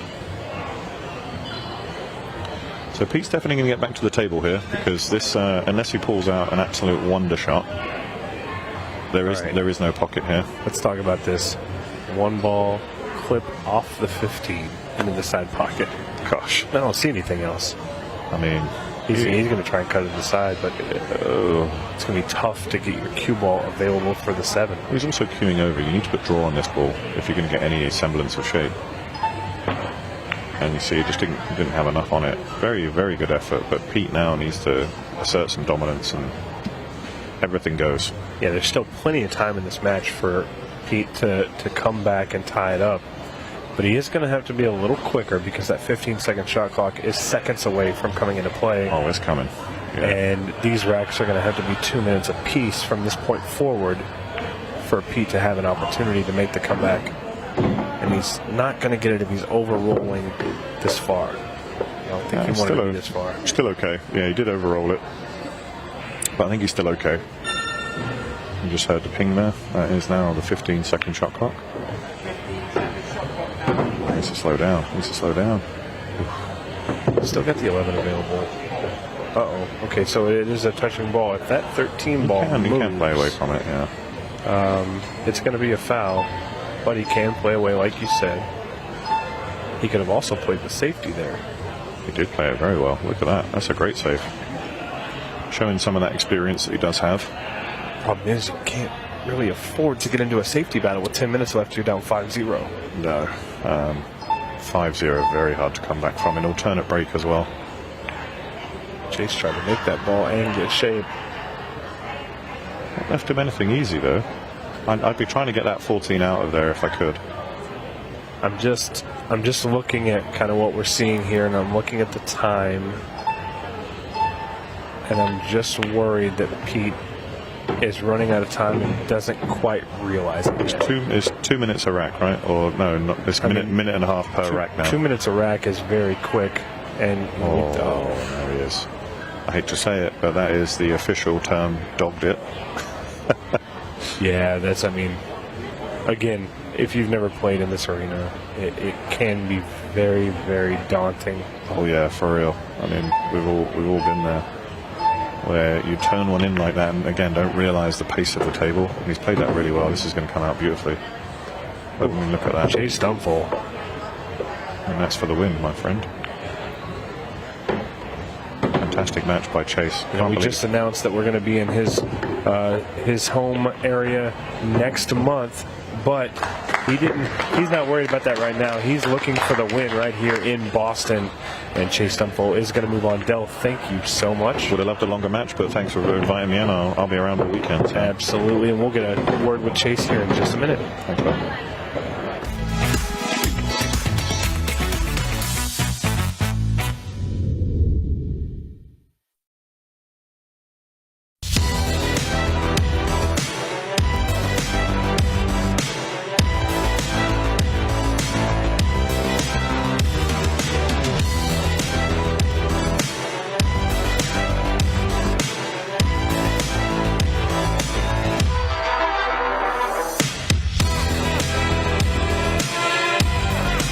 My break tip is completely different from everything that is on the market. Combines the qualities of like a playing tip with a super powerful tip. It's like a tip on the steroids. You can open with less power and still have spin and split the pack perfectly, but you can go for the power breaking and you still have control.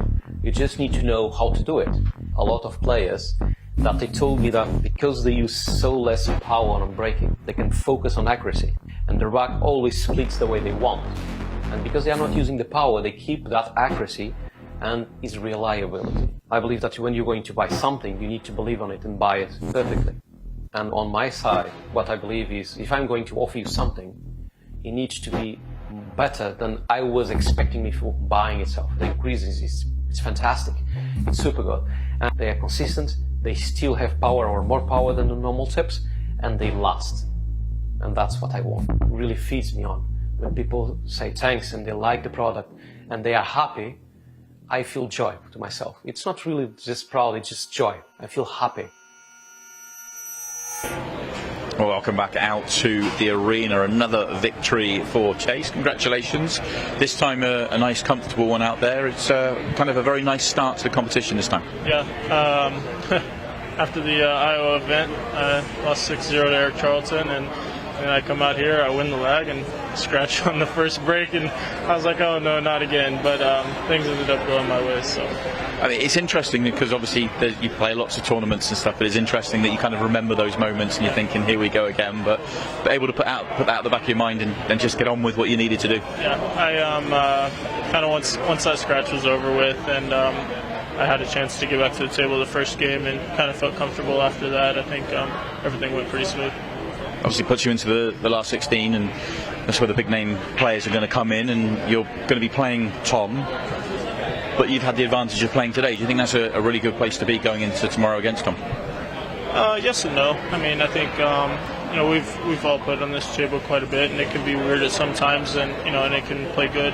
But I think getting the nerves out a little bit, kind of getting in stroke. I think getting the feel for the atmosphere and kind of everybody around. I think it plays a little bit. I'm trying to spin some positives for you playing against the ultimate pool number one, but I guess you're giving me the professional answer. Yeah, you gotta see that. I mean, kind of coming in the future, but it is what it is. So. Well, we're looking forward to the match as always. Every time we get to see you play out here is always entertaining. You've certainly put together some good runs, so we should look forward to seeing you play Tom tomorrow. Best of luck when we see you out here. We are going to look forward to that match tomorrow, but we have got 2 more matches to look forward to tonight, and they are 2 absolute crackers, so stay with us.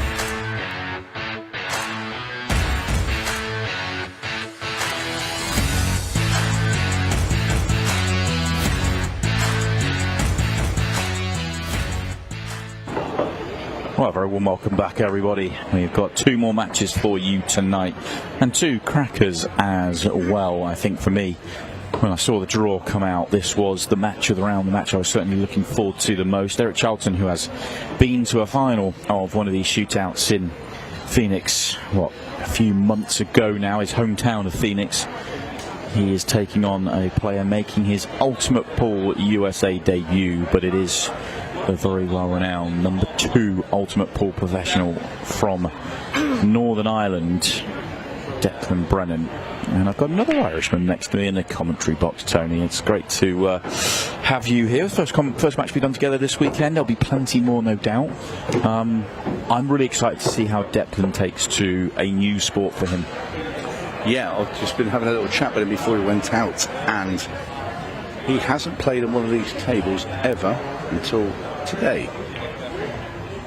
Yeah, a player that has a huge snooker background before transitioning into playing English pool, and he's become the 2nd-ranked professional English pool in the world, and now he's making the transition across to play some American as well. So it's all going to be about how does he get the feel and the touch with the cue ball. His patterns are, I think, right up there, the best, if certainly in the conversation, the top 2 or 3 in the game. So we'll see how, in terms of the English pool. So let's see if he can adapt, because the patterns are different. Well, you know he's not going to miss any pots. Yeah, that helps. It definitely helps. And he's such a tough competitor. And this is a pretty good start.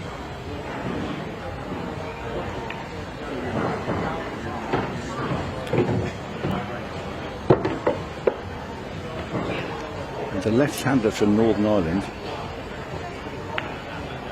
I was just about to say, is making a great start. Well, there you go, Tony. You've absolutely brought in a commentator's curse there. You're not going to see him miss any pots. One shot later, there we go. He misses a fairly routine regulation ball. So not a good start for Declan. Important now for Eric to punish it. Yeah, and the thing I like about Eric, when I first saw him play, as you said, in Phoenix, he's such a great shot maker as well. From being in trouble, I don't think I've quite seen anybody like Eric for pulling out the ridiculous. These are straightforward for him. You don't normally see him take these sort of finishes out, but he's normally gets himself into a bit of trouble as he drops the chalk for a 2nd time. We'll see plenty of that as well.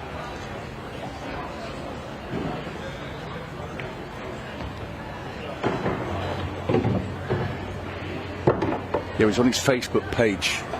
I think it was yesterday. It was Eric, and unfortunately friends with Eric as he puts the 8 away and takes the first rack. But he put on his Facebook, you know, he was ecstatic that to see Declan Brennan come over to the States to play in this Ultimate Pool USA tournament. He said it'd be great to meet him, and he watches all the Ultimate Pool back over in the UK, so he knows the players. And then he found out he drawn him in the shootout. Yeah. And he said, I spent 10 minutes thinking, well, that's not a great draw, but then he said, I thought to myself, I'll get to play him. So he's really excited, Eric, to play tonight against Declan.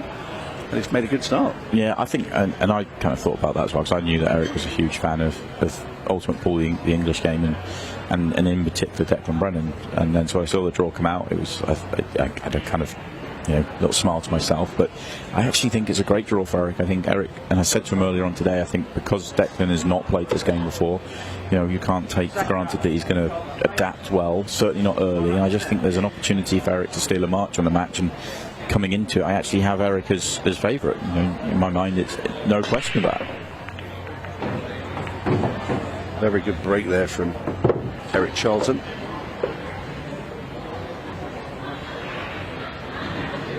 Yeah, he came into the comms box earlier tonight, Eric. And always a very bubbly, happy-go-lucky sort of character as well. You know, he said, I'm just going to go out, no matter what happens, I'm going to enjoy it. He said, I'm getting to play Declan Brennan. He said, on the TV, on the main stage, you know, this is just, you know, it's what dreams are made of. Yeah, Grimace though this time he needed that 12 to squeeze in. Didn't quite move the balls enough. So a bit of thinking to be done. Well, this is where Eric comes into his own. It's being able to pull out ridiculous shots to get back into position. And he's going to have to find a couple here. Well, yeah, he's in trouble.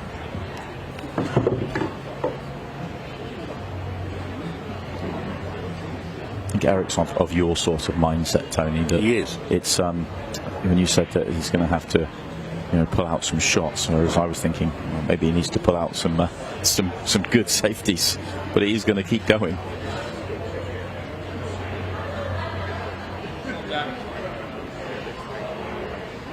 Yeah, he doesn't pull back the reins on the horse. He'd rather flog it to death. Keep going. There's more than one way to win these matches. That was a tough layout though for Eric. It's one of those you just don't beat yourself up too much about that one. It's he tried something, it didn't work. Well, there we go. Declan is struggling with the cue ball here.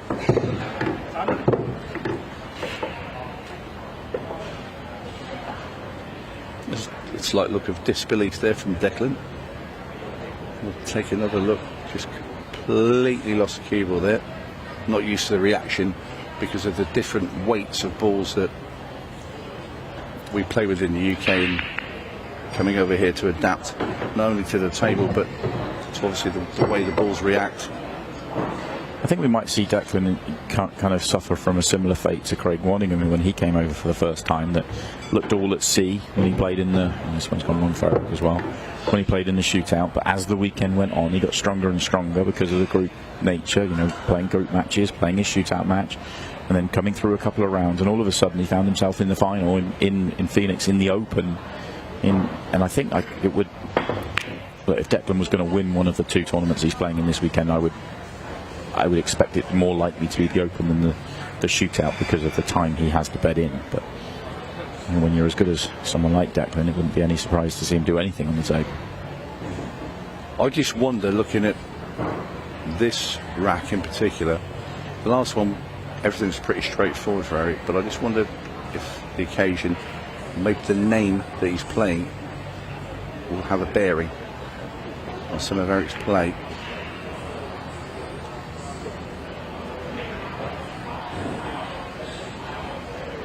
We know he's going to go. It's a case of how does he deal with the 12 ball.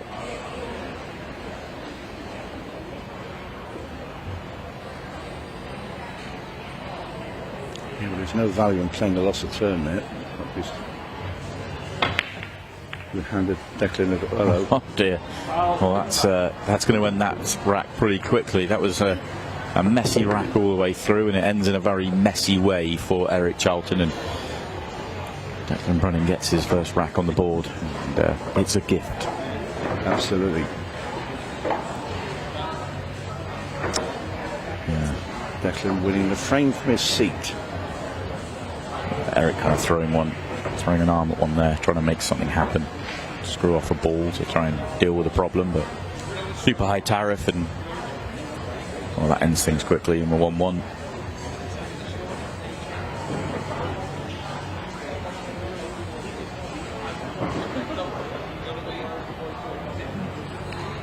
Often talk about players settling in when they win a rack, but when you win one like that, I don't think it has too much bearing on you, because Declan knows he's not feeling it yet out there. He struggled with missed a bad ball and scratched when it went at a very different angle than he was expecting it to.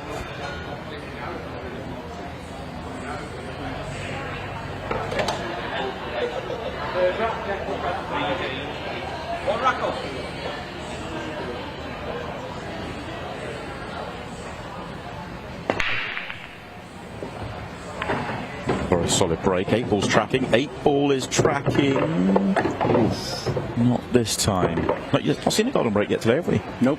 No golden break yet. Been close a couple of times. Yeah. Early doors.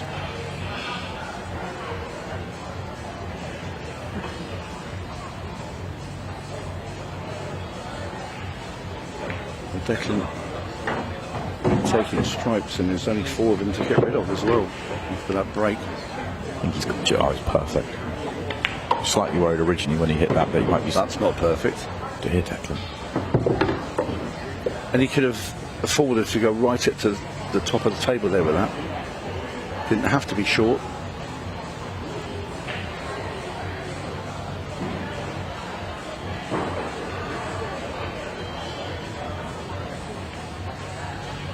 He would have fancied making that as well, and hasn't happened. So 3 really poor visits to the table for Declan early in this match.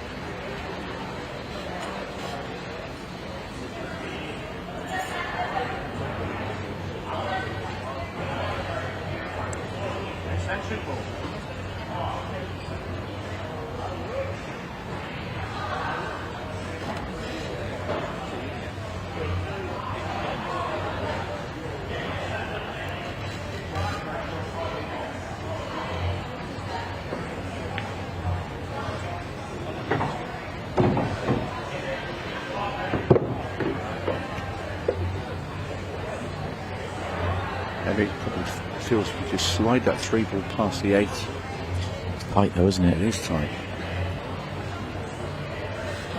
He's not playing it now, so that would suggest it doesn't.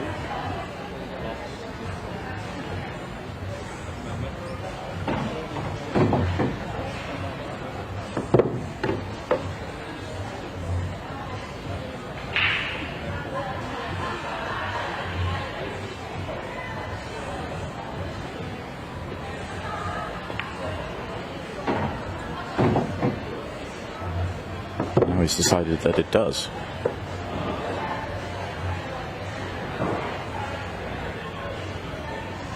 But if you can make that, you'd have played it when you were perfect on it 2 shots ago.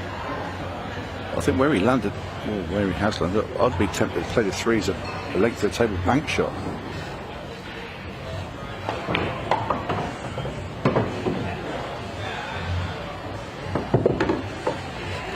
I think we're getting closer to finding the answer of whether that ball goes or not.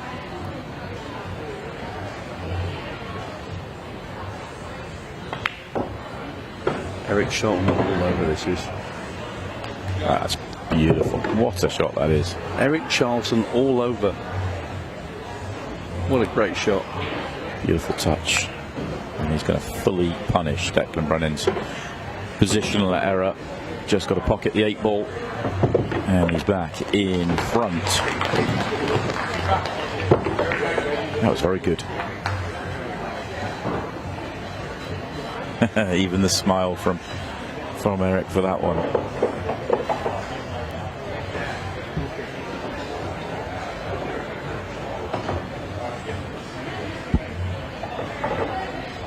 Declan's still looking a bit puzzled. Just hasn't got the cue ball. Simple as that. Lost the cue ball, or has never had the cue ball, which is kind of what we were expecting, really, as we have a look at what we have seen and will see throughout the evening session here. 2 6-ball shootouts, 1 win for Coby Jaap, 1 win for Kevin Guimond. Tom Jones, who is Declan Brennan's practice partner from Liverpool, he got his first victory playing in Ultimate Pool USA to start us off. Dalsim, good victory, very good victory actually. Ashley Benoit started off very well against Del. And Lukas Verner, just the one rules infraction that cost him a rack. Other than that, very, very good. And Chase Stumfoll, a very comprehensive victory as well. Final match of the day, we'll see Craig Waddingham taking on Jam Up's own Damian Pongpanik.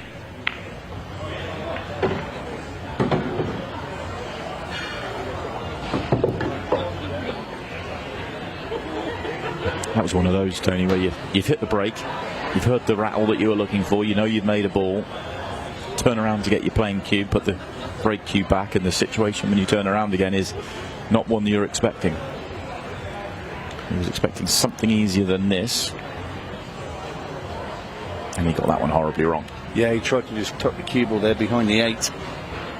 And as you can see from that overhead view, Declan Brennan has clear line of sight with the stripes.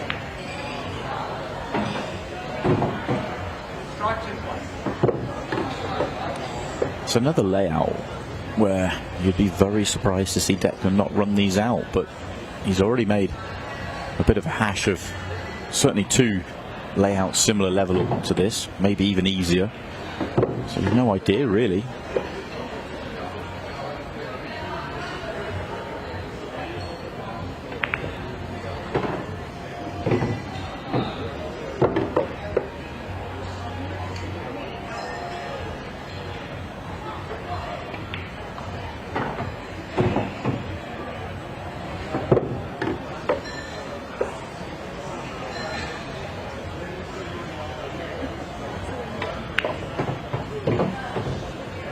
Taking no chances there, Declan. Just stop the cue ball dead rather than try and be a little bit cute.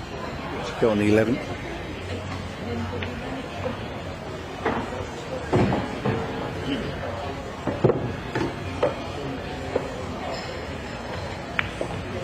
He does get a run out. His first victory off his own cue, really. The Rackies won was a gift. So that was a much better for Declan Brennan, and he ties the scores back up. We'll be feeling an awful lot better for that.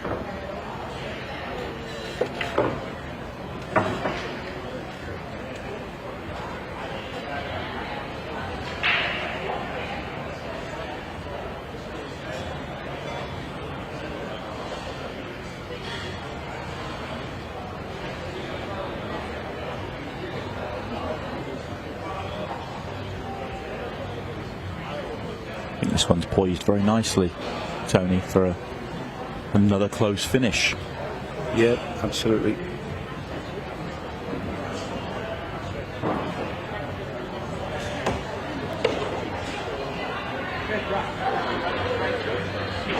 Still a long time left to go in the match. 18:26 on the match clock. We play 30-minute matches here in the Boston Shootout.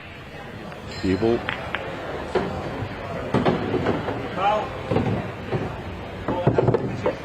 Scratch for Declan. It threatened to stay up, didn't it? It hung there for a long time, but always looked like it was going to fall.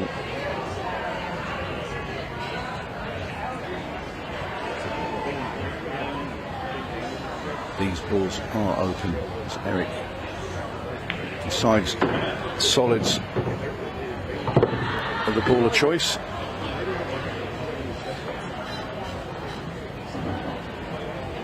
Four in the 7 down there, the 4 mainly.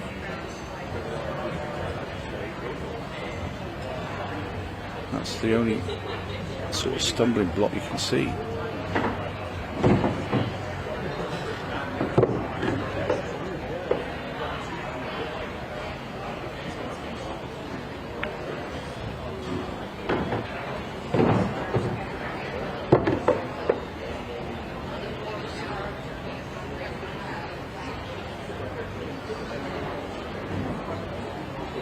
He's just decided he's more than happy just to play the gap. He was trying to get on that combo there. Yeah, he's gone too far.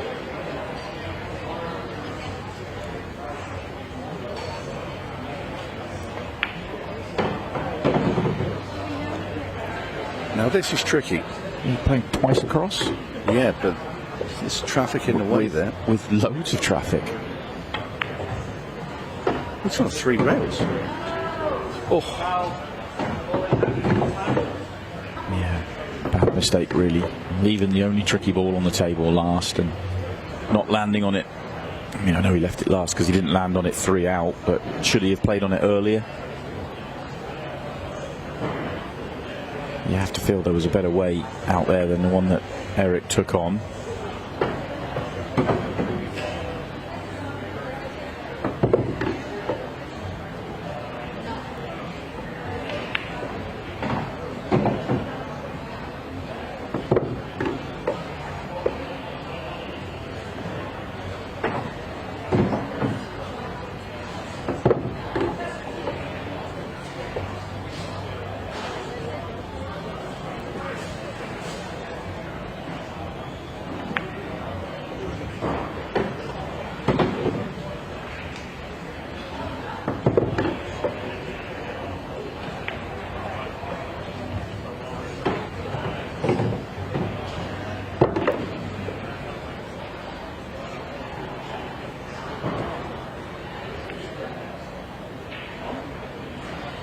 Would you believe that? Because I don't. Yeah, it's another sign that he's still struggling with the cue ball. He's let that cue ball drift so far that all of a sudden he's got a much thinner shot than he was looking for, and took his focus away from the pot because he was worried about the cue ball. Well, he's not playing the bank, he's going for the cut. And he makes the cut.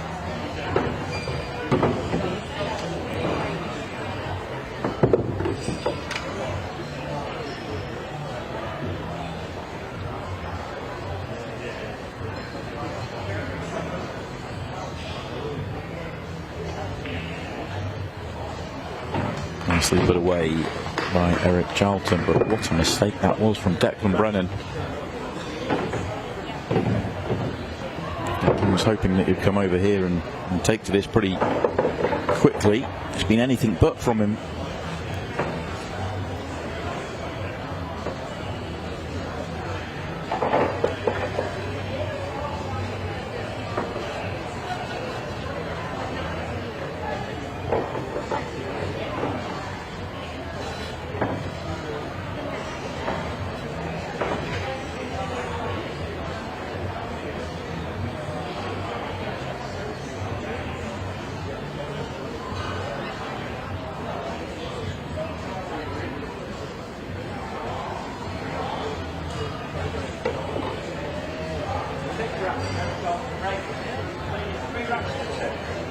Eric's thinking, make a ball, get the run out, and just get some separation here. He should feel, he probably does feel, he should be further ahead than 3-2. This for a break. He's made his own errors, and yeah, this is a good chance.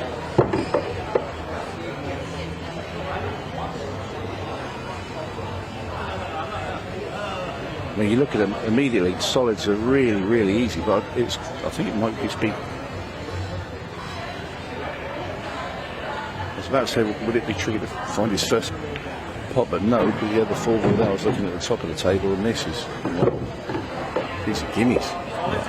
Routine. Got to take it one now. 1, 5, 6, 2.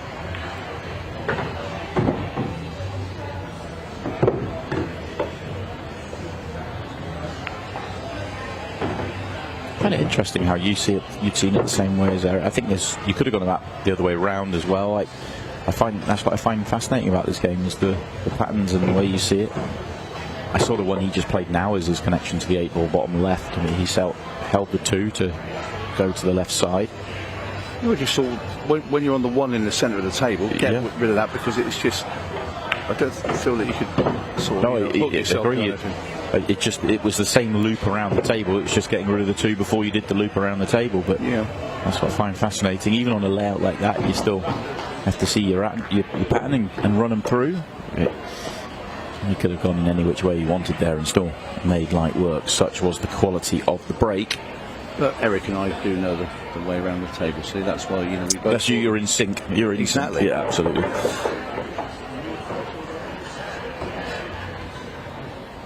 Declan's got plenty of thinking to do. If we have a look at the bracket and how things are starting to shape up. The winner of our match here, which at the moment looks like Eric Charlton, will take on David Matlock tomorrow. And then one more match left tonight. Craig Waddingham taking on Damian Pongpanik to play Skylar Woodward, who is making his Ultimate Pool USA debut. We already have some very good matches for you tomorrow. I think Shane Van Boning versus Tom Jones will be a very good, very good starter. Mike Deshane versus Kevin Guimond is another one that I think will draw a lot of attention.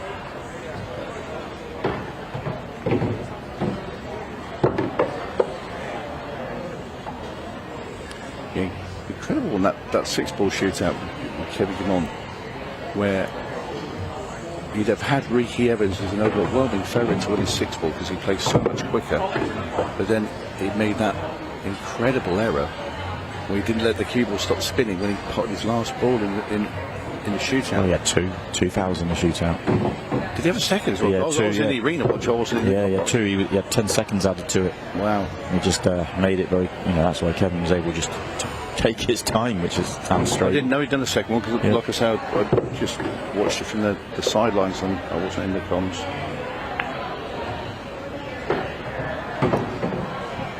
Perfect shape this time for Declan to run these out.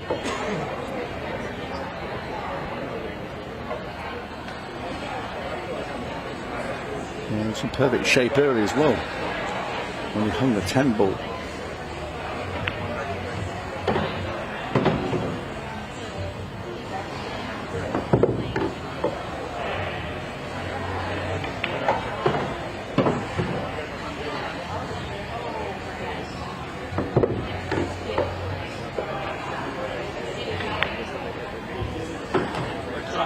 Yeah, very nicely done from Declan. Another run out for him. And he gets back within one, just staying hot on Eric Charlton's heels. Plenty of time left in the match. Pace they're currently playing at, you feel it's going to finish before the match clock.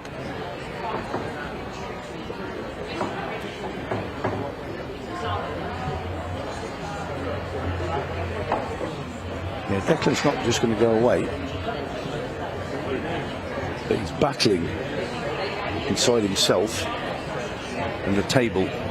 He's only going to get stronger throughout the weekend. So he's thinking to himself, if I can just find a way to win a match I shouldn't win right now, and I'll come back tomorrow and be stronger for it. Yeah, you made a good point of, using Craig Waddingham as the example, because I do remember that at Phoenix when his first match, and you thought, wow, completely out of sync with the table, wrong end.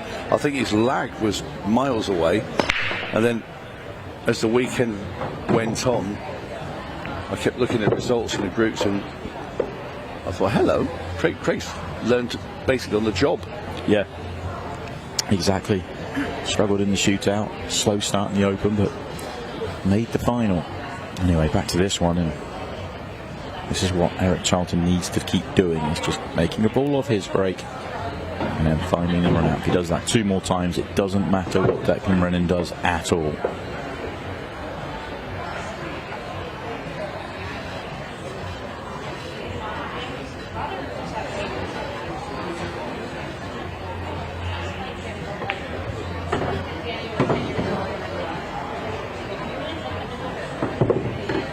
Nicely done. I want rid of 10 ball side pocket and 9 ball straight after it. But I think the easiest ball to play on off the 9 is the 8.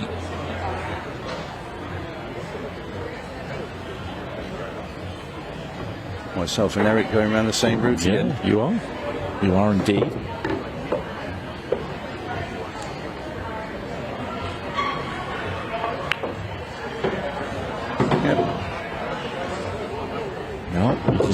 He's in trouble. It was a good route though, because he was tracking a lovely line. He's just overhit it. If it pulls up anywhere just past hitting the cushion, he's in perfect shape. So I agree with your assessment of the way around the table, Tony. It's just the execution not quite there on that particular shot. Played that nicely. A nice kiss. He requires a nice kiss. Is what he got. Yeah. Saw the little reaction there as well.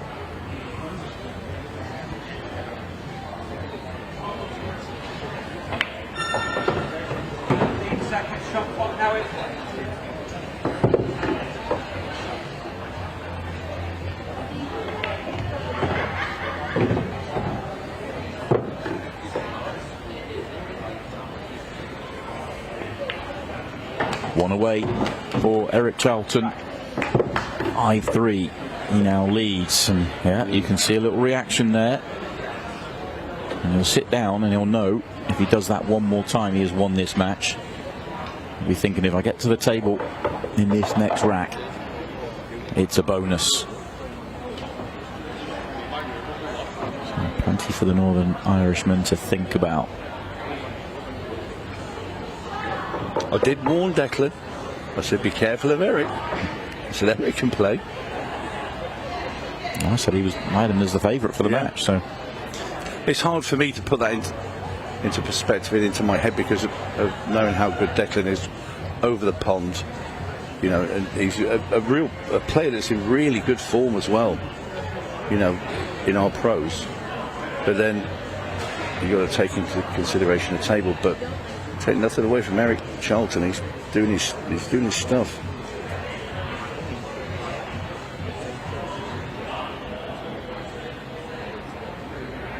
This is the bit where Declan's now thinking, maybe I should have found a bar box table somewhere and had a knock. Yeah. He's still not out of this though. There is time. He's got obviously experience of the match clock more than most in the competition. So it's find the ball, put the pressure on Eric Charlton, make the score 5-4. Make Eric have to win it. One thing Declan does have, he's had a decent break throughout this. It's just well, let's just say his normal clinical self has not been present. Should be a good chance, this. Oh, he could have gone either colour set. I don't know whether you could play the 2 and get the cue ball out. If you could, then the solids would have been good as well. Oh, that shot well.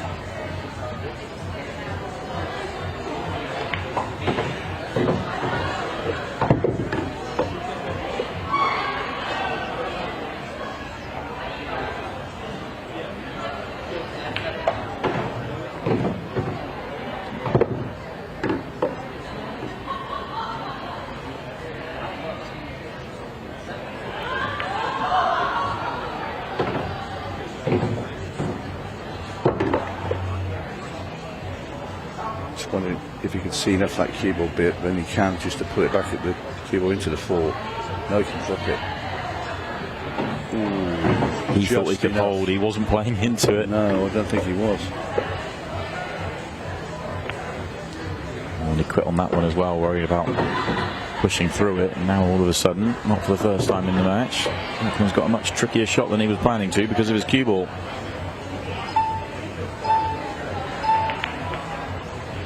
And it goes low. Back within 1. Hanging on in there, Declan Brennan, the destroyer. But Eric Chong, as you said before, Simon, if he does what he wants to do, which is break, run the rack, there's nothing that Declan Brennan can do about it. 1 away. The pressure swings, though, are interesting, aren't they? Yeah. Because you're in that spot now where he's, if you come up with a dry break, all of a sudden he feels like he may not get back to the table himself because it would be Declan that would have the break in a decider. So he knows, and you could see the way that Eric was just mentally psyching himself up for the moment.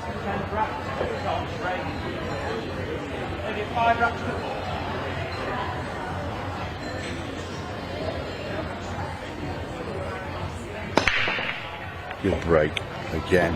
Oh, that is a monster of a break. Oh, the ball won't stop rolling in. His face. He's potted 4 stripes and a solid. And he may go solids. Depends on the 9. Depends how quick he wants to run the rack. He is going solids. I'm not surprised that 9's tight and it's a poor angle. So. Absolutely.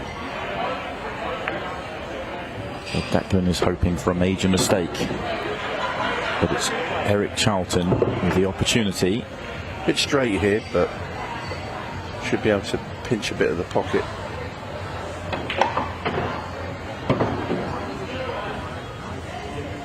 How's that? And an angle.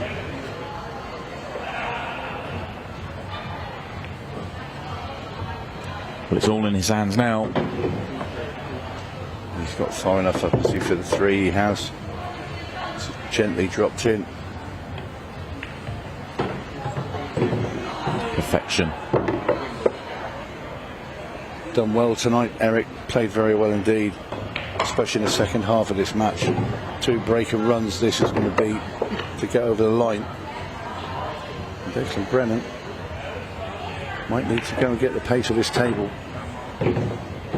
What could it mean to Eric as well? He knows this is a big victory for him to get going in the shootout once again and to beat somebody he has a lot of respect for. And it is Eric Charlton that gets the victory. He beats Declan Brennan by 6 racks to 4, and he marches on to the last 16 of the Boston Shootout and a matchup with Dave Matlock. Let's hear from Charlton after the break.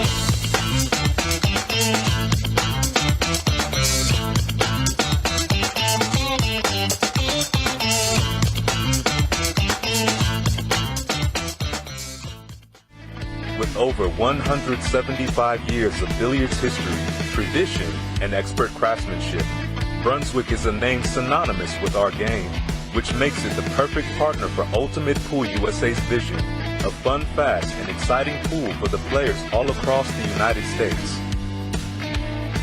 Brunswick, Ultimate Pool USA's official table partner.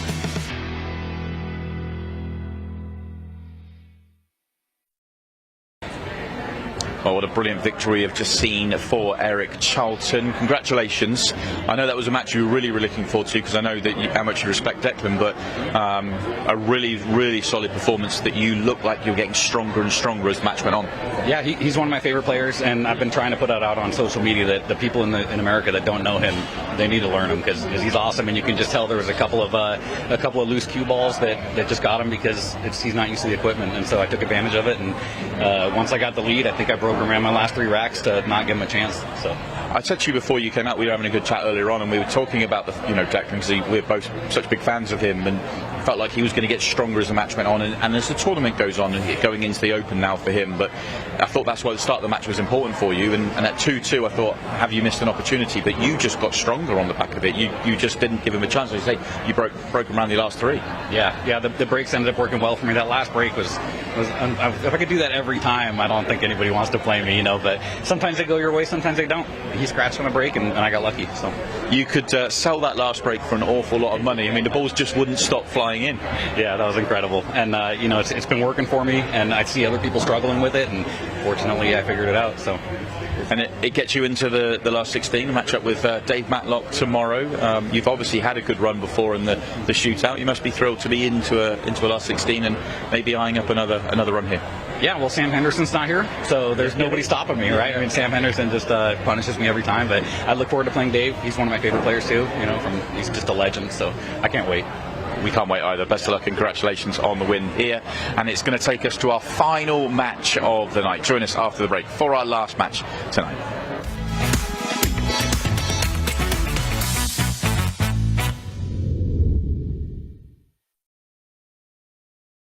Hi, I'm Scott Ryan, Ultimate Pool USA CEO, and I'm here to tell you that Ultimate Pool USA is capturing the hearts and minds of so many pool players across the United States.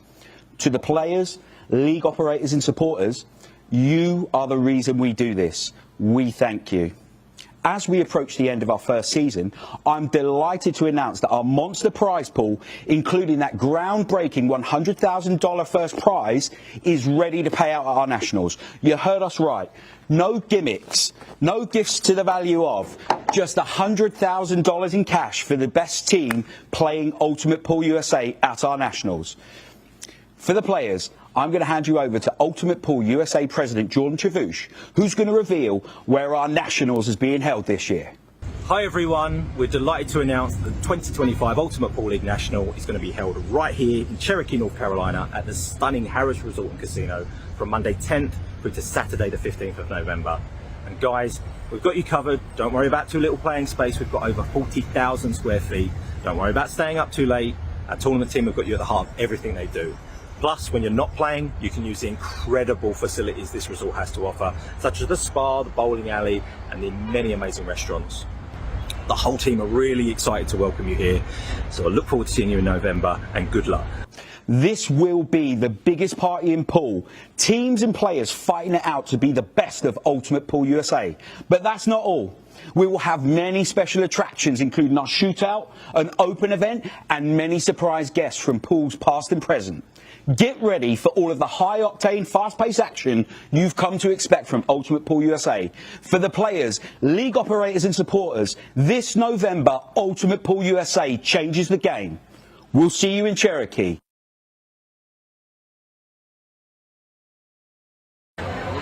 And welcome back to the Ultimate Pool USA Arena here at Courtside Bar and Grill, just outside of Boston, Massachusetts. It is the Boston Shootout, and this is our last round for the night. 8 players will move on to our last 16 round. We've already crowned 7 of them. Who's going to be the last one to make it in? Is it going to be this gentleman, Mr. Damian Pongpanik, or will it be the Silver Sniper, Craig Waddingham? My name is Stephen Wyatt, and I have the impeccable Mr. Simon Webb here with me. Simon, it's been a heck of a day so far. It's been a lovely start, hasn't it? It really has. We've seen some brilliant matches. We've seen some good shootouts, some good pool played, some surprising mistakes played as well. We have got one more just to round out our night. Yeah, and I'm particularly interested in this one just for my own fanaticism. The winner of this is going to take on Skylar Woodward in tomorrow's last round of the final 16, so potentially a huge match there. Of course, Sky making his Ultimate Pool USA debut, but that's all tomorrow. I can't look too far ahead. Damian thought he was going to be looking a little far away from his chair because he almost missed that ball. Able to squeeze it in. This 2-ball does pass. Just needs to be careful with the 8-ball. I think he's okay.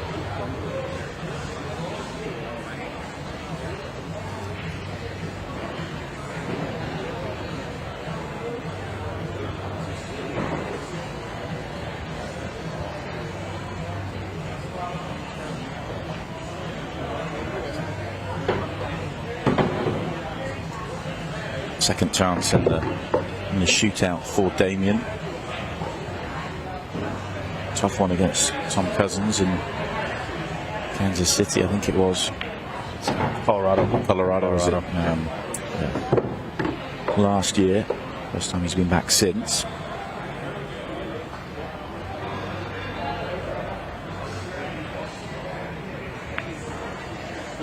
Very good start. Oh, he's the rules infraction here, and he knew it straight away. Oh man, that is so unfortunate. Yeah, that's a real tough one to take. Yeah, you've got to wait for the balls to stop moving before you start sweeping them up. Yeah, even Craig Waddingham looks a little bit confused. Obviously, Craig knows the rules, but it's not how he wanted to win a rack. Yeah, no, and I mean, I guess in the back of his head, maybe he's feeling a little fortunate because Damian made a really good run there. It's tough. It's tough. Yeah, it's very tough. It's just a natural habit for a lot of players to just start sweeping them up. Let's get on with the next rack. But the rack is not over until the balls stop moving. Yeah, the referee will call rack once all the balls have stopped moving, and if you do touch those balls beforehand, it's going to cost you the rack. And this is where you're going to see the competitor and Craig Waddingham. He may not actually looking at this layout, but this is rough. You'd love to just hurt it. You really hurt Damian here. May not have the opportunity. He might be able to get through and have a go at these stripes. Can you play the 9 to the 11? Is that I wonder whether we could just see. You can see the 11 straight. Oh, okay. Yeah. Yeah, you could just get through. So there is actually a decent enough chance here on the stripes. And you're just the ball that's touching the 1 ball, you're just going to use that as your combo to make the 12, so that makes that ball playable. He's got a really good shot here, honestly.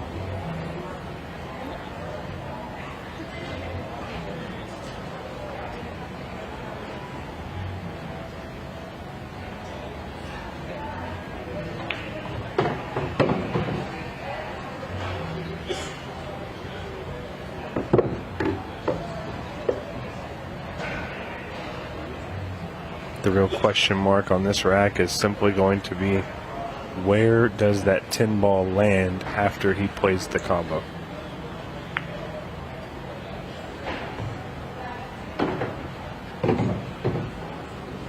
Surely he'd like to make both the 4 and the 12, right?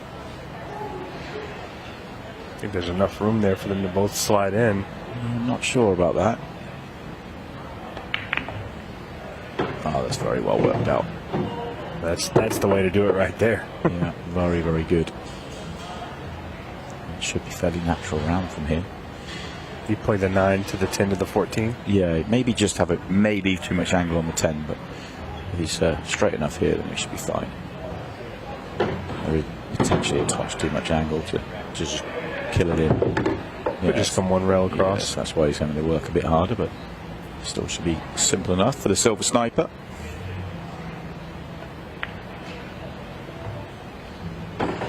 Craig saw some early success with his first trip over here, reaching the finals of the Arizona Open, losing only to multi-time finalist, 1-time winner Joe Prince. And he's going to get the rack here, walk straight away from the table, doesn't want to make the same mistake that Damian did. It's going to be 2-0 to the Silver Sniper. If he really wanted to get in Damian's head, he could have threatened to crap the balls and stop just before. Oh, that would be horrible. Craig is a really, really good guy. Tough start this for Damian. It really is. It's not necessarily, you can get off to a slow start, but to get off to the start like he has, where it's a big mistake, a rules, a little mental error, that's really tough to take. And then to have to watch Craig do what he just did. Yeah. It's the loneliest place in the arena. The loneliest place in the building is in that chair, not able to do anything.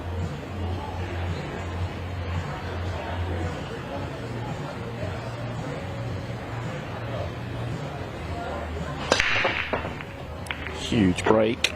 Oh, and he's going to scratch as well. Oh, that's just adding so much more pain into the mix, because look at a nice even spread of the table as well. Yeah, the oldest adage, when it rains, it pours.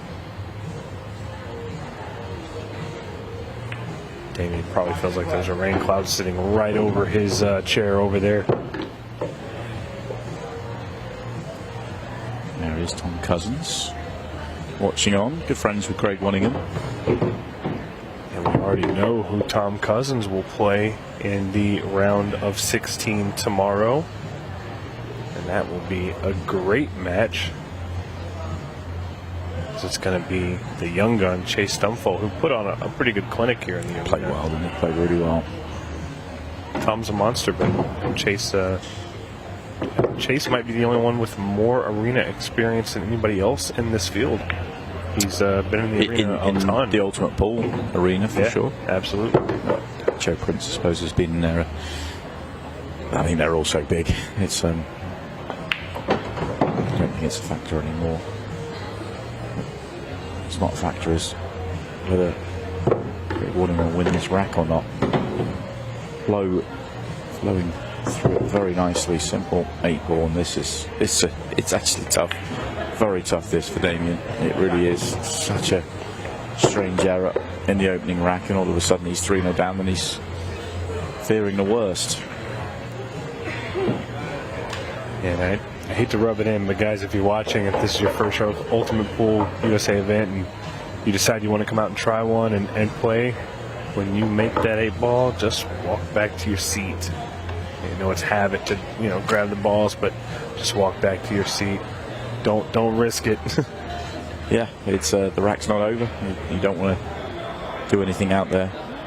Sometimes for most players, it's just an old habit, isn't it, that you've got to get yourself out of. Absolutely. I mean, we saw Lucas-Verner do a similar foul. He did, catching the ball in the side pocket. Yeah. Just can't touch moving balls. Rack 4. Everybody wants to break. 3 racks. But again, it's one of those, and Tony mentioned this earlier, you'll never do it again. Jovan Bustamante is probably the best case there.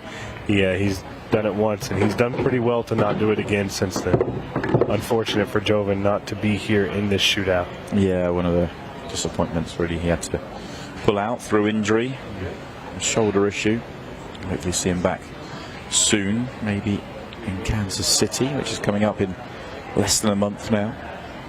Yeah, we're used to taking 2-month breaks. This one's going to come up very quick, Simon. Are you guys even going to fly back home? Yeah, get home for a couple of weeks and then straight back out in big event in the UK in a couple of weeks' time. It's going to be a good one. Not many spots left in that. From what I almost sold out. Yeah, all but sold out now already. If you're on the fence, go to ultimatepoolusa.shop.com and buy your ticket into the event, because if you want to play, you're not going to have the opportunity to buy for much longer.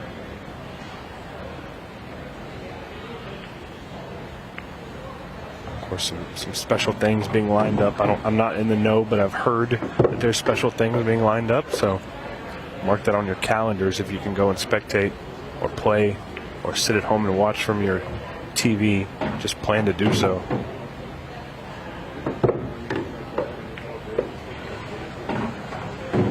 The pain just keeps on coming here for Damian, and Craig Waddingham is going to run another one out. He's had 3 visits to the table. He has cleared up. He will have done when this 8 ball falls in on every single occasion, and yet he still is winning 4 racks to 0. The gift in the opening frame has just set the tone for this match. Have to feel for Damian. He knows he made the error, but still can't have expected what's happened since. Yeah. He really needs an opportunity at the table. He's not gotten any since then. Obviously the foul, Craig broke and ran, and then a scratch on the break, and then I mean, it's been brutal.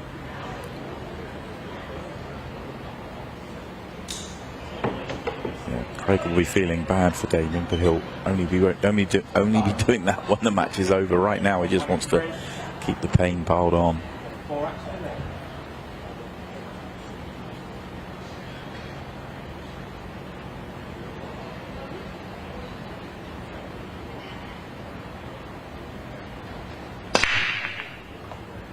Another big break. Oh, thought it scratched again. But look at the spread. I mean, it looks really nice. Nothing is touching. The stripes look pretty good here. Yeah, it's time to get one on the board here for Damian. It all happens so quickly out there. The time in the match is okay. It's just trying to stop a freight train right now. Yeah, I think the hardest part is just going to be fading Craig's break. You have to sit there and watch him break and hope he makes a mistake. Not 1, not 2, but 4 times at this point.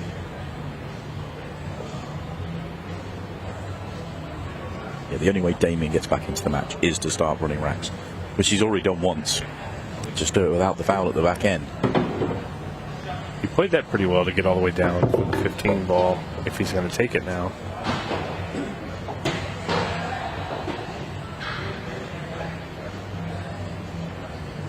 Don't overcook this.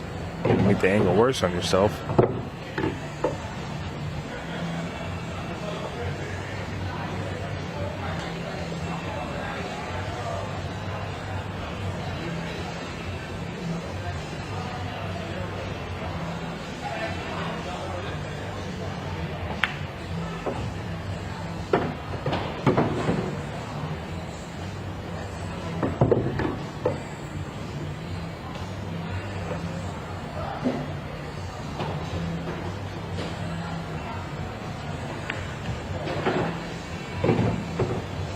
Hard to control the inside English spin.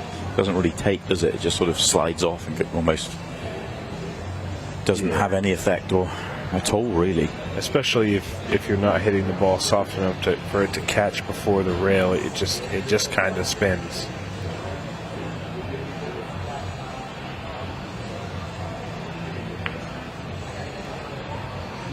End up good here. Shoot the 8 ball.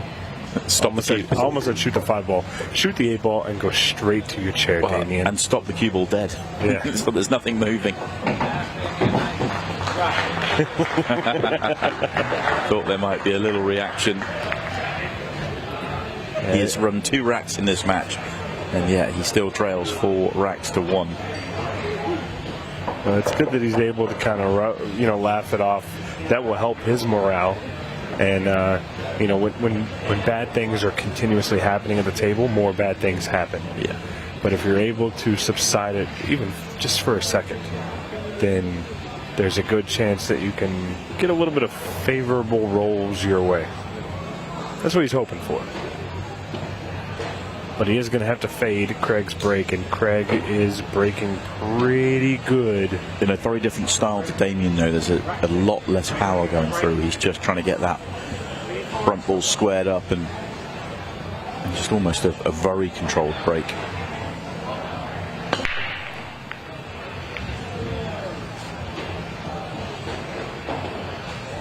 And he's going to be dry. Damian gets an opportunity to run 2 straight. I mean, there are 3 balls sitting inside a pocket. 2 balls and 1 other very close. The 9 ball, the 10 ball, both sitting in the pocket. The 4's dead straight in. You couldn't ask for a better opportunity.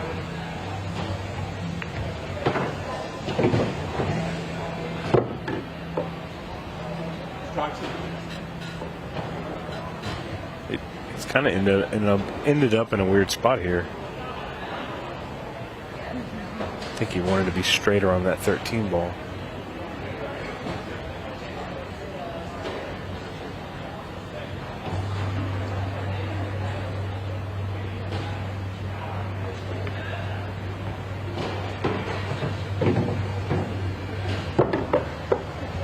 It's okay.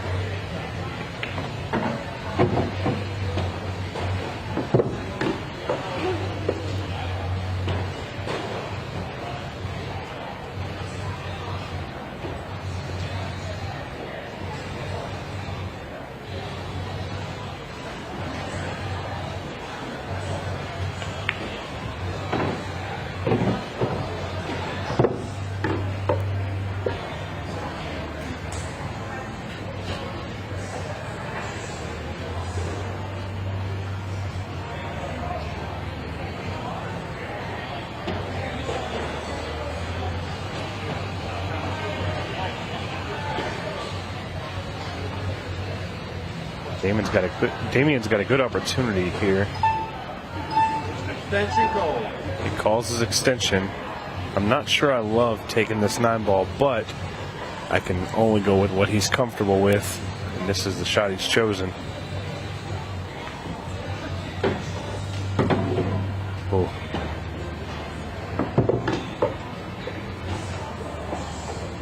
Definitely not what he wanted. It's so hard to control the inside spin off of any of these rails.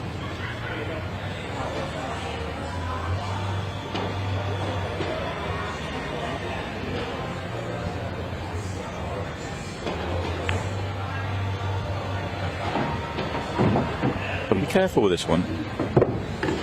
Yeah, he did hit that last one well with where he was. Yeah, you're right. He does have to be careful. He's jacked up over the 6 ball a little bit, and he's going to have to hit this with a little bit of power. Don't want the cue ball to get away from you, so smooth shot. Use the 4 ball to help. Don't block him. He can see it and he can make it. He's going to feel fortunate on that one. Opportunity to make it 4-2 here.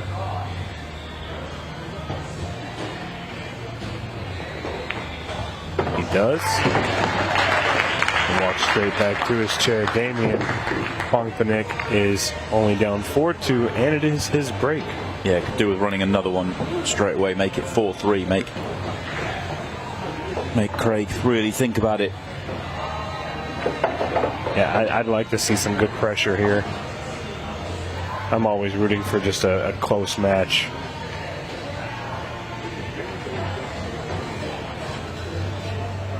I've said it quite a bit. I think this is the most exciting form of pool in America by far. Yeah, I mean, I love it. I just think time matches create such a cool dynamic. Another element to the game.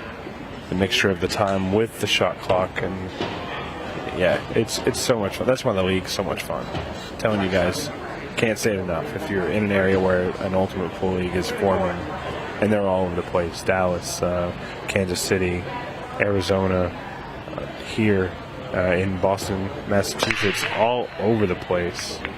I can't name them all because there's a ton of them running, but if you're in an area, get in a league, just give it a shot.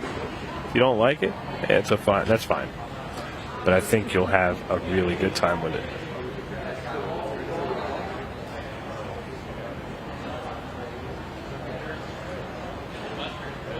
This is not Craig's best break. I'm sorry, Damian's break. Damian's best break. And he's hit a couple of really good ones, but this one not so good. Be interesting to see what Craig decides to do here. Like the early couple of shots are key.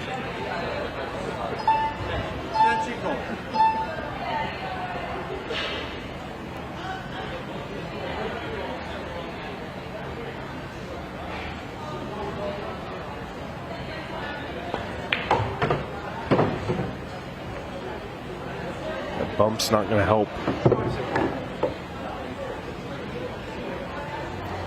Can he take the 12 here and do something good with the 11? Will the 11 ball get bumped into a better spot?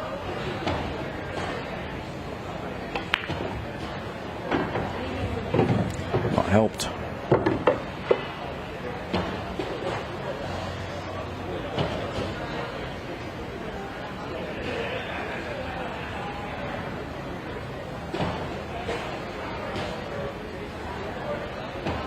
He's definitely got his work cut out for him here.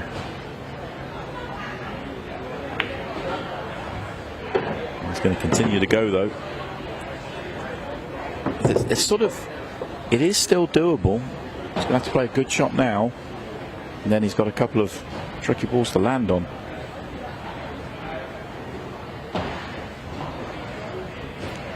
Get a breakout on this shot, but you expect to be on a moving ball. Which he is. That control of that shot was beautiful. But now he's got two balls that are very, very guarded. He's very much digging here. He has no more safe balls to play towards them, so he's going to have to play shape on the ball he's shooting next, which is never easy.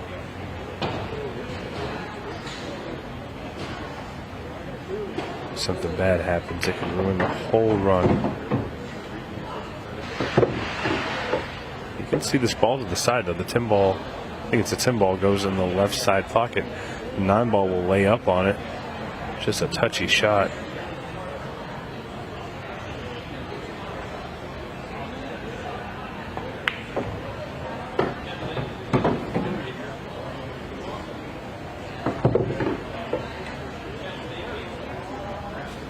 It's a very straight shot to go off of the 6, you think? I think he's got just enough to do it. It feels comfortable enough. Nope. I think it was always doable, but you risk, something like that happening. It's not as easy as it looked. There's life in this match for Damian, for sure. Only 2 behind, still 12.5 minutes to go, and he's got a look in here. He's favourite for this rack. I like him to break his balls out right here, too. Go after it first. Oh, missed the touch. That's okay. That's why you always go after your problem balls early, because you can get another shot at it.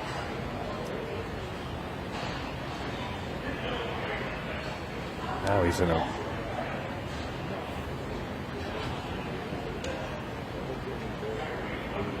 It's a tough shot.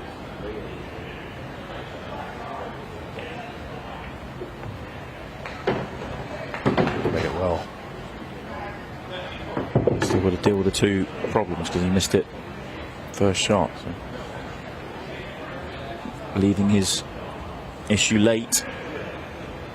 And it looks like what he's going to do is play the 2 and use either the 3 or the 4 to try and break it out. But if he misses his breakout here, he's only going to have one more opportunity at it. It's going to really make things rough.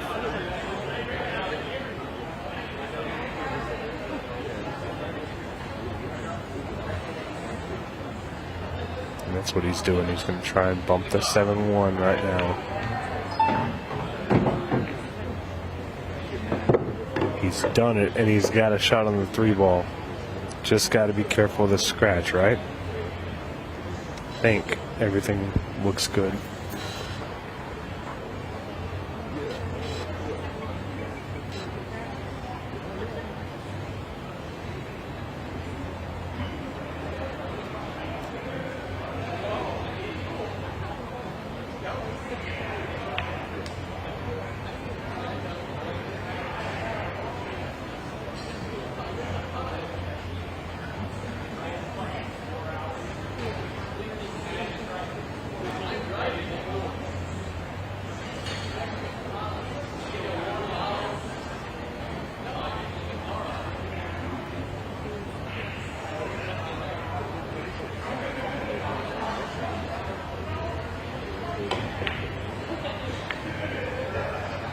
I like what Damian did there, playing the safe shot.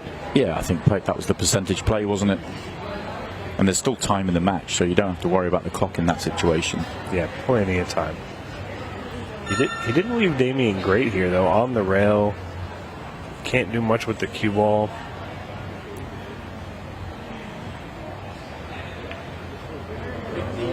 Oh.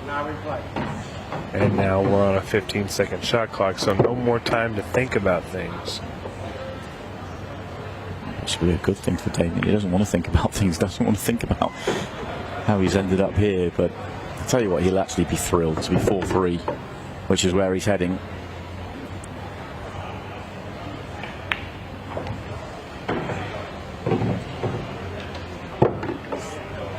He settled a little bit on that shot, so he's going to have a tougher angle, but he should be okay. I like him make this ball. Very nice. This match has changed completely. Waddingham taking on a very tough run out there, doesn't get it. And from 4-0, we're at 4-3. It should be 4-3 the other way. It should be, but I don't think the match plays out in the same way necessarily. But yeah. Damian will be far the happier, even though he did make that major mistake in the opening rack. Yeah, from now he's just got to focus on the 8 or so minutes left and focus on tying the ball game and getting the lead.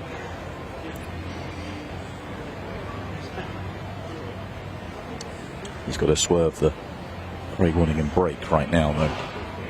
And that's the thing. Craig's got a brilliant temperament. Yeah, he's made a mistake in the previous one, chasing a bad finish, and the pressure feels high because of 4-0 becoming 4-3, but normally deals with it well. He will need an opportunity to be able to deal with it. No. 13. So many balls threatened to fall, and in the end, nothing.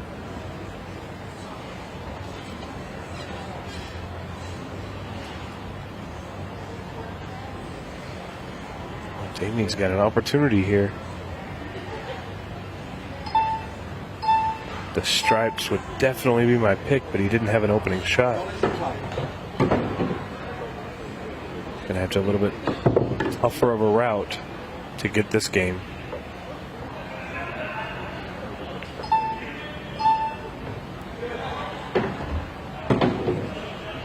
You see him really stepping up the pace because of the 15 seconds a shot.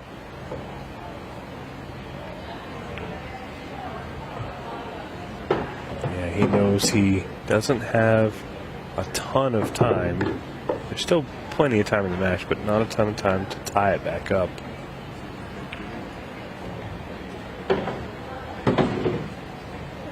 Question here is, Simon, do you just shoot this 4-ball in the side pocket and roll up for the 1 down on the bottom right? Yeah, he's a little bit short. You can see him straight away shaking his head. And having to just sort of reroute, find the cue ball here. That's excellent. Yeah, not the shot he originally wanted to play, but it's the one he ended up having to play. Might get the 8 ball's wide open, but might not land perfect on it. Might be, I've got a feeling he's going to end up off angle because of the angle he's left here. There's always an opportunity for the bank. It's not what you want to shoot, but you could just stop the cue ball and shoot the bank. He's shooting this in the side. Yeah, and he's trying to put it on the side and hold the line on the cue ball. I think he was worried about running too far, and big error from Damian. It's a tough shot, maybe a shot that he didn't have to take. Uh-oh. That's not a good first shot from Craig. He's caused himself an issue that he didn't have to begin with. He started off this match flawless, to a little bit of credit from his opponent, but not playing his best. Okay, that's a good shot.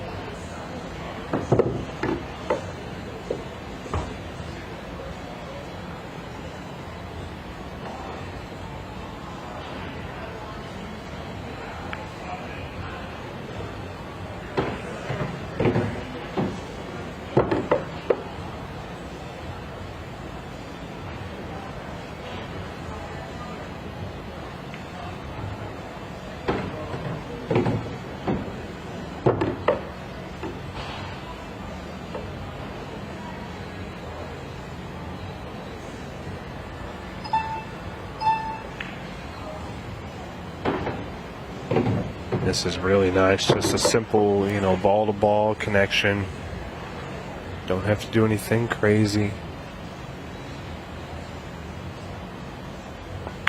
Something that Craig really excels at. A lot of the English guys excel at just, playing straightforward shots, whereas some of the American players can be a little bit more flashy. Use the cue ball a little bit more. Flashy might not be the right word, but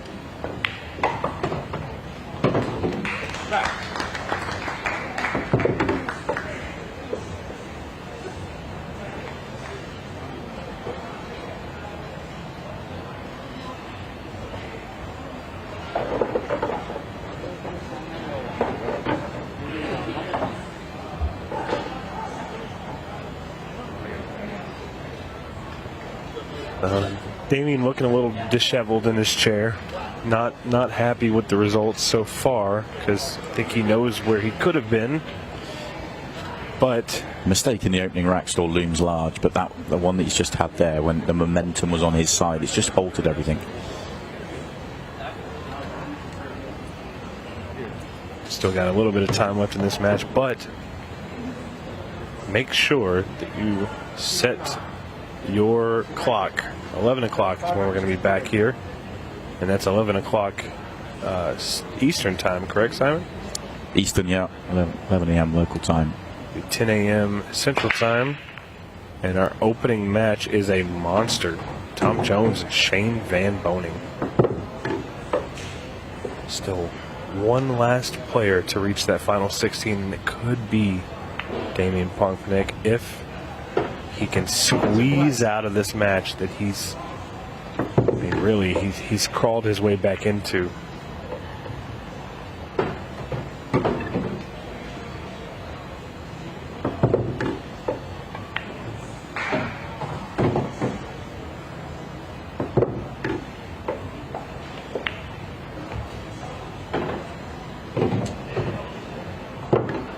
Well, if he can run these out, and he's in shape to do so,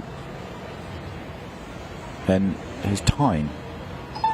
It's getting short, but there is time. He puts the pressure back onto Craig Waddingham. The problem I see here, so he's trying not to move the cue ball a lot. He's going to end up fairly straight on this 5-ball, I think. And I don't know where the 8-ball is going to go. Does it not go on the opposite side? I don't think it does. I think it's blocked. I was working on the assumption it did, but it does. You're right. It looks like it's blocked. So he may just be able to back it up now from this angle. You got to watch the scratch though, because I think it'll go in the bottom right. If he's got enough angle, just come underneath it. Yeah, you could definitely do that.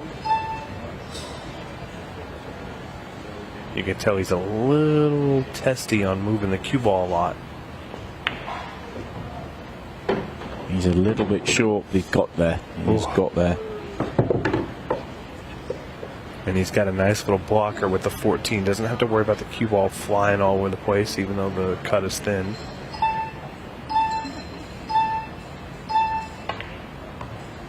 Oh, gets there. And he actually squeezed out of the 14 ball, but here it is, guys. This match is not over yet. It was looking a little grim. Look at this 8-ball shot. Oh, just drew right out of it. Did not scratch. Good shot by Damian Pongpanik. And it is 5-4 with right around between 3 and 4 minutes left. And it's going to be Damian's break. Yeah, Damian to. Yeah, it's Craig's break. Is it Craig's break? No, it's Craig's break. Yeah. So he's got to fade this one and hope that Craig can break dry with 3 minutes left. Run the rack out. You got roughly 1 minute left. You get a chance for a golden break. That's absolute best case scenario for Damian. And a scratch. Wow. Do we have any favourite for this match? We may do in a minute. And 4-0, Damian has got ball in hand here to make it 5-5. And keep an eye on the clock. Are we going to end the night with a bang? It's possible. He can see this 15. Oh, that's really good. I didn't think he could see it. He's got an opportunity. Big one. He has the next break, so you've got to kind of bear that in mind, but you don't want to risk not making the run out here. But you've got to be conscious to try and leave as much as possible for a potential run out of his own break in the next. Yeah, and I don't think he wants to go to a 6-ball shootout with Craig Waddingham.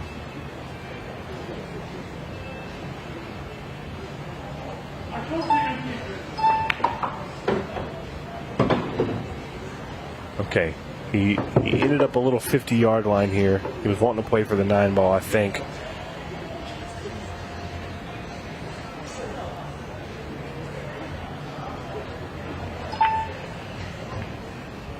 All right, he's got a kiss. Can he see the 14? He can. He's come out okay.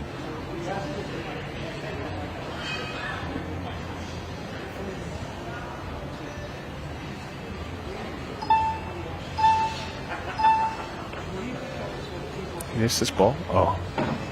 Uh-oh. Okay, he's good.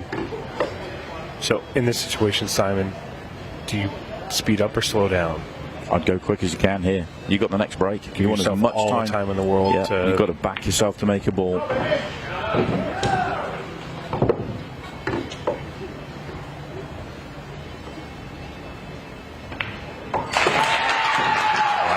huge crowd reaction there for Damian Pongpanik. Started this match in just a really horrible spot. Yeah, he's done well, and Craig started like a train on the back of the mistake from Damian, but it's fully turned. And there was the one mistake from Damian on the middle of this comeback that you thought, will that derail him? But it hasn't. He is now on the break, and he's a break and run away from winning this match. And look he's feeling up. He is pumped up, yeah. But he's also exhausted from the stress of the match.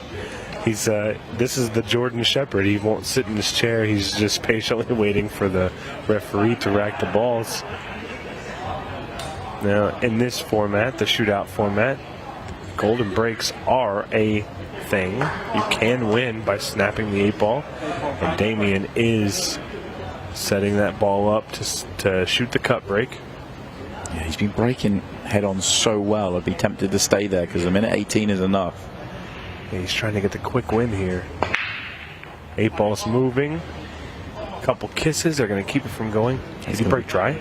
Craig Waddingham's got the opportunity and that's another danger by changing the break. When you're breaking so well with the front ball break, you've got to stay with it, haven't you? It's not as though there was 30 seconds on the clock. It was 1 minute 15, that's enough.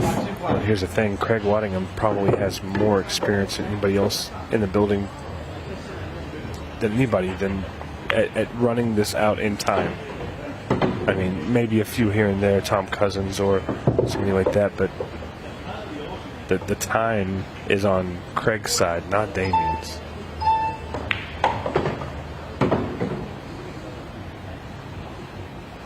He's not rushing, he's taking his time. He knows he's comfortable with the time that he has left.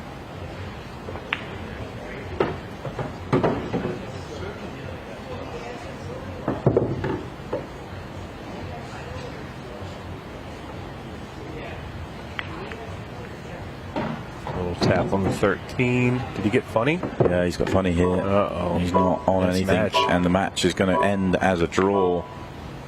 Cue ball is not going to stop for him. He's going to be hooked anyway. For the third time tonight. For the third time tonight, we are going to a 6-ball shootout. What a way to end the night. Yeah, drama till the very last second. Oh, man. And as far as Craig's ability in the 6-ball shootout, do you know where he sits? He's not regarded as one of the quicker players. He's okay. You know, he's obviously going to have a slight advantage as someone that's been involved in a few compared to Damian, who's doing it for the first time in something competitive play. But equally, you know, it's a slightly different beast playing on the Brunswick here with the CPBA than it is on what Craig is used to. Yeah. So it's one of those. It is a 50-50 here. Well, we talked about it prior. This table slides so much because the felt is so new that it's hard to keep that cue ball from spinning and moving. I know for a fact that Damian has done a 6-ball shootout, never in competitive play, but he has practiced them. So I think he has a good idea on the strategy for the break, and we're going to see it right here.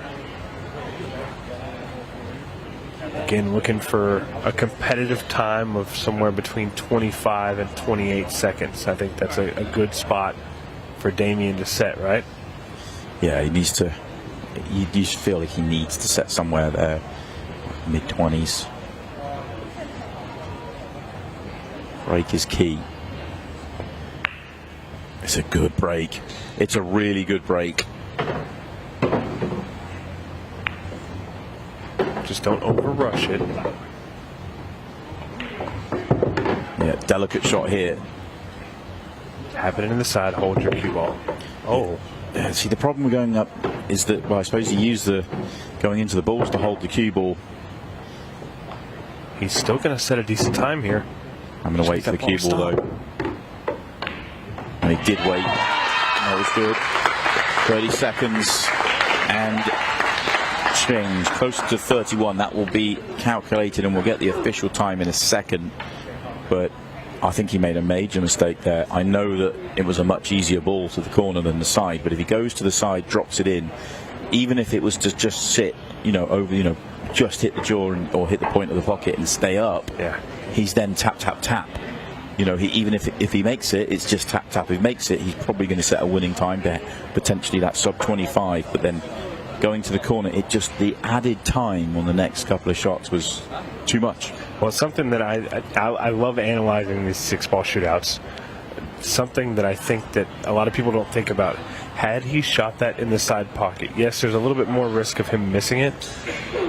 By the time he shot it and stopped the ball, he could have been halfway around the table to the other ball. And if he had missed, it doesn't matter because he can still get down and shoot it if that other ball is moving. Yeah, and if he misses it, he's still going to stay in a really good spot for him. So exactly. Just get down and rock. I thought, perfect. Drop it in, kill the cue ball straight away, and then you're you're going to get out. Even if he'd missed it, he gets out quicker, in my opinion. Yeah. In having to play another shot. But he's still set a time that has to be beaten.